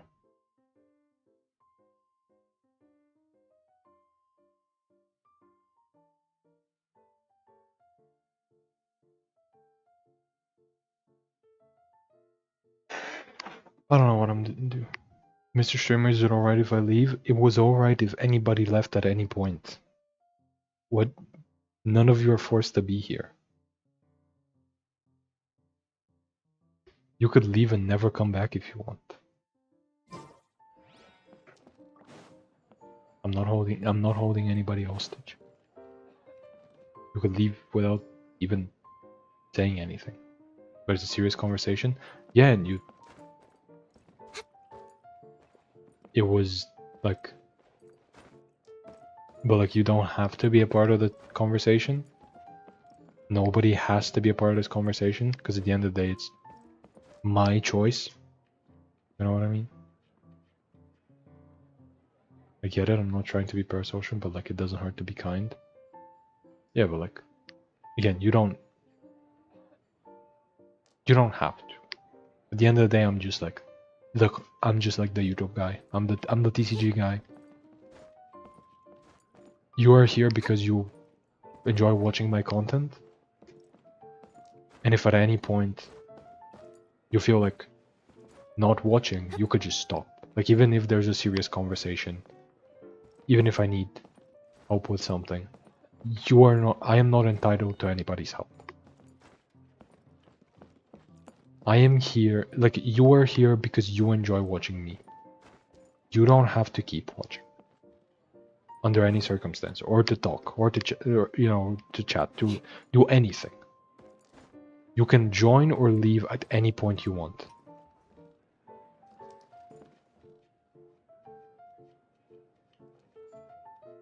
You know what I mean?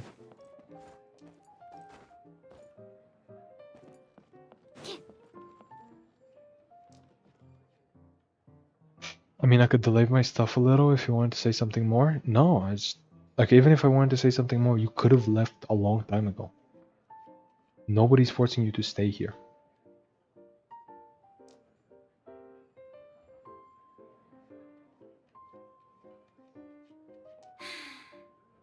I haven't been out in a while.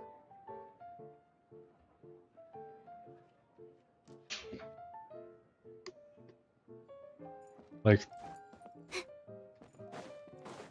at the end of the day, this stream is for entertainment. It's called TCG Time. It's not called Serious Conversation Time. And I didn't change the title. But yeah. I'm here by my own choice. Yeah, so like, the second your choice ends up being that you want to leave, just leave. You don't gotta stick around. Also, are you net maining actual Genshin Impact?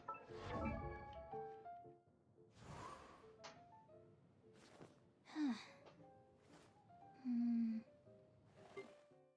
Take a guess. No. No, I am not.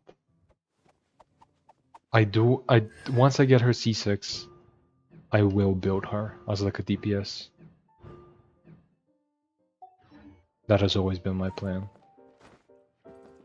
But right now, nah. And I'm asking for your opinion to make my choice. Then go.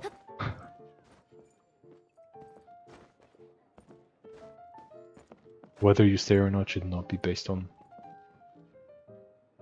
me. The stream's gonna be here. Either way.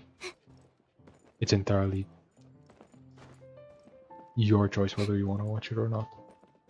I am not relevant to that.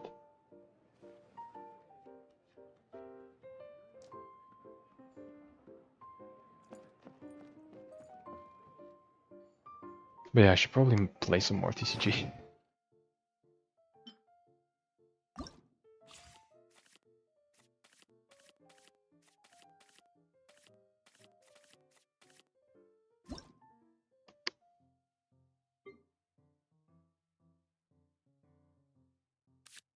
Wait, I still haven't made a theft deck.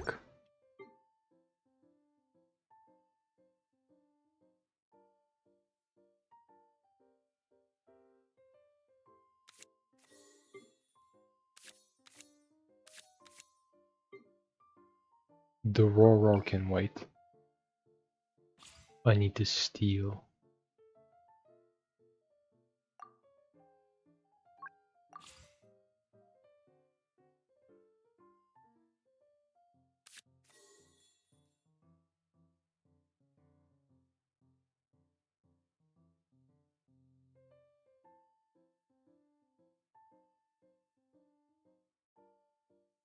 Do you play or tried other card games? If you did, what are they? I have played MTG, I have played Yu-Gi-Oh! I have tried Pokemon. I haven't played it that much. I have played Legends of Runeterra. I have played Marvel Snap. I have played Gwent only in The Witcher. I haven't played the standalone thing. I've completely forgotten everything about it by this point. I've played Plants vs Zombies Heroes. I've tried Flesh and Blood. I know about, like, I know some. I've kind of dabbled into some Lorcana or One Piece or Digimon. I've played way too many card games, or at least I've interacted with too many. Do you really need dinner though? I feel like you do. I feel like you might.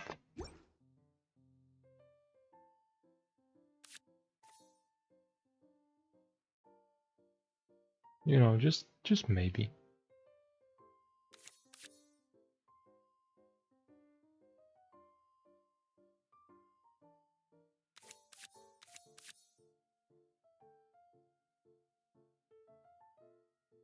Wait, isn't Ganesha fucking Claymore? Yeah. Okay, let's be stupid actually. Where's the... There we go. Yeah, let's be stupid. I'm going Yumka mode.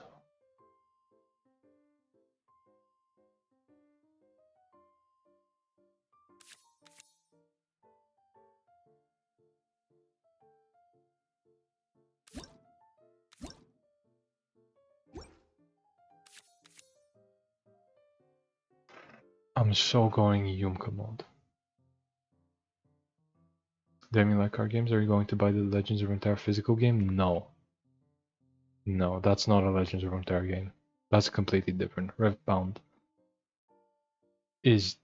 First of all, it's completely different. Second of all, it sucks. It sucks so bad.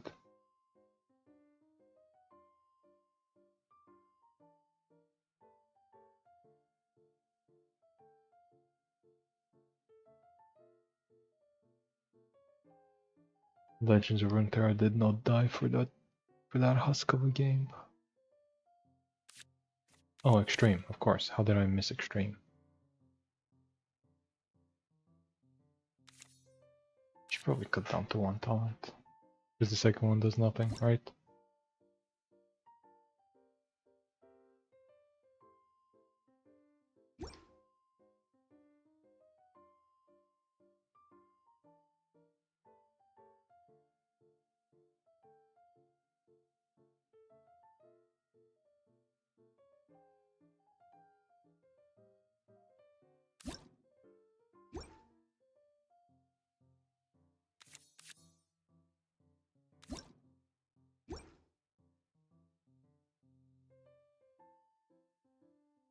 Oh wait, this is Luke. I gotta have harvest time in here. I have to. What else? Sure. And then... Sure. Then what? It's gotta be something else. Something I'm missing.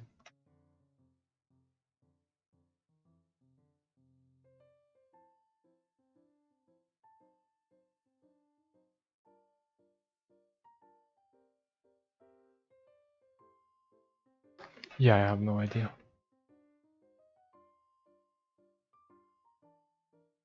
Genshin TCG has potential, but it being locked behind downloading Genshin just sucks. Most of the people don't download Genshin for a card game. Yeah.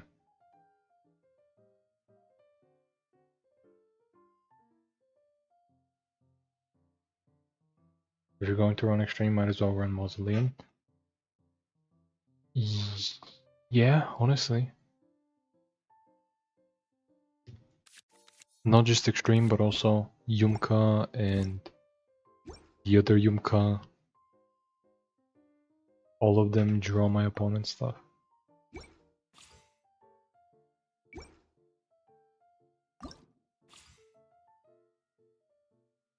That's an advantage too. Genshin TCG is completely free to play, no strings attached. They could do that separately too, but just monetizing like cosmetics. It is entirely possible. And anybody who tells you that it's not possible because of Legends of Runeterra has not played Legends of Runeterra. Because everybody knows that's not because Legends of Runeterra could not be monetized that way, it's because they fucked it up. They just didn't know how to monetize it. It's not that it's impossible to do so. You can make a completely free-to-play version of JTCG. In fact, monetizing cosmetics is not as easy as it seems though. It is very easy in JTCG. Literally just character skins are gonna sell so well.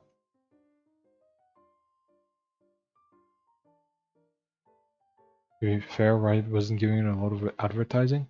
That's not even the part that sucks that much. It's also like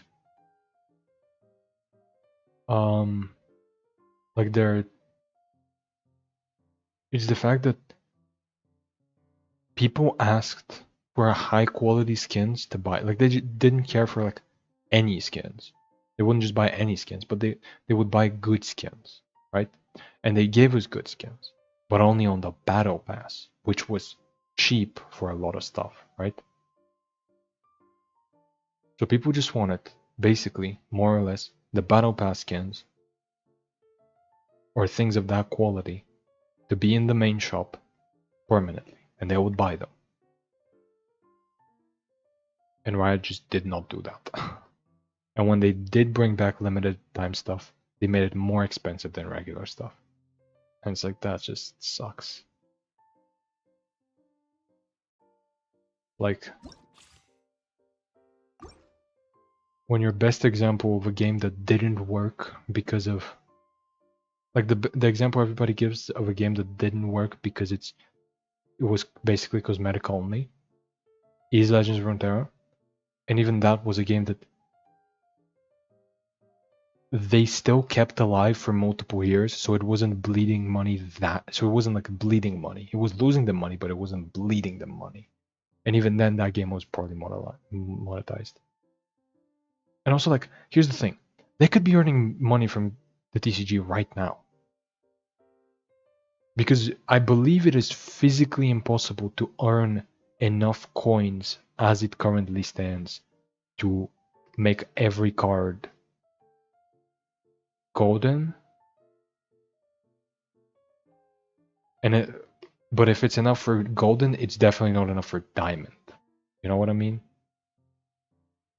They could definitely make it so that you could buy a bunch of coins, even if it's not for that much money. Even just like $10, buy like a fucking billion coins. Just being able to skip the grind and get like diamond borders for everybody. Obviously, not many people are gonna do it, but it is gonna earn them some money. Like if they really wanted TCG to be earning them money, they would do it already. But they're just the reason they're keeping it alive is because it keeps people playing the main game. That's it. That's the way they earn money. And so like it's never gonna be separated. Because they're gonna earn more money from getting people addicted to Genshin than they are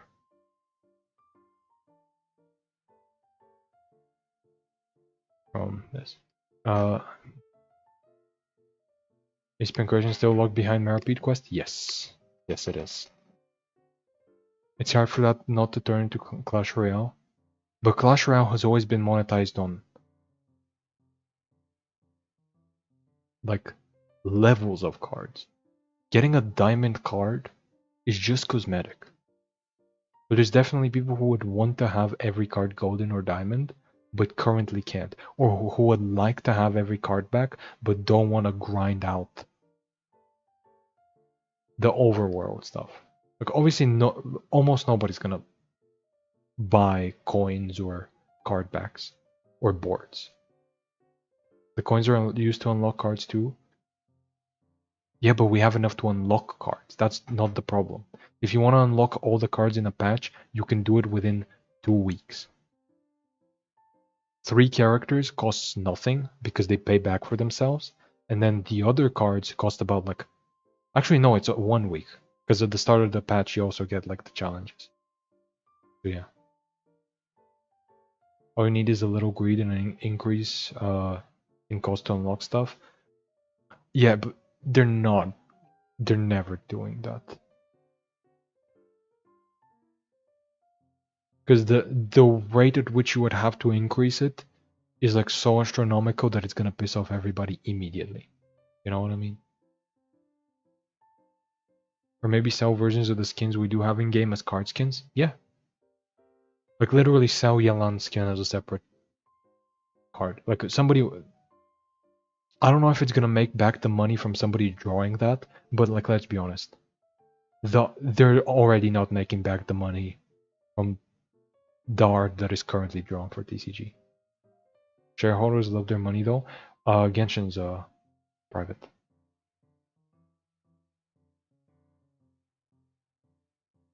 Trust me, Genshin can get a lot worse. There's a lot of things that they haven't done because there's no shareholders.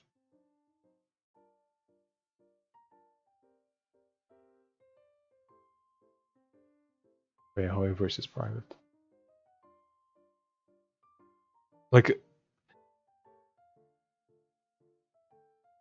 regardless, like, if they really wanted to monetize, to squeeze as much money as possible out of the TCG, they would have. They would have squeezed as much money as possible while the game was still popular, and then they would drop it. They would just drop support. Like 3.7 when they did the event and they released a bunch of cards, they would have like found a way to monetize it. Like they would have added the diamond skins beforehand, and they would have cost so many coins, and they would have added like a way to buy coins or like outright buy the diamond borders.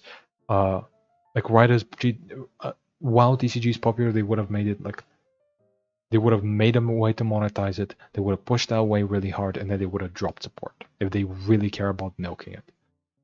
But they don't, because this is not something they're doing for that much money.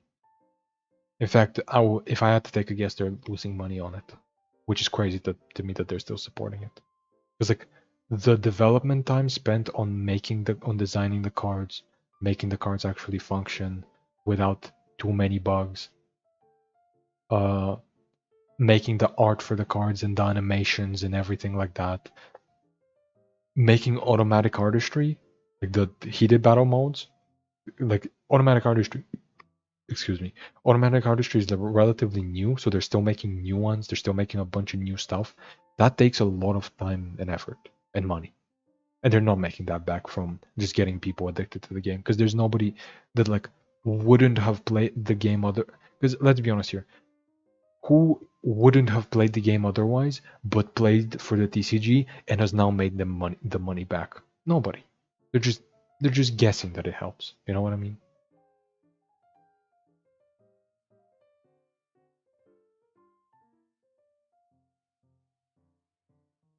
Who needs to get money from the card game cosmetics when you can keep power creeping units in the main game? Am I right? Exactly. I think TCG was never actually a popular game. No, it was.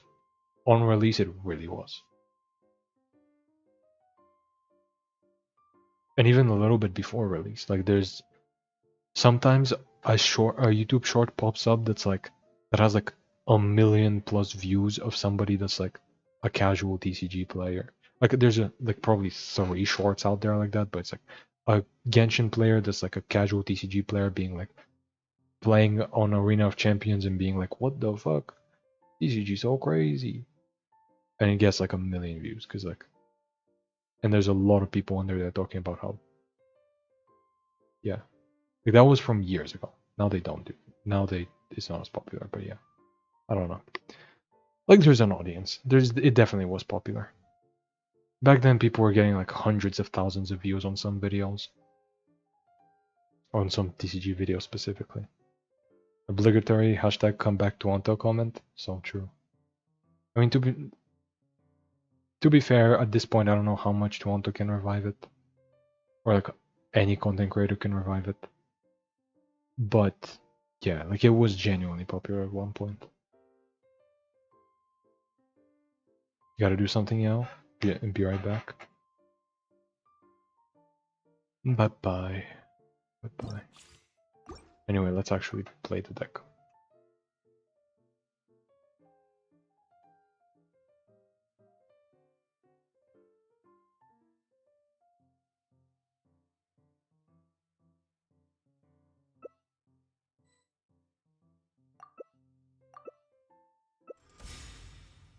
Holy shit, it's Goro himself, and he's not playing Goro in the Ito team. That is hilarious.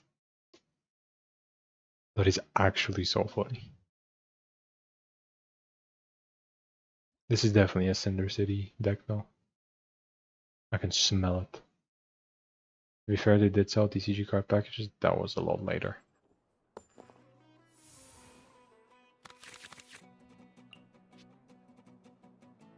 I don't think I wanted it this early.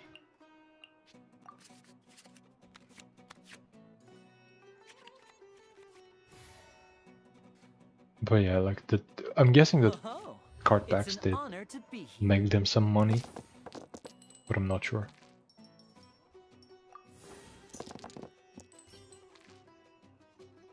I mean, after all, the company that made the card packs was able to host a tournament, so I would guess the packs are at the very least worth something. Right, like at the very least it made Hoyoverse some money.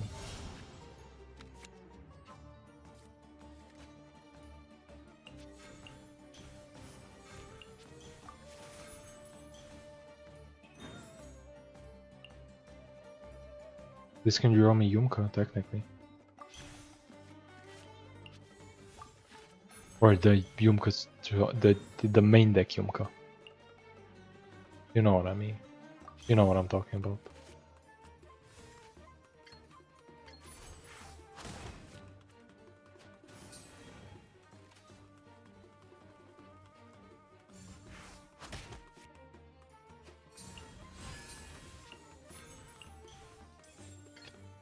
Glad to be working with you. Oh. Well, I was gonna say I don't have the 2 dice for that, but no, this can be reduced. I completely forgot about that.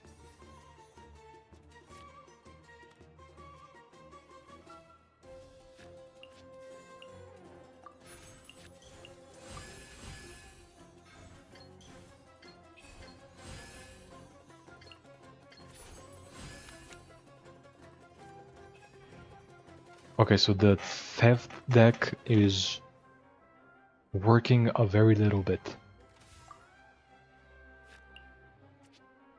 Just like a tiny little bit.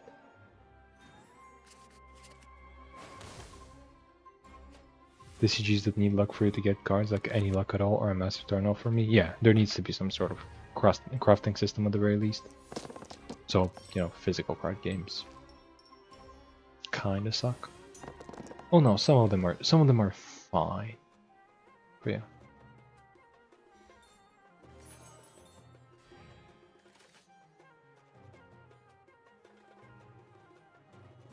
Like the ones that are priced reasonably and have like pre-constructed decks or something of the sort, at the very least. Okay, that's what the fuck. Like maybe not necessarily specifically pre-constructed decks, but maybe they have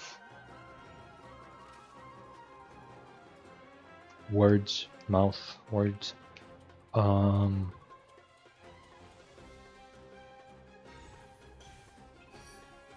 Like one of those, you know those products where you get like a set list of cards? Like you already know what cards you're getting, but it's not like a deck. It's not like a complete deck that you can't play them all together really, but like they're...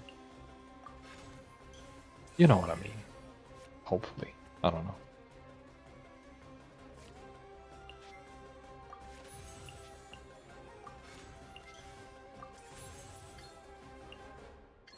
I got him cornered.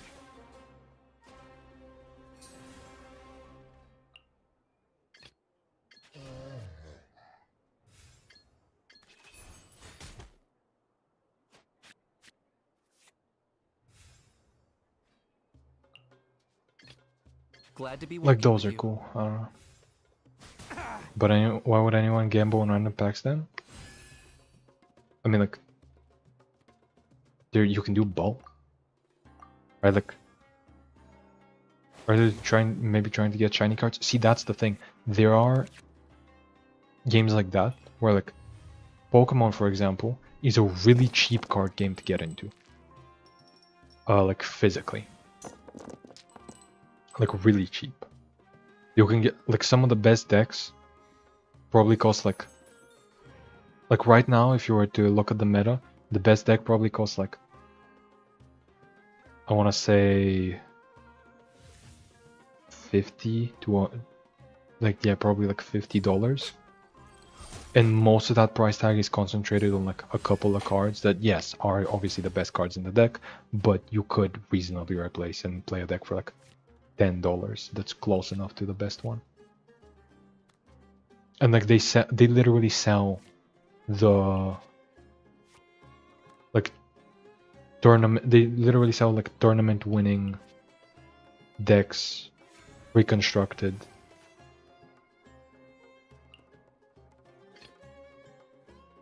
Prepare to be amazed. For like very cheap. Why did I swap to Linny? Am I stupid? My show Don't answer that. mustn't fail. But like, I can't speak right now. But like, let's say the world winner.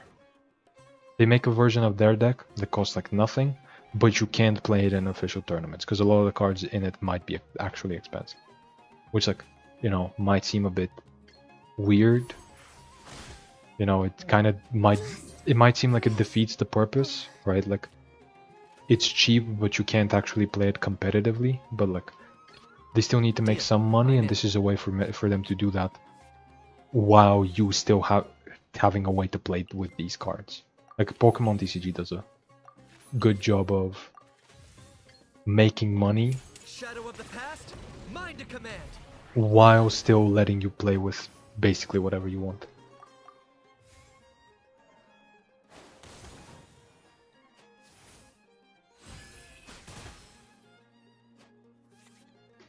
Or like, unlike that idea though, I don't want to play some stupid watered down deck, just make me pay up front and give me access to everything. See, that's the thing, that's basically what you get, yeah.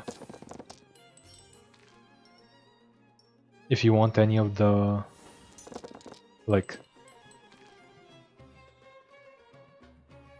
if you want the best decks, or one of the best decks, it's not gonna cost you that much.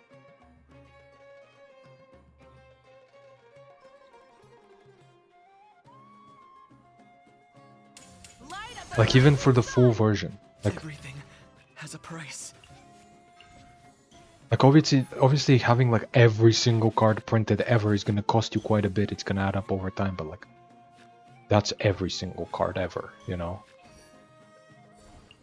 Like it's physically unable for there to be a game where you have literally like a card game where you have literally every single card ever for free physically. Digitally, sure. Like digitally, they don't have to actually print the cards out on paper, you know, and ship them out. But it's like physically, it's gonna have to cost something, and both Pokemon TCG and the Yu-Gi-Oh! OCG, the original card game, in other words, the version in Japan, have handled this very well. Where like in the OCG in Yu-Gi-Oh, they have like a collector's edition, or like this also goes for Pokemon. They have like a regular version of the packs and then a collector's edition of the packs, where a lot of the shiny stuff is very, very rare and very, very expensive. But you can just, but there's enough of a supply of regular, cheaper decks that people can buy, even if you're just buying singles, or like if you're buying packs, you can buy a decent, or buy packs or boxes, you can get a decent collection just by doing that. And if you want like the best stuff, you can buy it for cheap just off of singles. Obviously, you can't you can't get every single card ever because it would cost you too much. But yeah. At least I'm going down. Like they need to make some money, but they have figured out a way to still make things accessible.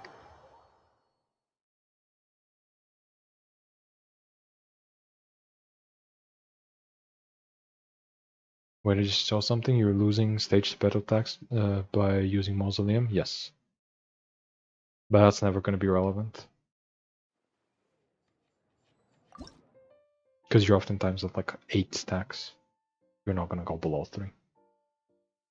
So play the digital game and then buy the decks you find fun? Yeah. Yeah, pretty much. Or you can buy like a bunch of different decks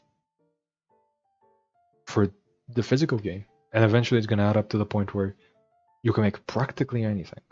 Yeah, some cards might be too expensive, but there's probably going to be a version that's not that expensive. It's going to cost you something, like $10 to $20, but not too much. And like that's going to be like for the best cards. Like oftentimes,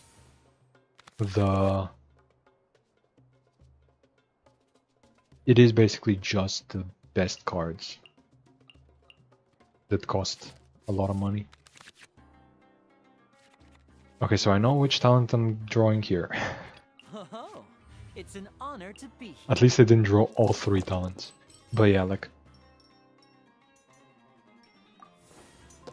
if you want to play Yu-Gi-Oh! In like the OCG or something, Guilty. which would mean you have to be in Japan. But like if you want to, because for some reason they don't price them well everywhere else. I don't know what the fuck is wrong with Konami's TCG department, but it's like in the OCG you can probably buy the best deck relatively cheap because there's like they print the good cards at a lower rarity, but they also print higher rarity versions of them that are shiny and are really rare. Like they're actually hard to find, so that collectors may have them, you know?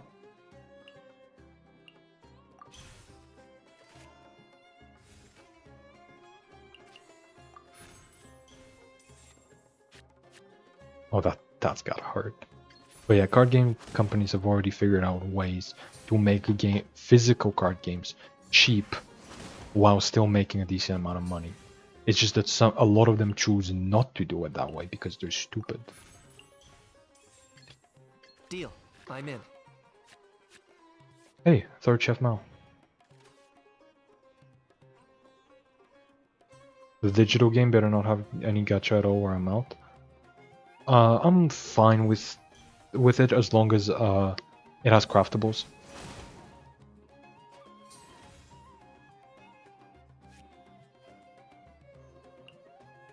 Like, as long as you can craft everything, eventually.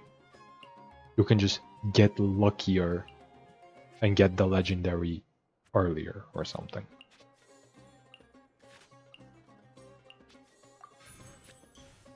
You know what I mean?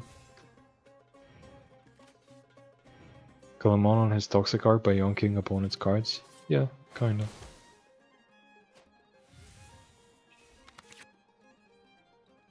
I mean, the goal isn't to be toxic, but it does end up being that way. Yeah. Well, as long as it's reasonably balanced and no CR, fair enough. I mean, yeah, like, probably like Hearthstone system is fair. Where it's like, you get enough gold to open a decent amount of packs, and even if you don't get the stuff you want, you can craft it. And like, you genuinely get enough gold to like make basically anything you want. Locked on. And like, if you play every day for years, you're gonna have the full, like a full collection, like every single card.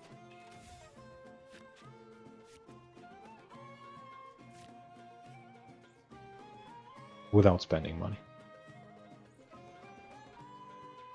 Like, that's fine.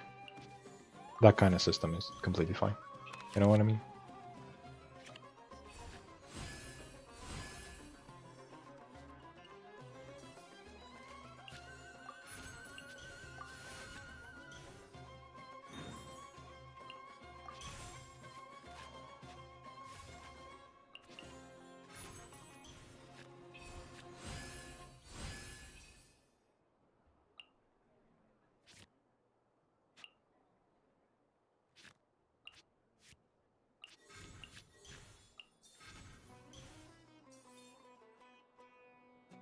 What do I tune here?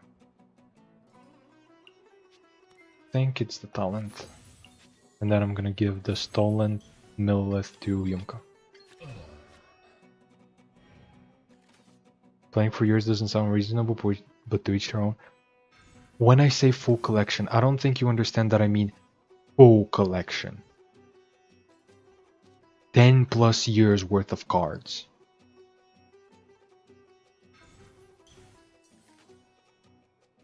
I personally like paying upfront $60, $80 or whatever and having everything. Maybe you could log them behind levels requests.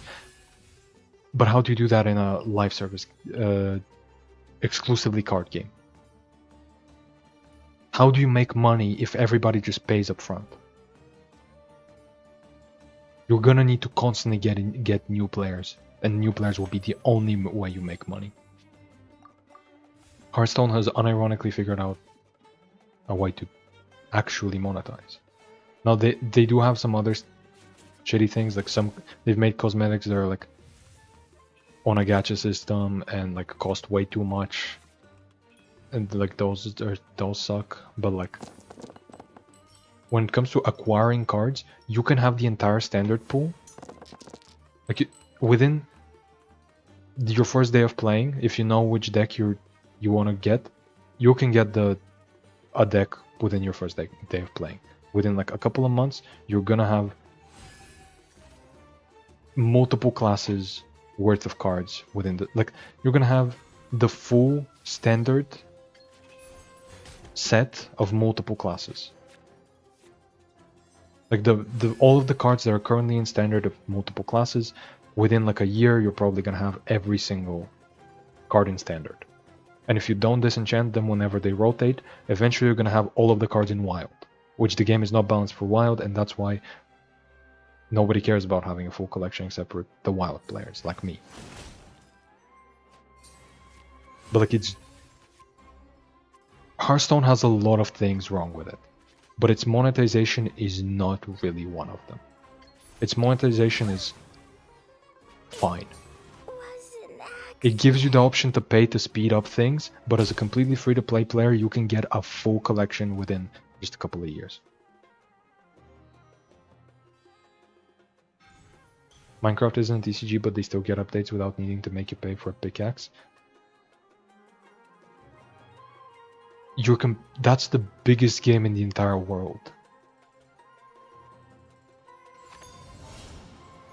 And also, like, they still get money from subscriptions and other stuff.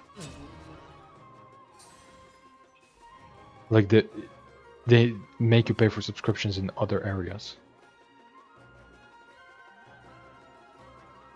Like, maybe the PC version doesn't, but like, Realms on mobile, if you want to play with friends, gotta pay. You know? Now, could you host your server on like a different platform? Yes.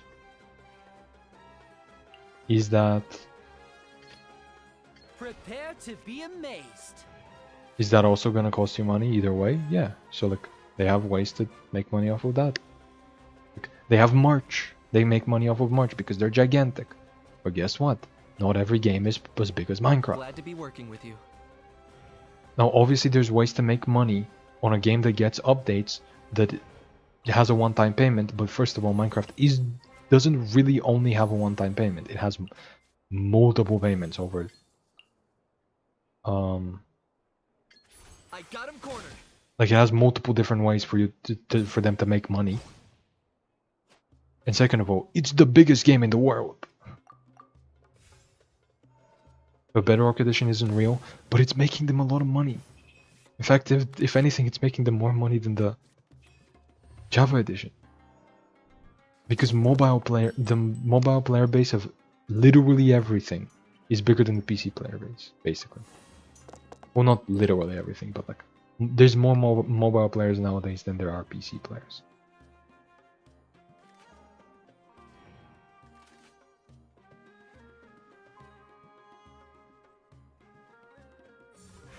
And like there's Everything has a price.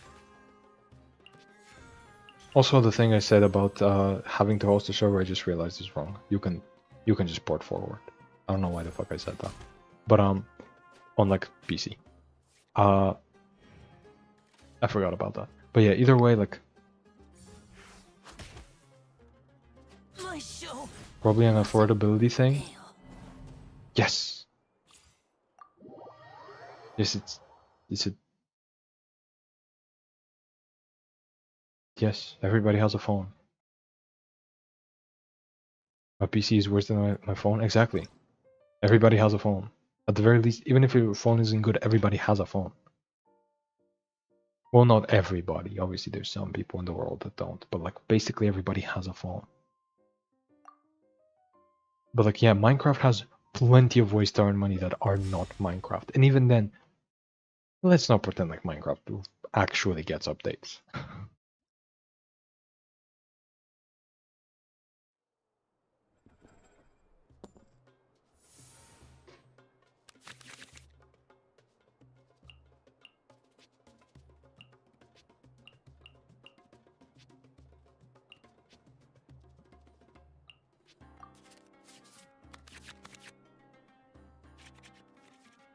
The phone is the lowest barrier for entry for the internet. I mean, technically, the lowest barrier for entry is the Oh, it's an honor to be here. public PCs at a library, but that's just semantics, yeah. Most people just like have a phone. That's about it.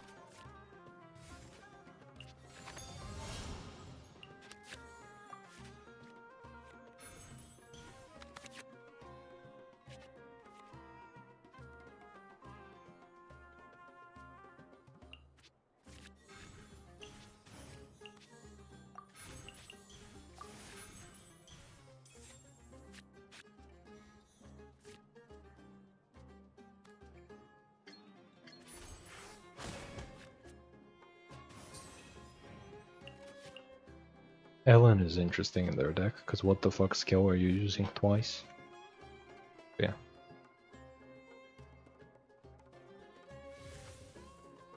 You can make money in so many ways under capitalism. So true. Do you know what is a commentary on capitalism? No. A commentary on capitalism is a commentary on capitalism. But It hurts. what a... Huh? Deal. I'm in. Well, no arcane for you, I guess. They can hit me again. Fuck it. Let's see what they do.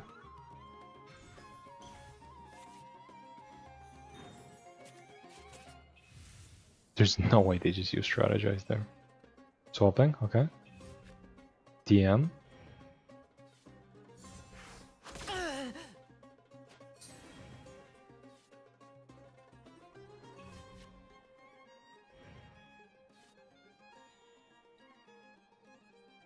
He doesn't know chat. Tacti knows very well what I'm talking about. But yeah, I have no idea what you're talking about.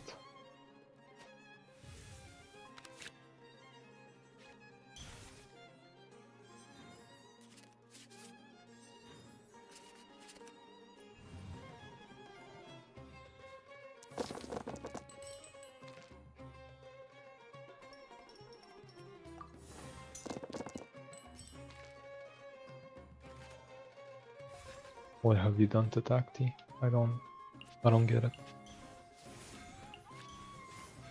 Wait, but I have to tune this. I'm not giving them back the thing.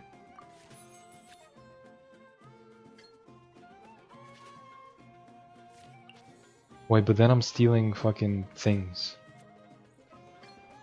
No, I'm gonna steal later. You know what? That was stupid of me. Locked on. But who cares? For the eternal oasis! Okay, that's literally free.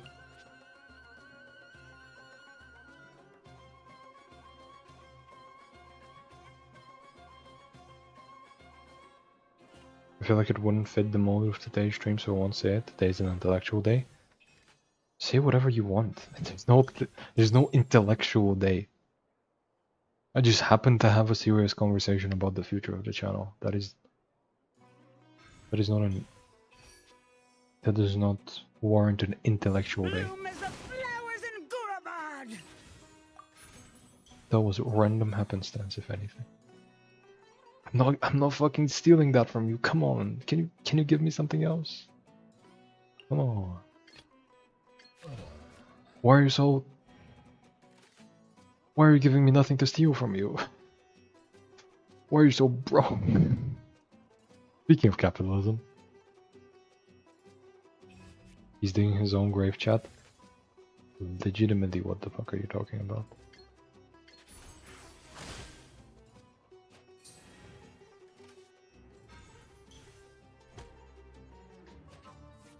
Holy shit, they drew an actual card. They drew a real card.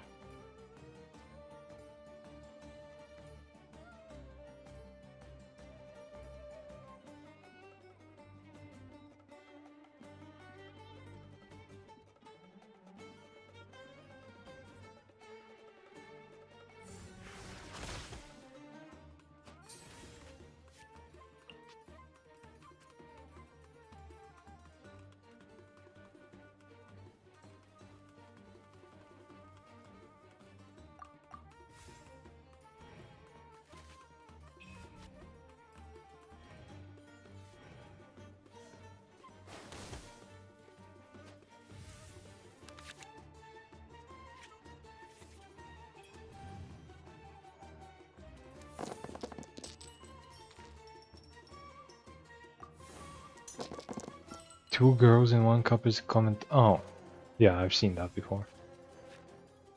I don't know why you're acting like it's something traumatizing.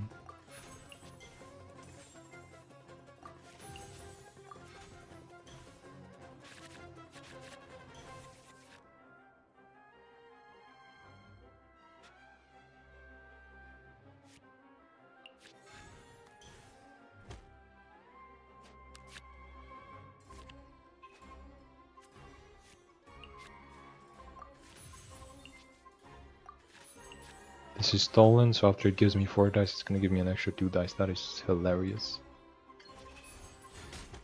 That's so stupid.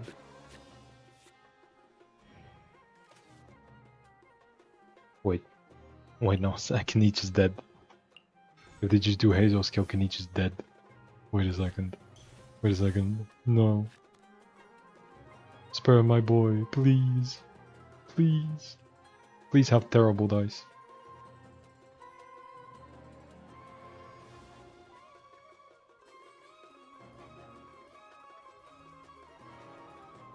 But yeah, I'm pretty sure you've said this in my chat before as well.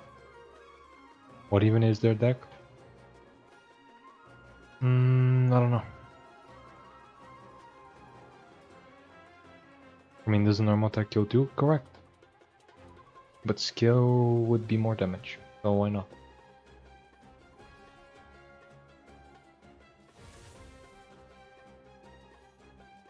Random thought to change topics, but imagine if Kenichi's switch was a free and fast swap instead of allowing him to Has a aim price. at a specific opponent. Too good. Why would you do that? That seems like a really, really bad idea. I'm not stealing. Why is this deck so bad?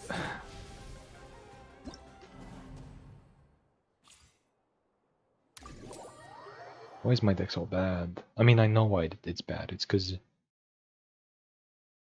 it does nothing. It just steals cards, and stealing cards is not good in this game.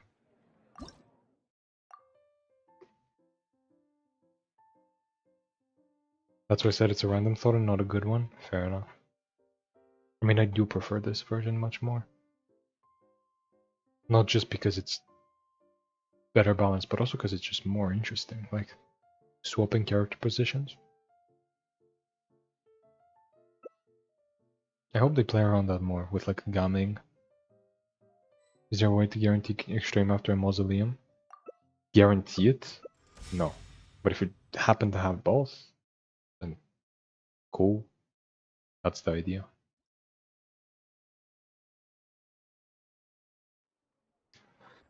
I think I'm just like super dead here.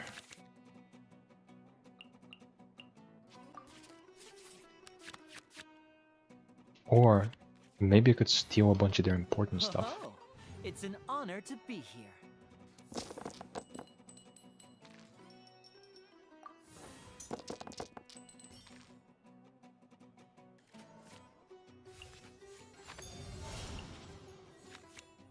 Knich, okay.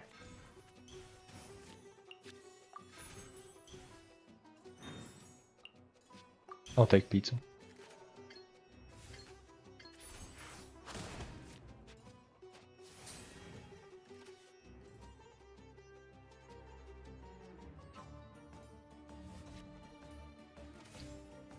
Cool.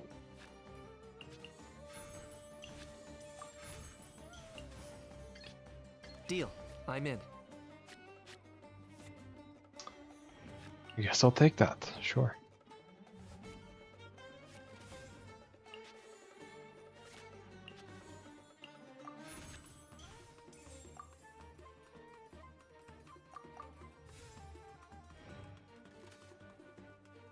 Who am I looking to snipe here with Knich?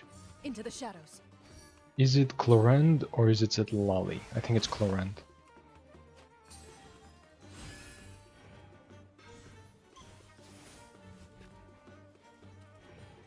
I think it's Clorend.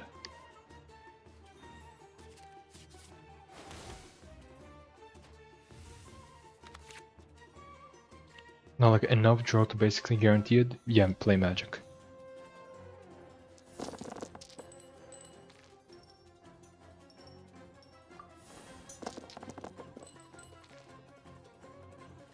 In Magic you can draw your entire deck by round 2.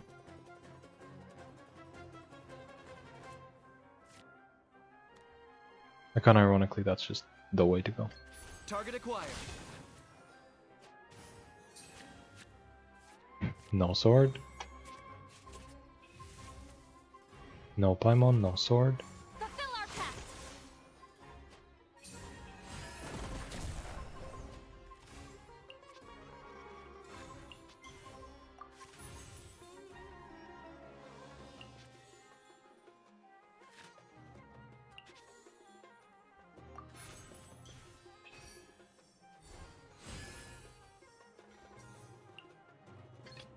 I'm gonna go on Yumka, make them draw one more card.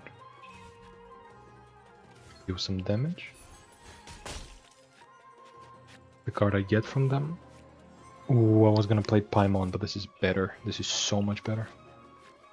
I was gonna 2-1 more card to play Paimon, but I guess I didn't need to. No, I need it for the cost reduction at the very least. Wait, I can't play. I already played Pizza. That's right. Sword goes. Fuck it, sword goes.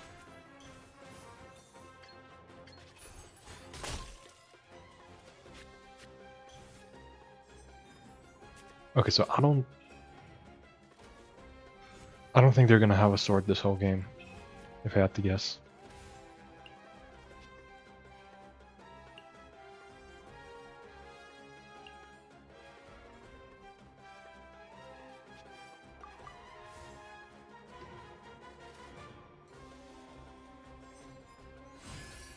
He's giving me insidious ideas the world isn't ready for. No, the world is very much ready for them. That was gonna be my first video on this channel, by the way. It was gonna be a deck where I try to draw as many cards as possible. In order to find maybe not mausoleum, but extreme as soon as possible. And then play out all of the cards, and then use all my extra magic dice to play out the cards from extreme in order to activate the Melusine sword on Fremine. Which is the most convoluted way to fucking boost the game. Wave Rider is so funny here.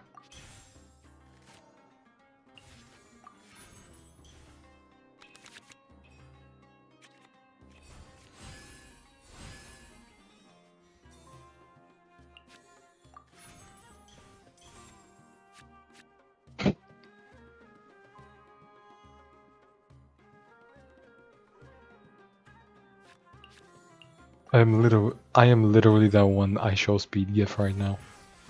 I am trying not to laugh. Cause like this isn't good. I'm not winning because of this. But it is really funny to grab their sword, their talent, their Wagner. Cause this is it's really funny to steal cards when your opponent's deck is good. Cause you have that feeling of I'm actually stealing good cards, but then you remember that's because all of their cards are good. Like, see, they still have a Millilith, they still have double Mao. They're probably gonna play a food to capitalize on that double Mao. Like, I'm not actually doing anything. But it is funny.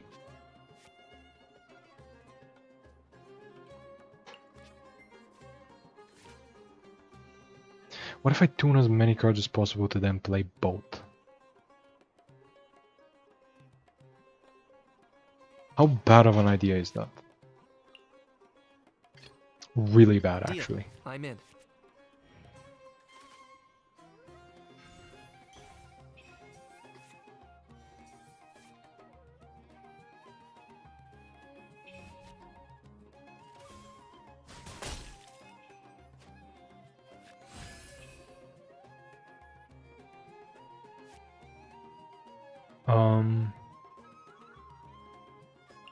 I just play Mao so I get the other grapple link.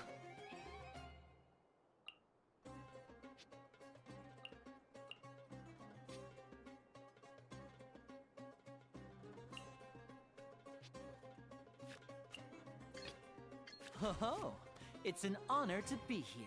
Oh, he truly is French. That's crazy.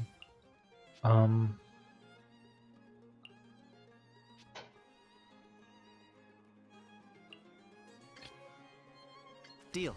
I'm in. I am literally that one I show speed gif. That's crazy. I am literally just a gif.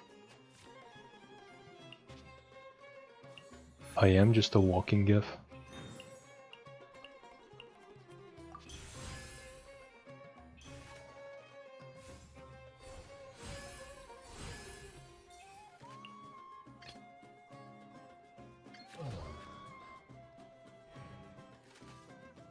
It's not about winning, it's about being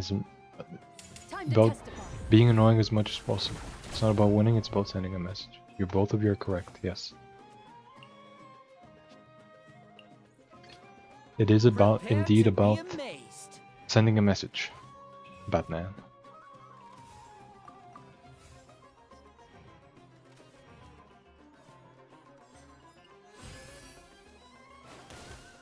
Also, I'm just now realizing Bolt is kind of hilarious with Kniech. Because he wants you to use cheap techniques. And he wants you to swap in and out.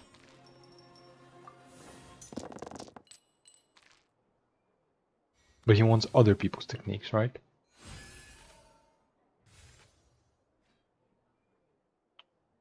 Your other characters use it, yeah. So that's a bit of a limitation, I guess. What if I give them both? What if I just give them both? How fun.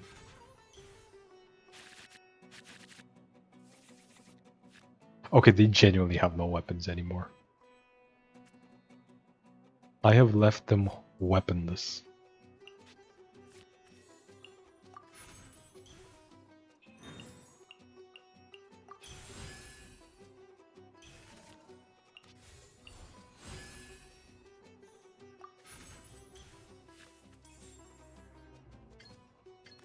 Now disappear. The bell rings no more. The bell rings no more? What can I say? Double Hydro Kniech Bolt tech? Oh no, no, I don't.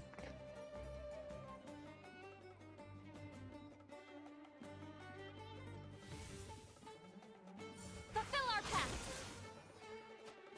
I don't know about that one. Also, why are you Round of applause. why are you guys having a freak off?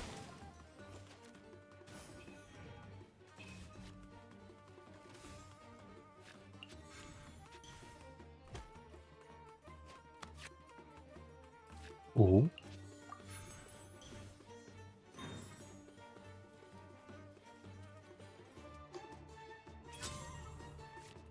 Okay, that's just fucking stupid. That's not even like that funny. But I'll take it.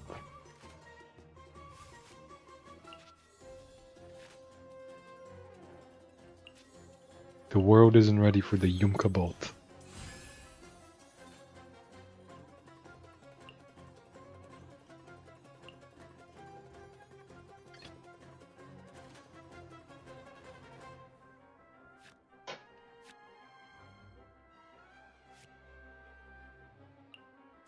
That can be tuned actually.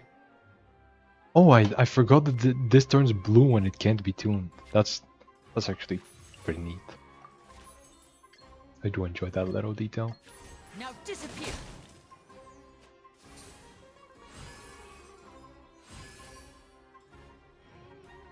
Ready. Quick, drop the curtains. Deal. I'm in.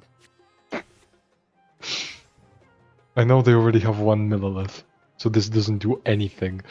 But it's just hilarious to swap into him just because it's the end, just because my other character died. And seeing the fucking millilith pop up, because I completely forgot that's how his talent works. Oh, this is so stupid. And like, I'm losing. The best part is I'm losing. It's like, this isn't even like I can't even pretend that this is good. It's just like I'm doing some bullshit and I'm losing. So we're making the game worse for both of us. This is not something I recommend people play.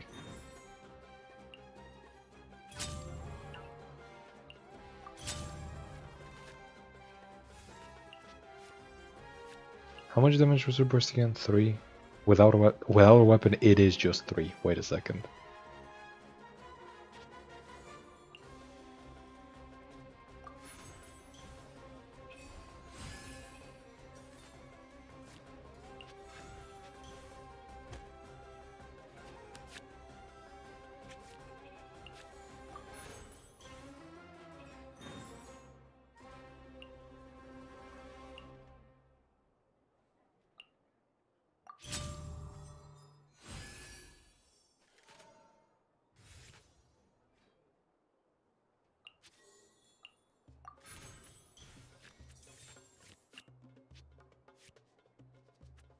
Hmm.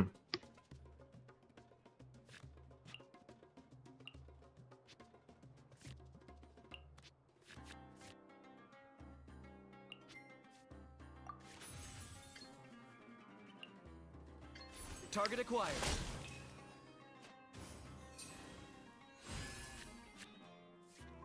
Okay, that's useless.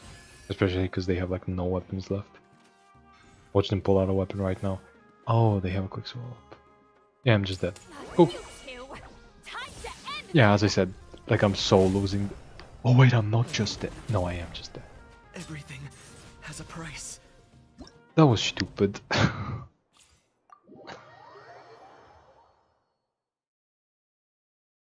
Pro TCG player intentionally plays bad decks to give his opponent a chance of winning. How combo?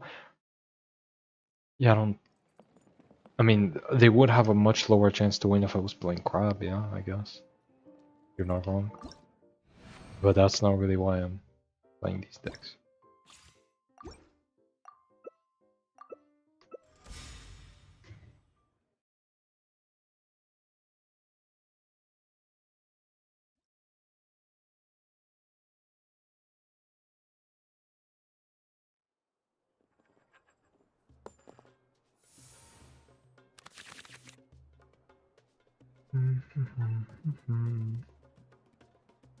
Bond of Life and piercing damage. Passive piercing damage.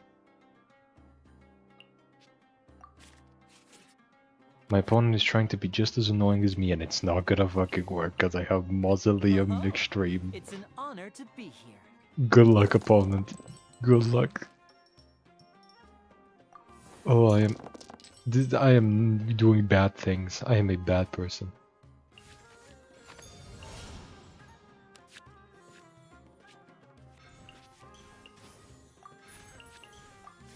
Honestly, I don't even know if I can play it this round.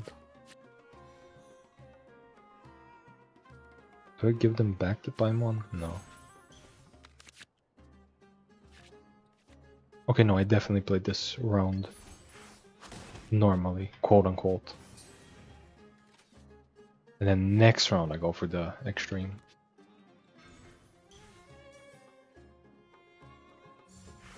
Because Mausoleum should be a 3.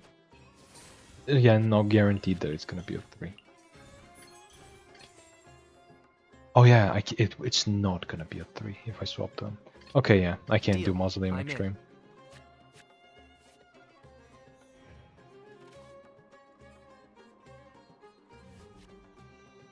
Like Extreme is so awkward because even in the theft deck, it's just not the optimal way to steal cards. Because I can steal multiple cards for just 1 dice. Why would I pay 4? And then also give my opponent my cards, even though my cards may be terrible.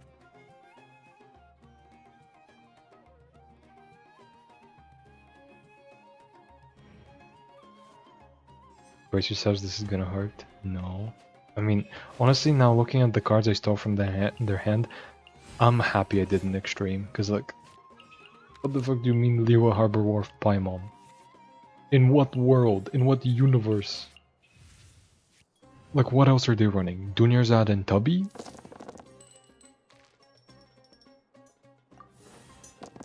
Please tell me they're not running Dunyarzad Tubby with this.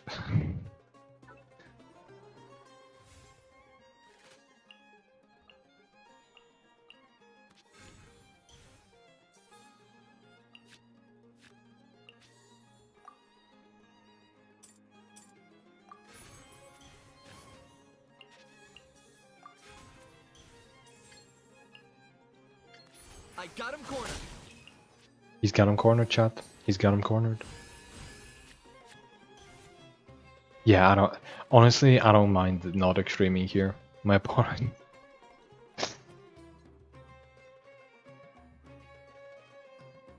Second copy of Mausoleum Trust. Even if I do get it, I don't think I'm using it. What the fuck is this extreme?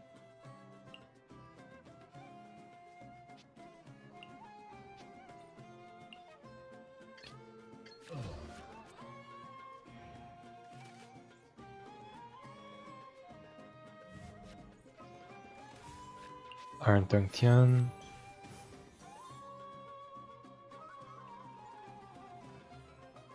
My dice are unusable. Oh, wonderful. That's fine now. Oh.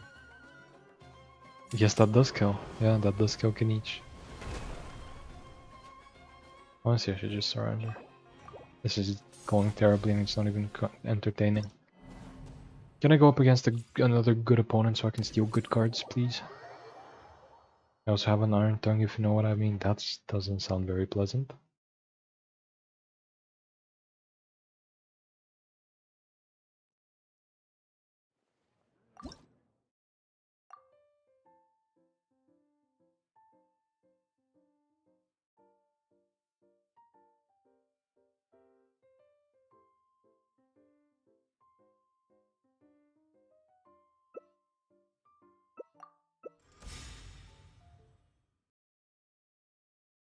I should have remembered their profile picture. I should have.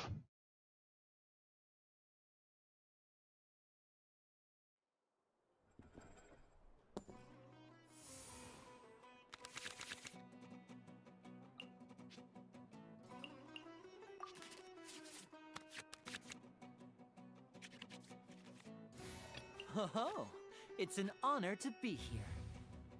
I mean, funnily enough, this is a much better extreme start.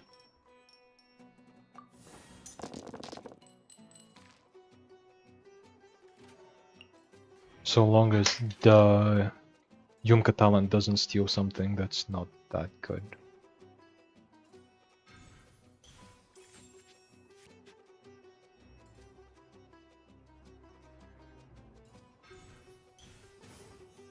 Are they dumping cards so I don't steal them because they just ran into me? No shot.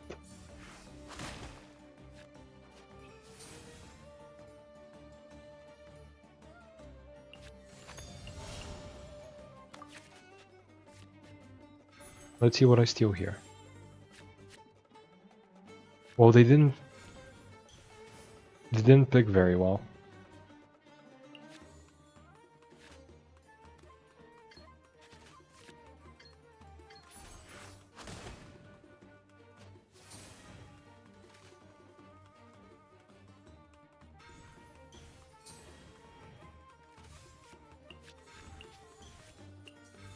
Let's see what I steal here. Deal. I'm in. Oh, I have to have as many cards as them or less. I forgot about that condition. Damn, they're genuinely playing around Kenichi talent. Oh, it's an honor to be here. I mean, extreme is not going to be very useful if they're just dumping cards, so fuck it. Glad to be working with you.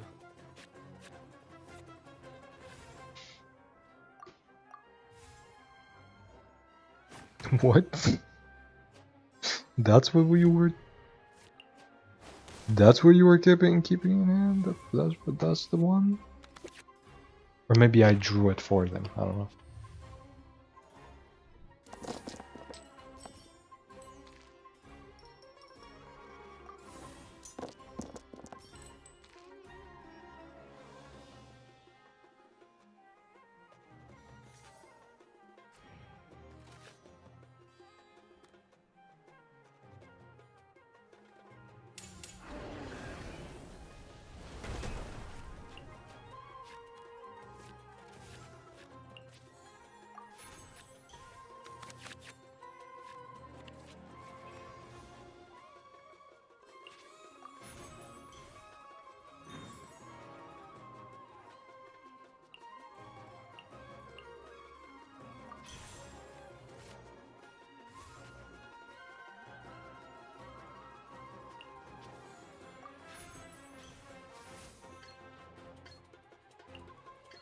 Locked on. Bonk. They just got bonked. That's crazy. How do you get bonked, Lamau? What am I saying? Apply Bond of Life to Lenny, please. Oh, it's an honor to be here. Please remain seated. Thank you. Do it again. Kill him. Murder him. You're not murdering him. Why would you do that? Or why would you not murder him?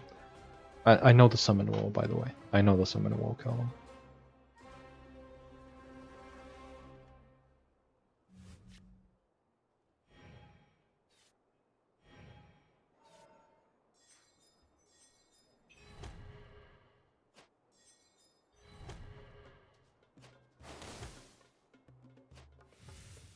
I'm at 2 out of 3 stacks. Quick, drop the curtains.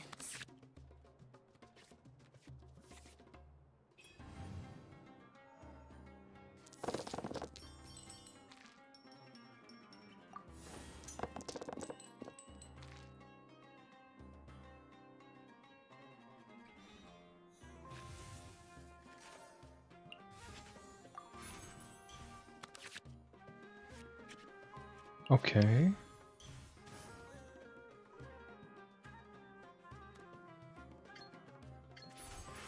So unfortunately I have no stolen cards in my hand right now. I have Roar, which didn't start in my deck. That does fulfill the condition, so maybe I should just play that.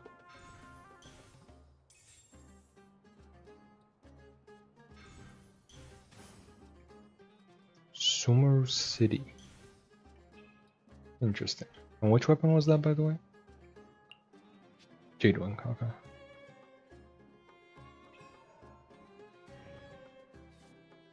Transfixed.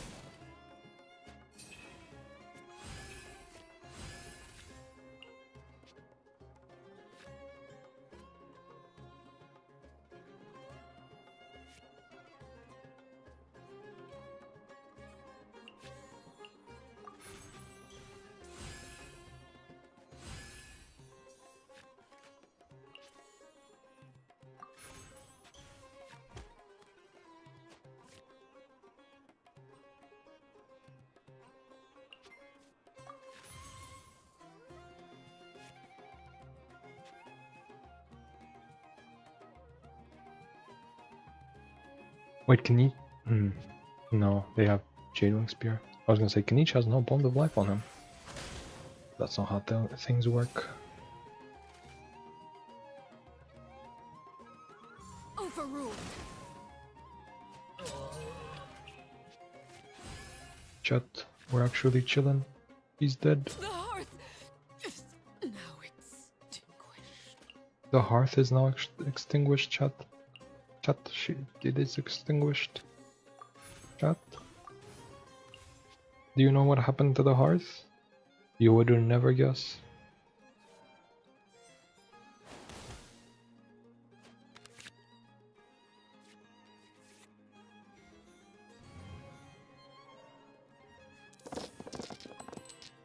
Okay, I can't wait to get this game over with, and I want a new opponent. This one is not entertaining to steal cards from. Especially because they know I'm gonna steal cards from them, so they play them out.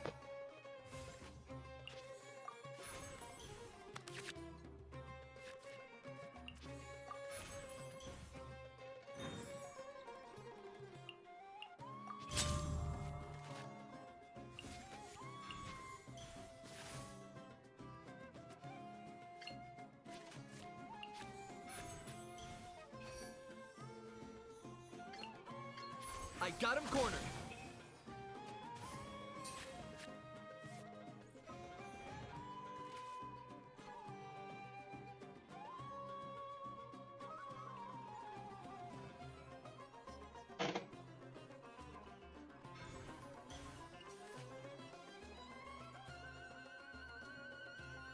Please remain seated.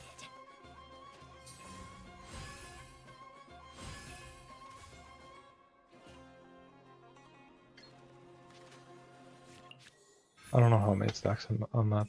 4? Okay, chill. For the That's Lord chill. of the Night. I'm losing, but that's chill.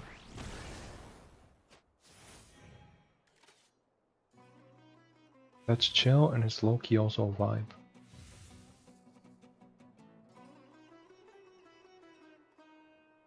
Please hold for just a moment. Don't turn back.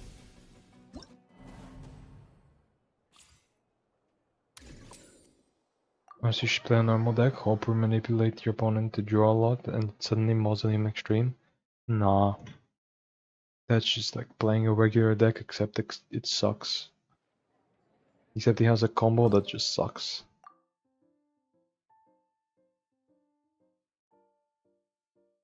There are already decks that kind of run a one of Mausoleum just because why not? Or one of Extreme, not Mausoleum. Did I say Mausoleum? Did I say Extreme? I don't know.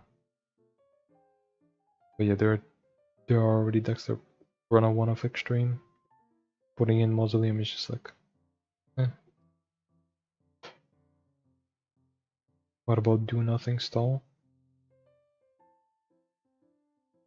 I did that. I did that with Bolt.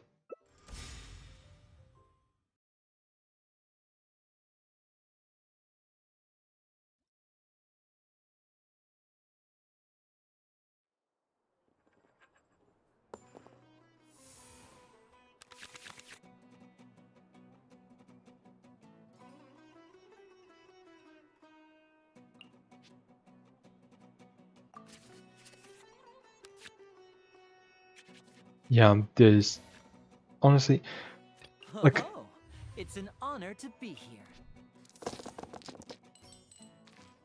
do I just tune everything to be able to play? Who's going first? Opponent. My opponent. Okay, so I'm not even gonna be able to fully Mausoleum Extreme them. I don't know why I didn't save the Dendro, by the way. I have enough Pyro to scale. Judgment. Never mind, I can fully Mausoleum Extreme them. But I don't think that's worth it.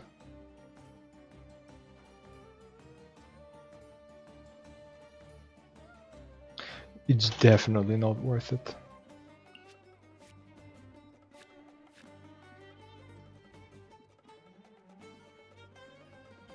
I mean, like, let's put that there. Put that on there. Tune this again. No, use this. Get a food. Tune the food. And then I play Mausoleum Extreme. Okay, yeah, I was right. I should not have extremed. That is a... What the fuck? What the fuck is this hand?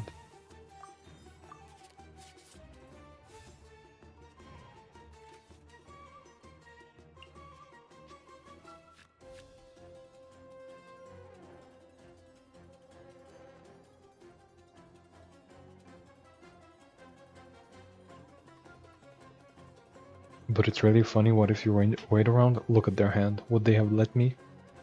Or would they... I feel like they were just gonna play Liusu like a second ago. Like literally on the next action before they swap into Zhao or Devon or whatever. You did not just play strategize.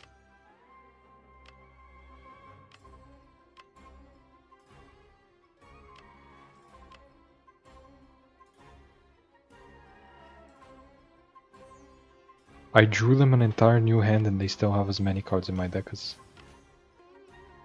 I do. That's wild.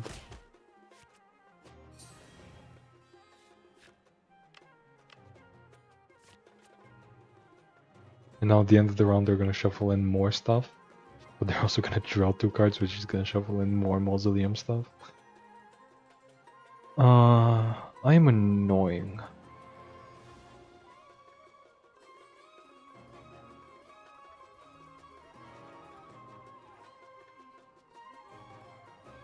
I suddenly wish Jin against TCG had a voice chat. I don't. I really don't. Should I use the Pelosaurus Hunt? No.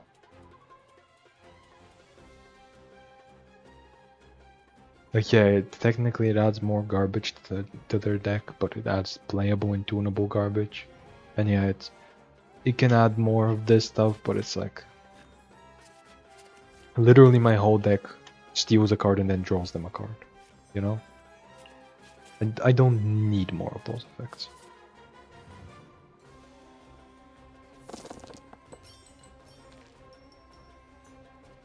Like, the Petalsaurus hunt is just too much at that point.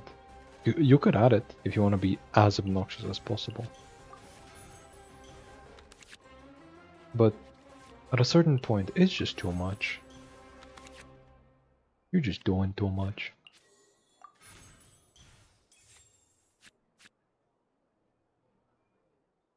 Okay, that's really funny though. That might not be too much actually. Cause like why are they even playing this talent?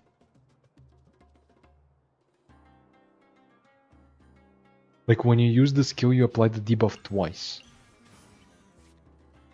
What does that actually achieve? Is there a way to deal Animal Field that isn't the Valen or Wonder? Like an actually easy way to deal...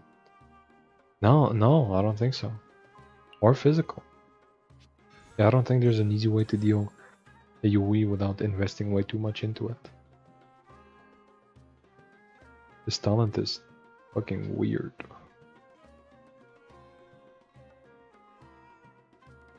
Emotes should be enough. Even emotes are too much. Because all anybody uses whenever there's emotes in a card game is just whichever one is used to brag about them winning. That's it. Deal. I'm in. People can't comprehend that other emotes even exist. It's like they only emote when they win. And they only emote like a waving thing or like a fist bump. Like yeah, and like it's almost like a good game. Like when they do like a fist bump or something, it's like a good game, but you know they only say good game when they win. So that shit is so annoying.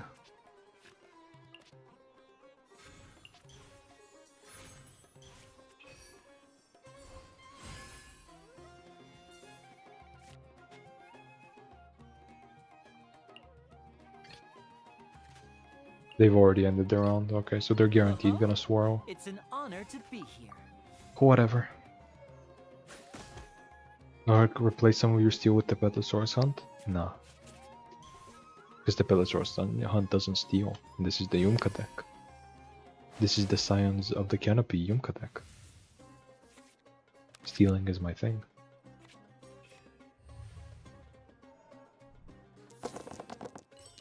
What if we were playing a stealing deck with WoW since we're doing so much? Yeah, that's what people used to do. Like people used to run extreme in WoW. Yeah.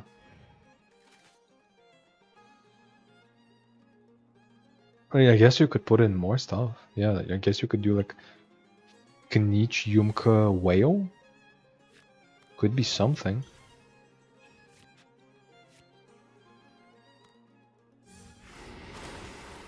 Okay, he hits next, right? No, wait, no, that's the skill? The one that gives the debuff? Okay, I don't care then. Deal. I'm in.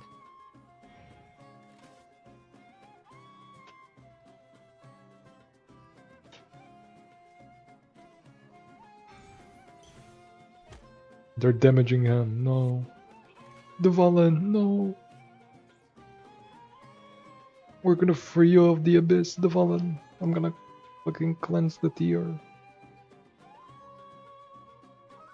The Valen, stop hurting yourself, no.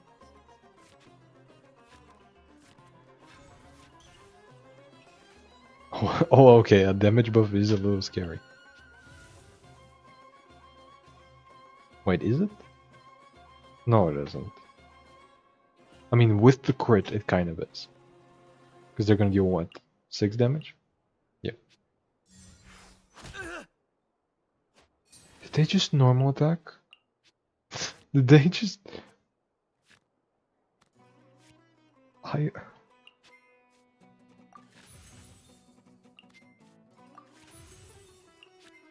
am absolutely fucking befuddled right now.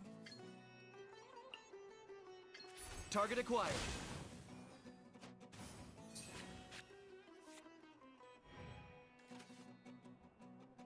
More star signs, sure.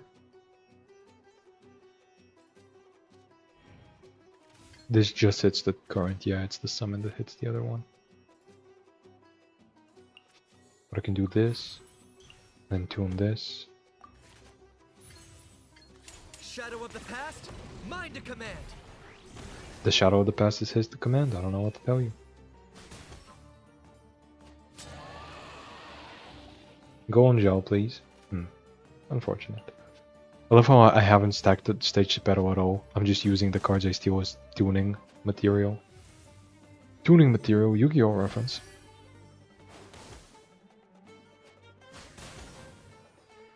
You could be settings to turn off emotes in the match if you wanna. Yeah, there should be, but there never are. Like when I play Marvel Snap, it's like I mute every single person that emotes, because every single time they emote only when they win, you know? So like they don't emote at the start of the match. Just when they win, they give me the fist bump, and so I mute them.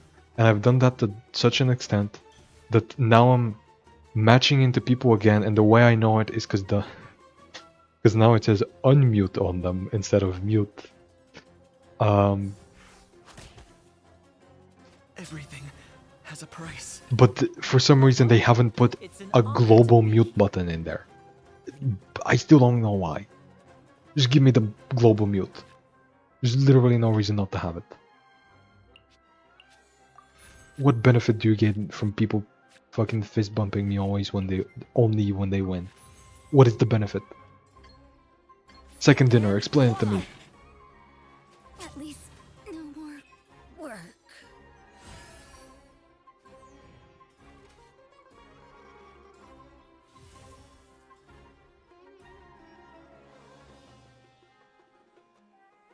Boring. Quick, drop the curtains. Everything doesn't have a price, can each. The ducks at the park are free. You can take how many times you can. They're free. How many times do I have to tell you? Yeah. You can just take the ducks at the park.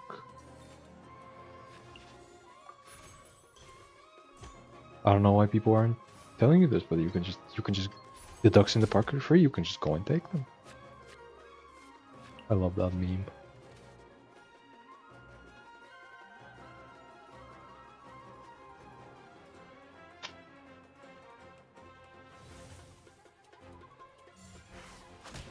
Do I have the damage buff? Yes. Okay, so this deals 3. So it's 3, 2, 1, go. It's 3, 2, 1, go.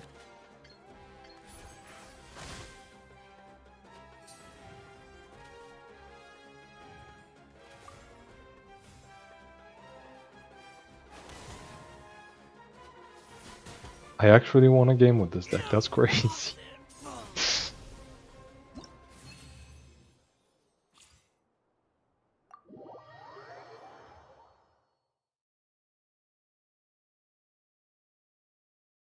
Easy Mausoleum dub? It kinda was, yeah. Not that they had any playable cards in their hand either way, because I stole all their cards and like maybe one was useful. It was like Liu Su and that's it. Anyway, do I want to do one more deck?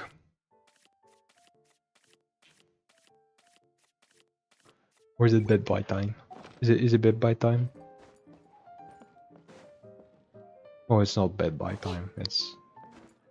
I'm not going to bed after I end the stream anyway, and I'm gonna start editing and stuff.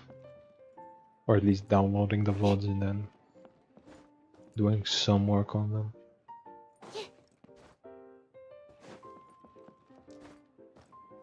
But yeah. How many videos do I have to edit?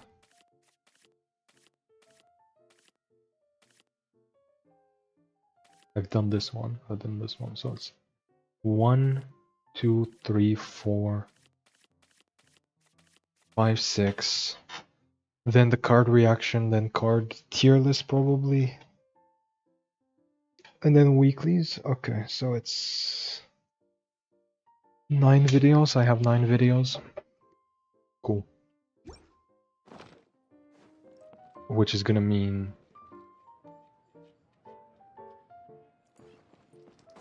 up until the 8th. Cool. That's crazy. You could do it the Valen deck. I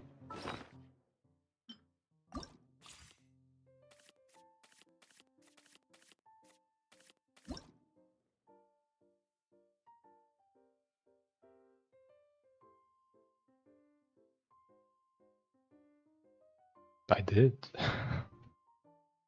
Yesterday. It was ass. Because the Valen sucks. But it was there.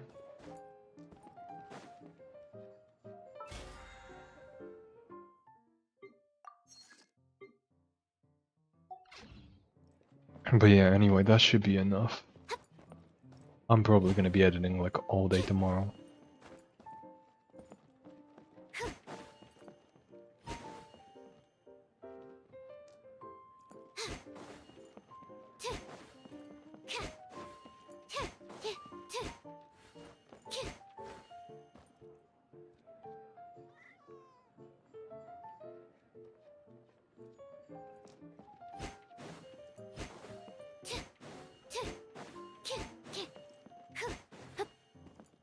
And probably editing more the next day as well, but yeah, I don't know.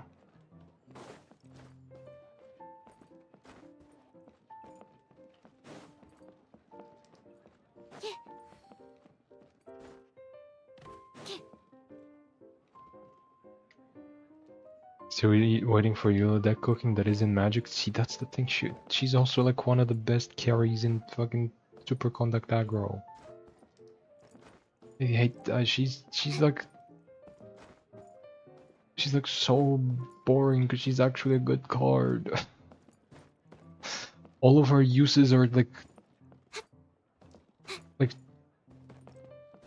every way you can think of to use her is being used in a good deck. Like a burst playstyle is in Magic, and a more like, and like she has a playstyle that also well does utilize her burst, but also buffs like her physical and cryo damage and stuff. And I don't know. By the way, we still don't have the balance changes, right? We do. I think so. I'm pretty sure we do. Let me check. I'm 99% sure we do. What was that?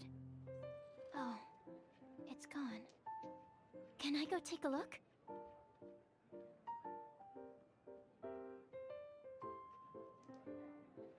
Yes. Yeah, we do.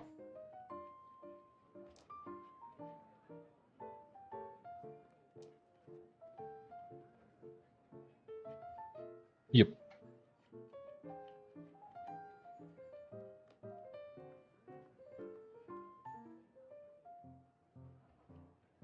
I just need a Well, moment to quickly take down some notes. by we, I mean the leaks have been out. In other words,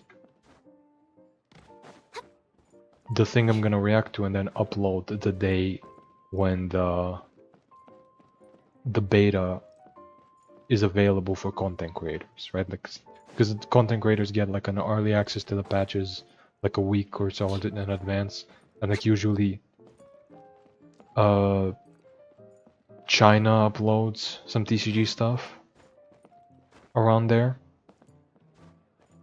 and that's when I do my reactions, and that's when Ark does his reactions as well. So like I'm gonna react to it earlier than that, but I'm gonna post it on that day. But yeah, we have the leaks. The only alternate deck of Eula is Shenhai and Raiden. Yeah, but that's like a fucking good deck, or used to be. I don't know where to look for TCG league patch notes. Telegram. Ninth Space has. That's where I get all my stuff from. Like if you look at my reactions, there's a link in the bottom right corner of every image And it's actually on the images themselves, like with very low opacity. It's the link of the Telegram. That's where Arc gets them from. That's where everybody gets them from. There's a specific person who typically leaks all of the TCG stuff.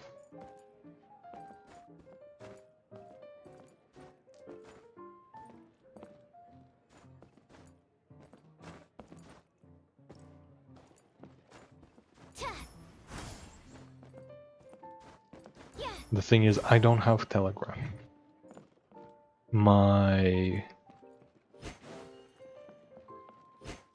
I barely use it, so I never really bothered to put on two-factor authentication, and so somebody fucking brute forced my password and got into my account, and then when support asked for details, I provided them, and then they didn't recover my account. So I was like, fuck it, I'm not even gonna try again. I can probably recover the account, but nah. And I can't make another one because it's tied to your phone number. So I'm just not bothering. I asked somebody else to get them for me. So I'm gonna react whenever they get them.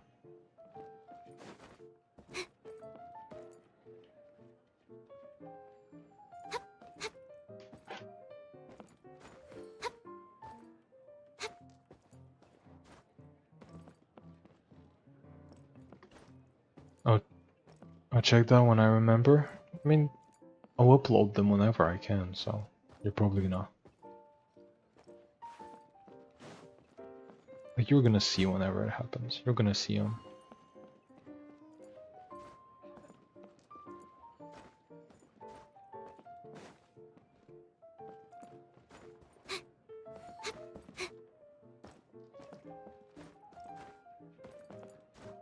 Anyway.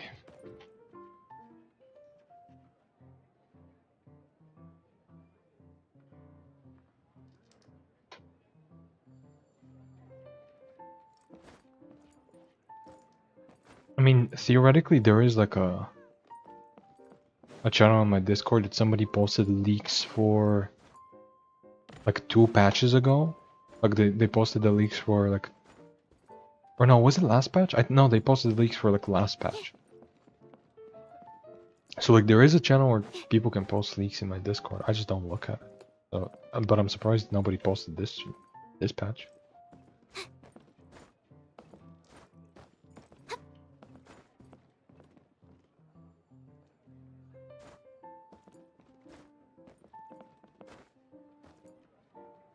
But yeah, anyway, stream. I should be ending stream about now.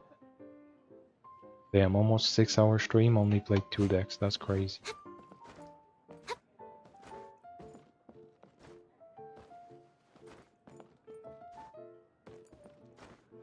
I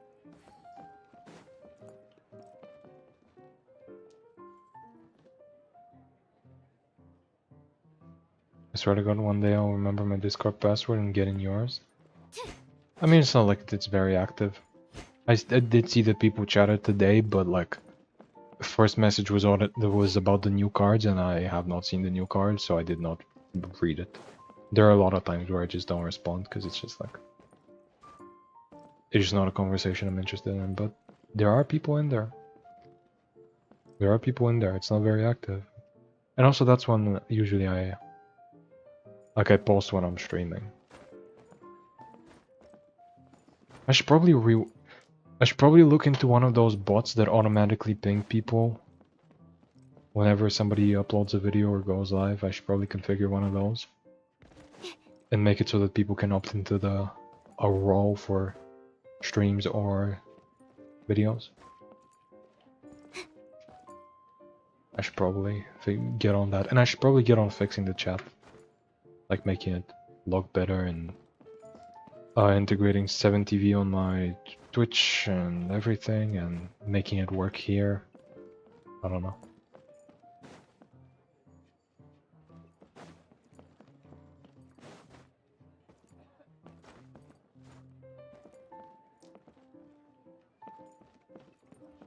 I don't know, we'll see.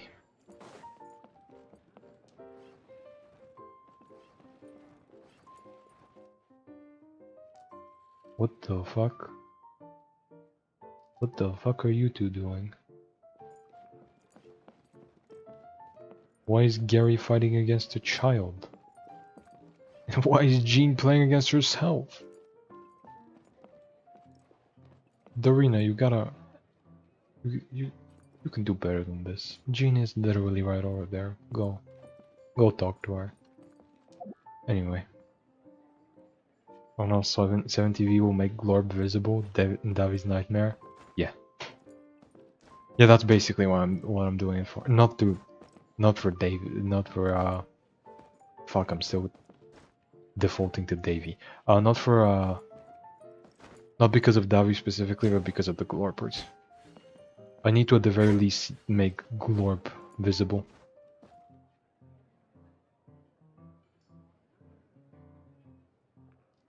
Okay, being real, one thing that bothers me about chat is how sometimes the message blocks the dice numbers.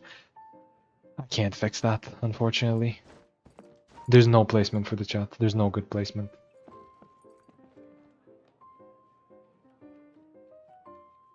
Like on the right, it blocks my actual dice. In the middle, I can't place it anywhere in the middle of the screen. I can't place it in any of the corners because it's gonna be too small. Like I can't place it in a way that doesn't hide stuff because, yeah. Like I wish there was a better place for the chat. Like in the main game, if Lynette's not here, chat can go down here and boom, that's perfect. That just, you can even see like quest stuff. Like there's a lot of Genshin content creators if you like place their chat on the like bottom left or top left. Mostly bottom left. But the TCG doesn't really allow that because there's important information on the bottom left.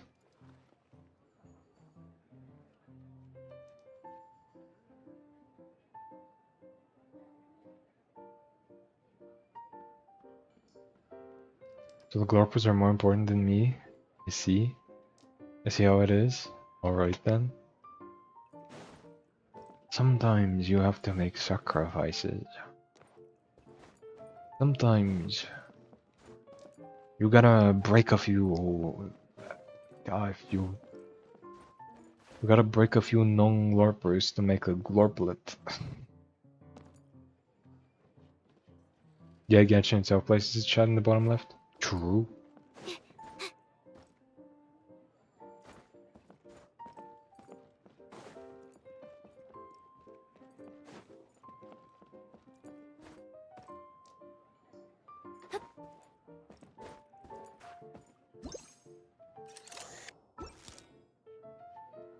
Wait, what was the button again?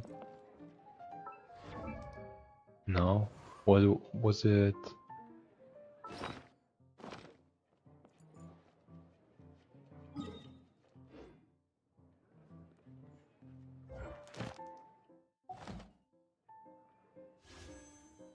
No. What was the fucking button?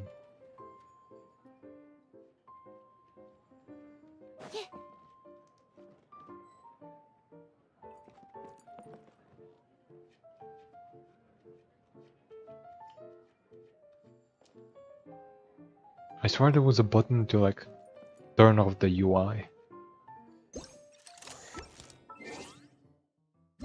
Am I crazy?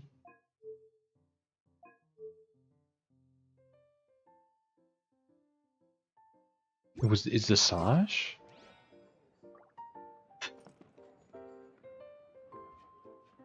It is. Much better. Now the chat can go anywhere.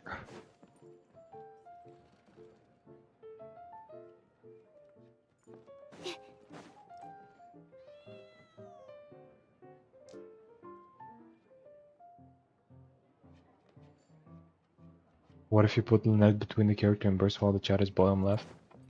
Then she would still obscure, or the chat would still obscure the dice count, at least. It would obscure my dice count and kind of my support cards. Like there's no good place for the chat, not when it's this big. Maybe I could make the chat tiny. Maybe I could put the chat here, like this. Ooh, tiny little chat. Maybe I could make it like wider. I haven't been out in a while. Let's see.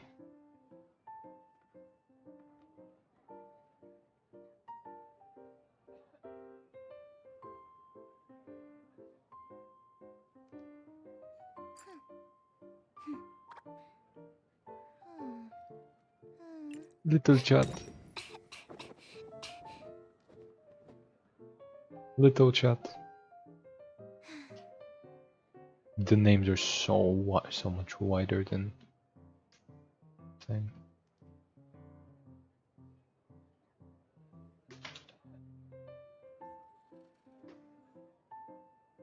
Why are they so far apart? What the fuck? What fuck? No. I just need a moment to quickly take down some notes. The names don't get any smaller. What if I make it huge? No.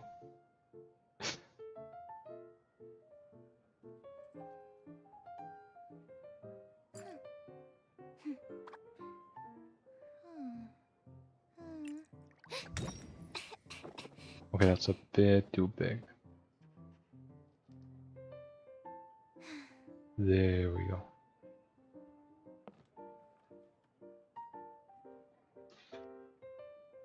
But yeah, chat is always gonna be obscuring something.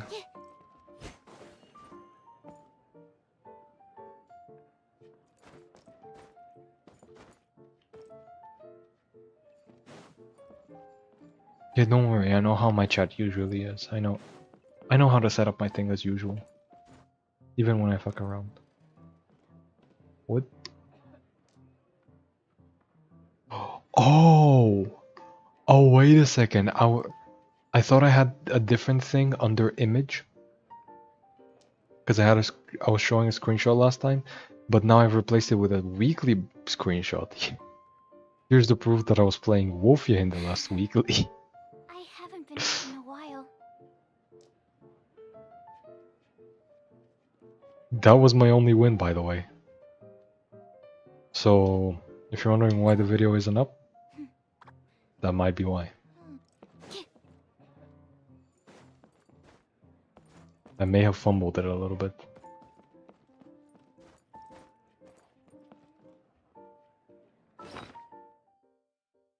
What do I play this weekly?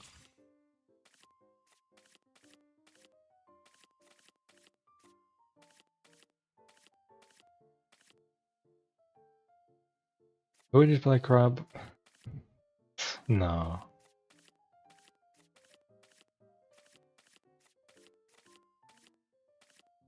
I really don't want to play cube, but this is like the only thing I haven't played on the channel before. Yuck.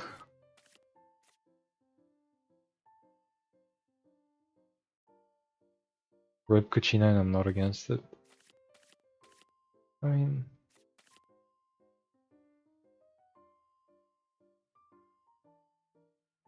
As you can see, it's not like they did much. Like, this is not even a Cucina deck, this is a Tatankasaurus deck, by the way.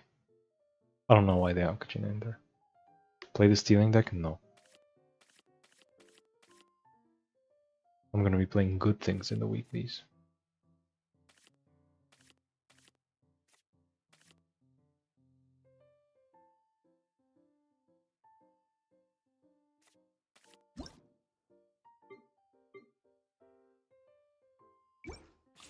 I kinda wanna play Florent. I could also play Whale, but no.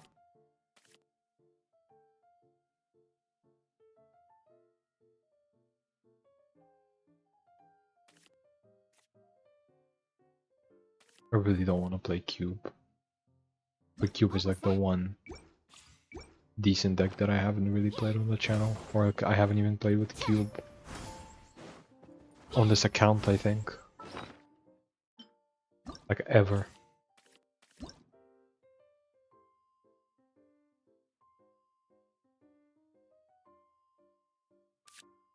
Yeah. But like, it's a decent deck. Speaking of Kachina, do you bother with the 4-drum challenges? Why? How would? Yes. What does Kachina have to do with it?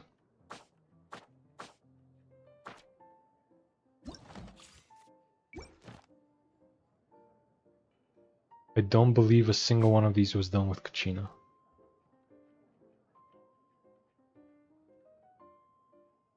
This one was done with Kachina, actually. Yeah. I just did this one with Kachina. The rest of them now.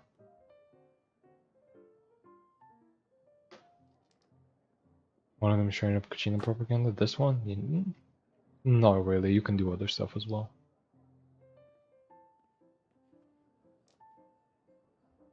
Place Lonnie and keep her pick rates high so devs will nerf her. I mean, her pick rate is just genuinely high, generally high. But also they don't nerf based on weeklies. They absolutely don't. They nerf based on like the Chinese tournaments.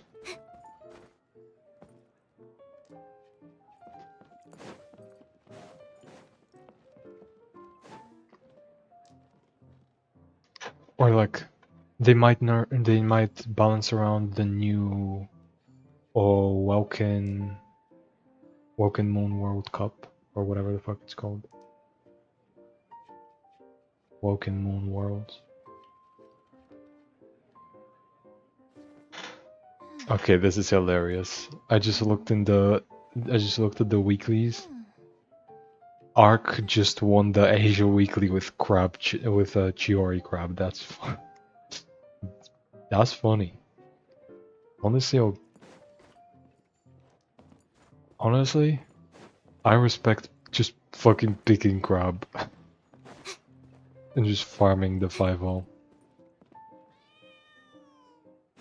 She's everyone's CN tourney though. Yeah, that's what I mean. Like, I don't need to keep her play rate high. She just is played.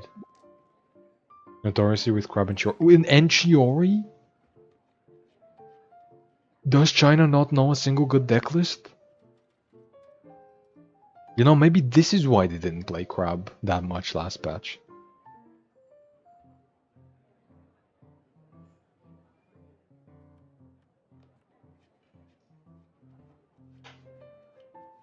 I just need a moment to quickly take down some notes.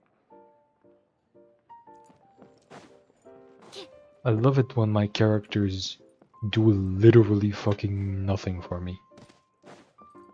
Like, the best thing Chiori provides is she can give you like 2 crystallizes in a round, which is like 2 instances of shields. Have they ever considered maybe playing better cards? Yeah, I don't know. Like, when I saw fucking Arc play Chiori Crab, I was just like, oh, yeah, that's funny. Playing a bad third character because your other 2 are just too good. And then you told me that like China just plays this shit. They just play it. Like, they just do. That's wild to me.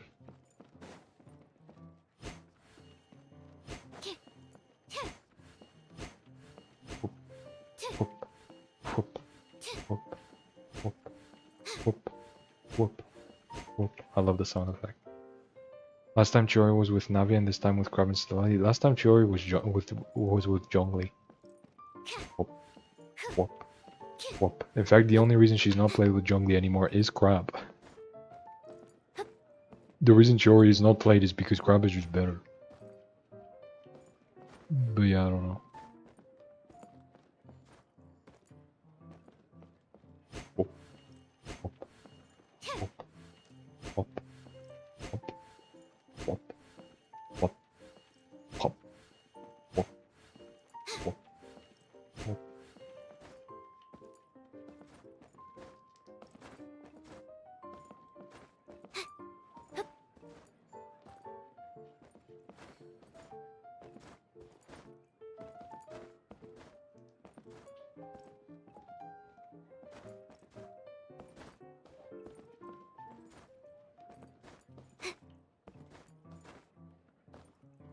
Anyway, so the stream should have probably ended by now.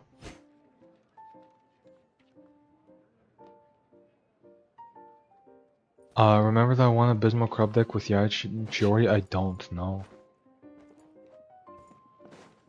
I remember people playing like Furina Yai Chiori, which is bad, but like...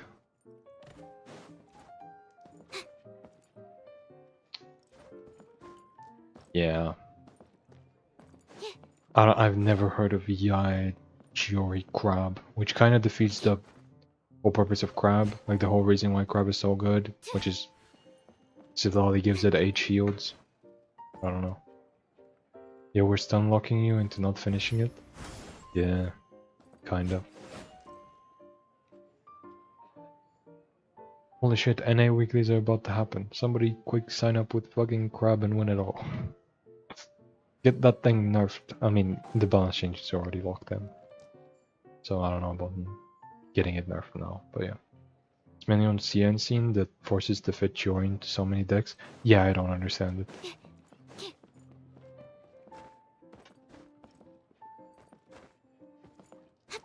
Chiori is such a weird case, because like... She's... The way people use her is like living in fucking 3 years ago. Like...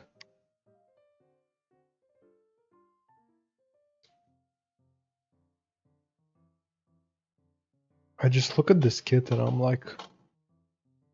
Isn't this just pre-nerf Yai? But worse?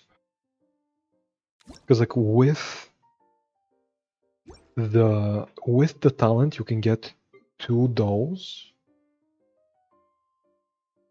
Yai got like 2 hits, but Yai got them at the start, at the end phase, and then as a summon. So like you could do 2 reactions. With Chiori you can't do 2 reactions. The reason she was played in Navia for 2 reactions is because one of the dolls can give you Geo after you use an action, which means that with Herald she can get 2 reactions.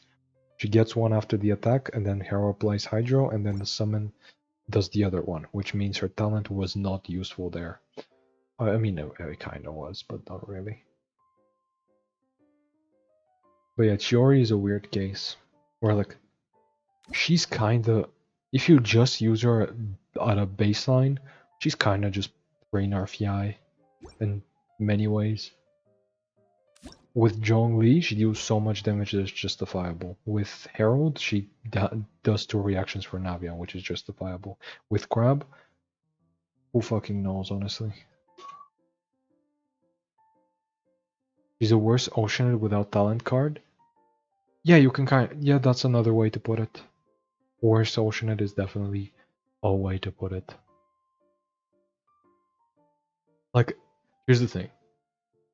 Oceanid, or any character that is not Geo or Animal, getting a double summon means they are practically guaranteed to give you 2 reactions.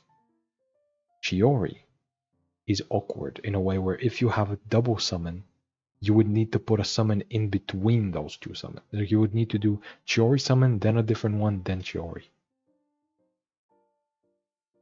But that's impossible because her talent gives you both dolls at the same time. So I don't know how there is a way to double crystallize by getting a specific doll. But it's just so awkward. And nowadays she's just worse Kachina. Because Kachina just does that job for her. Well, no, in Zhongli decks Kachina's worse, but outside of Zhongli decks, Kachina does her job way better. For 4 dice, she also gives you 2 Geo hits, but she gives you some AoE as well. And she's pretty flexible. A lot more flexible than Chiori is when it comes to rotations. I don't know. Chiori's just waiting for Nicole to get into TCG. What the fuck? Nicole isn't even out in the main game. I don't... She's gonna have to wait a long time. Doran playable 2027. Holy shit. Guys, well no, it's gotta be 2026, but like, guys, we just introduced Simulanka summons to make nothing with, to do nothing with them for another year. How about that one?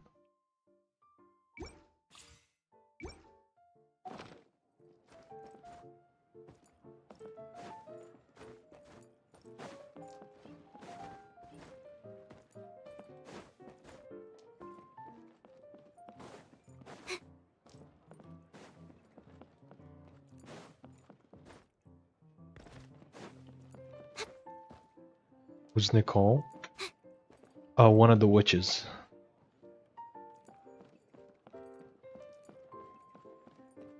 Right? It's N. Is Nicole. Oh, why her? I don't know. I guess she's Geo, I don't know. Or like she does stuff with some, I don't, maybe we have, is she Geo? Is that the thing? I don't know. I don't know why she would have synergy with Chiori, but sure. She's yellow, so people assume she's gonna be Geo. I don't know if that's how it works. I feel like we've gotten a decent amount of characters who are not the same color as their element. I guess she's pretty white. Huh?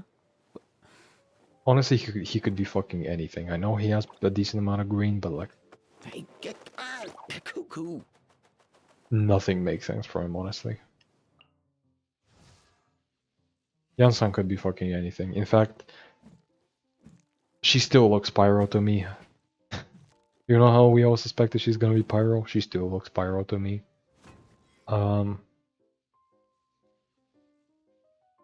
Fucking Varisa could be literally anything. Chaska could be literally anything. Sidlali looks more Electro, honestly.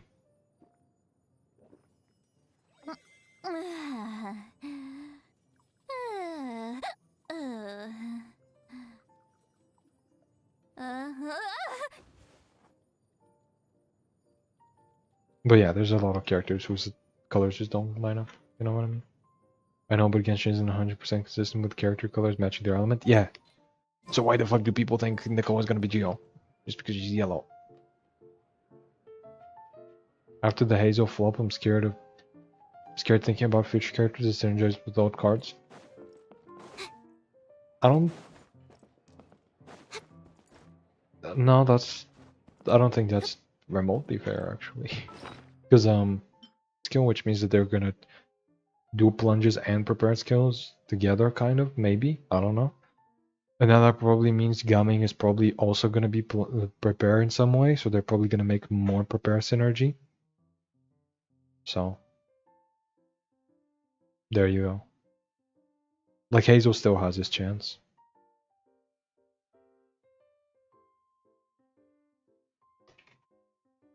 But yeah. Does generally work like that though? I guess.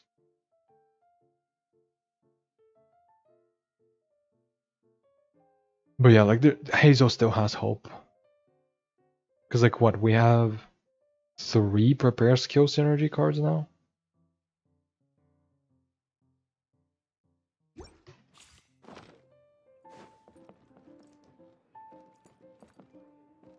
Maybe like, maybe he needs 5 instead of 3. Who knows? If anything, it's Woa that's really inconsistent about the character appearance to their elements, not Genshin. Maybe. I don't remember what their colors and elements are. I don't remember if they match up or not.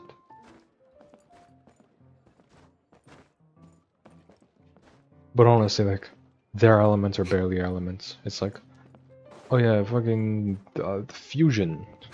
Sure. Like, yes, that character does do fusion damage. Whatever you say.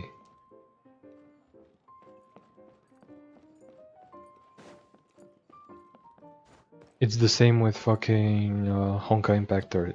Yeah, I guess that character does do psychic damage. Sure.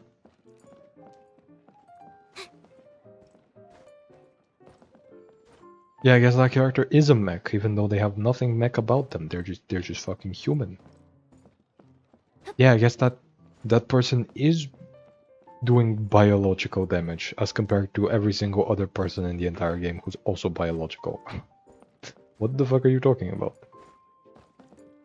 I love my character that throws spears biologically.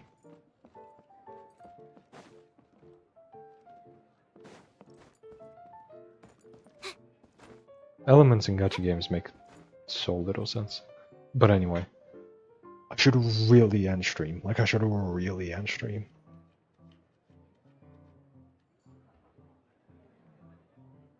Most of those games' elemental system is just damage but with a different color.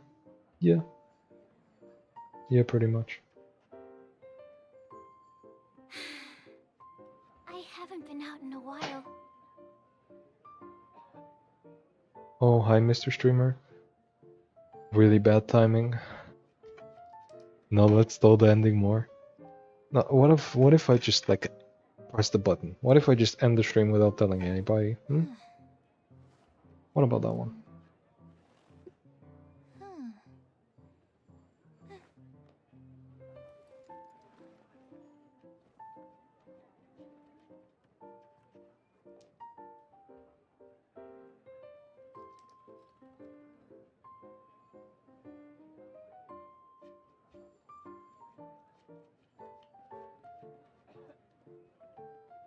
I just need a moment to quickly take down some notes.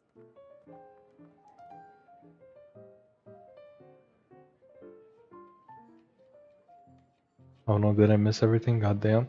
It's not like I did much this stream. It was mostly a fucking existential crisis. No, it's not. It wasn't an existential crisis, but it was like... It was just a lot of talk about the future of the channel, basically.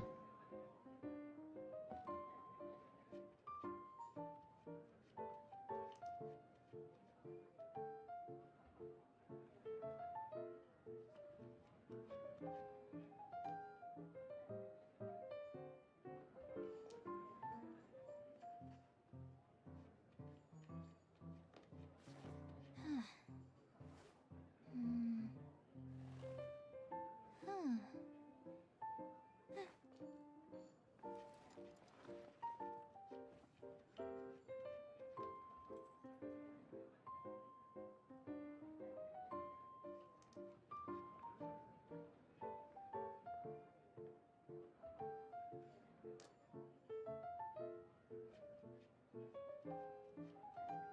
If you do that, I'm gonna be sending Vanadium to you, don't test me. Too bad Vanadium is gone now. How about that? How about that?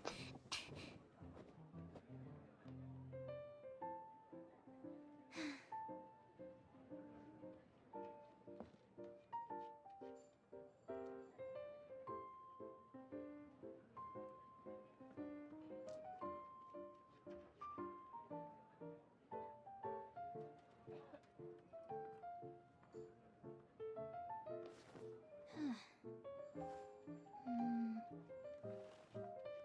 Hmm. Good point. Yeah, that's why. That's what I thought. Okay, now I gotta go too. Bye bye.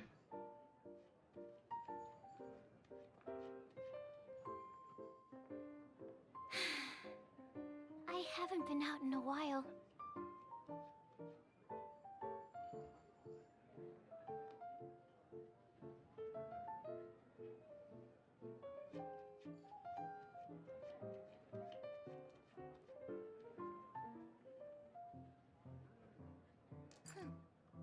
Hmm.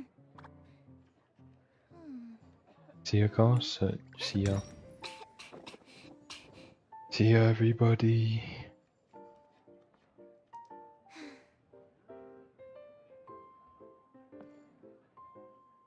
It's funny because I know all the regulars on your streams via your videos.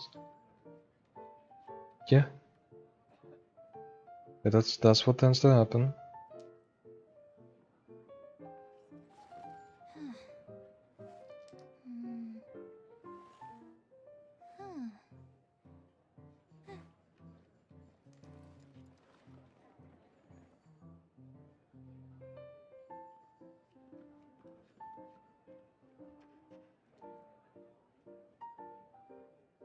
But yeah. Oh no, I've been observed. You have been.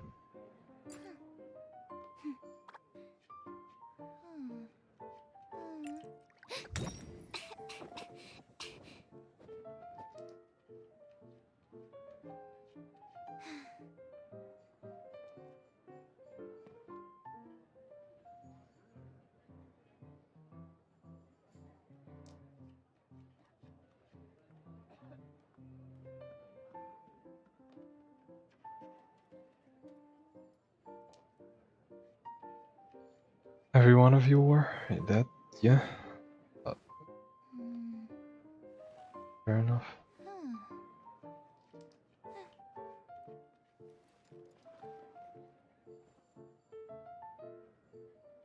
But yeah. I know everything. What about that one thing? What's the one thing?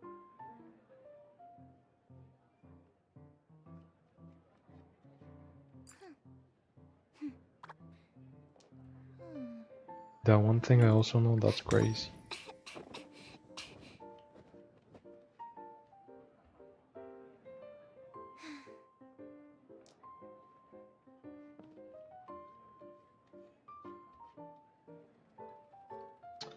Anyway, I should probably end the stream.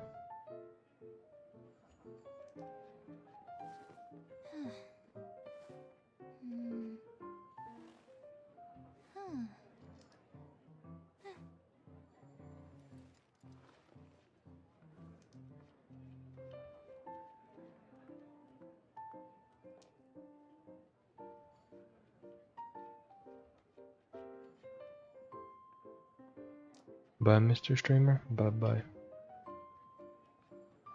Bye bye, everybody. I just need a moment to quickly take down some notes. Bye bye.